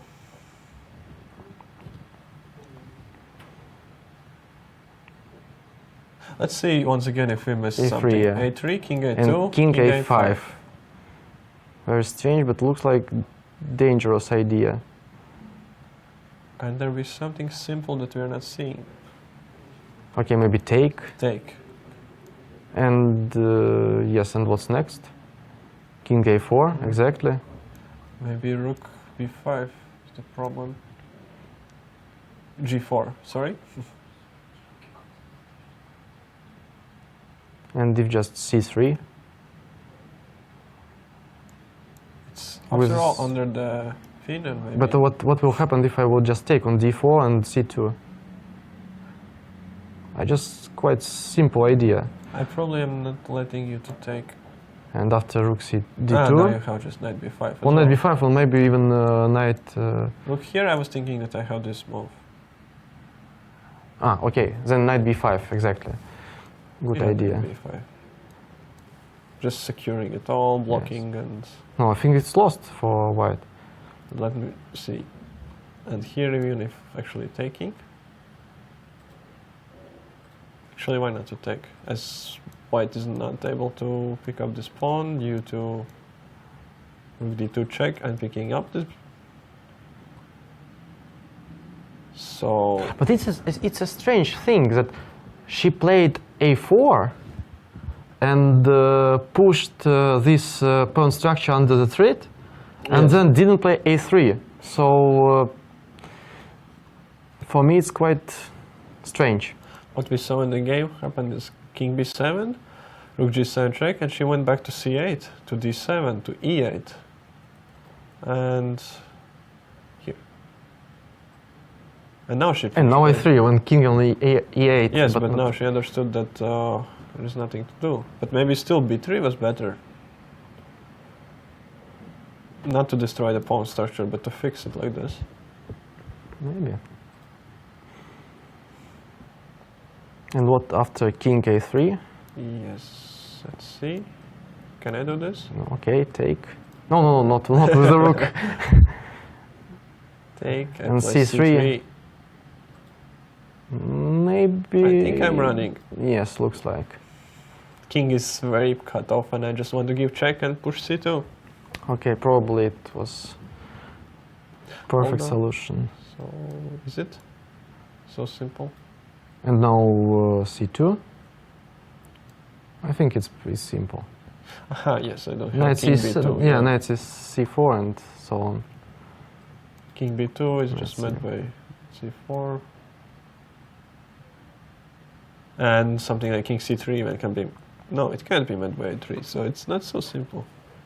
Yeah, but knight, let's say knight e3. Rook a1, for example. Knight d1.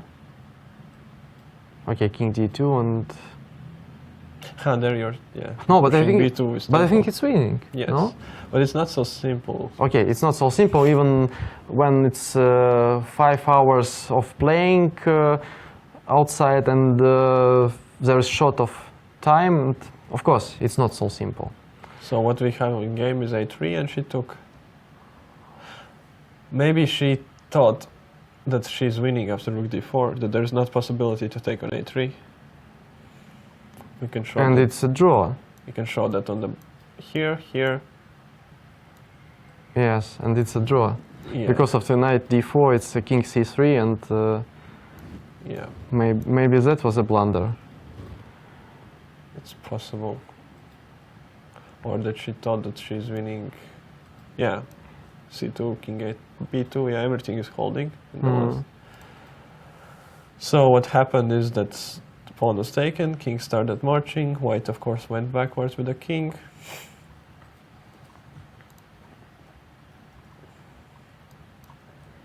Knight e2, attacking the pawn.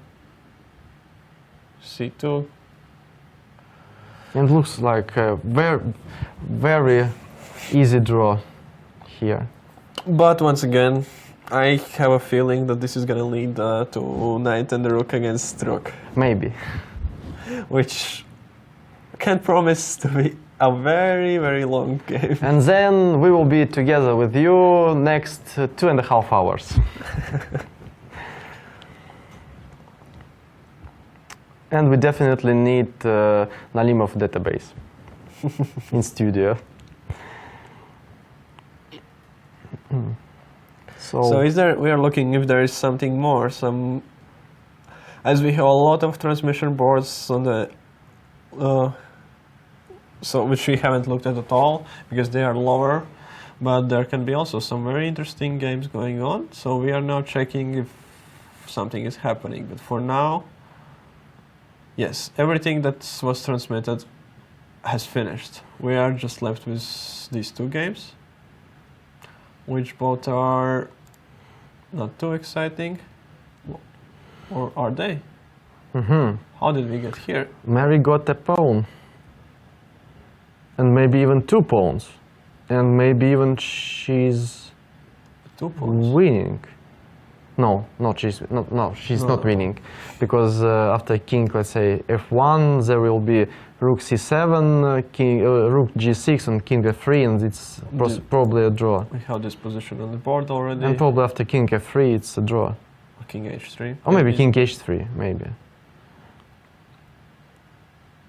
Yes, and I think that Khotaniashvili is very certain about herself because she was on the last minute before, and now we see her up to 3 minutes, so she has been blitzing out her moves. And good techniques, then. Defensive technique, I mean. Yeah, well, maybe king f3 is still not so simple. I think king h3, you're right, and simple idea with h4. Rook f7, for example. No, it should be also quite simple. There's nothing to do.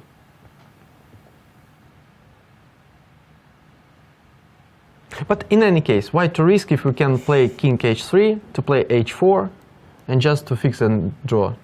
Yeah. After 5 hours of playing, I think it's the best idea. It's king f2, and is it a draw? I think I'm yes. not so sure anymore. Yes. But we can just check. We don't need to do any risk. Yeah, exactly. As after and one more check, check, and we take can on take the pawn, and that should be very simple. Even after something like this, there is always possibility to give up the rook for the pawn and promote with the pawn, and that's gonna be a draw. Although in the game we see king f3, which I think is probably also a draw. Hard to imagine, why not? If we don't play f5, next move will be h4, and we'll be left with h-pawn. So f5 is forced? 5 is forced, and rook f7 seems logical. f6 probably, or rook g4, g5. Rook g5. I think I can play king f5.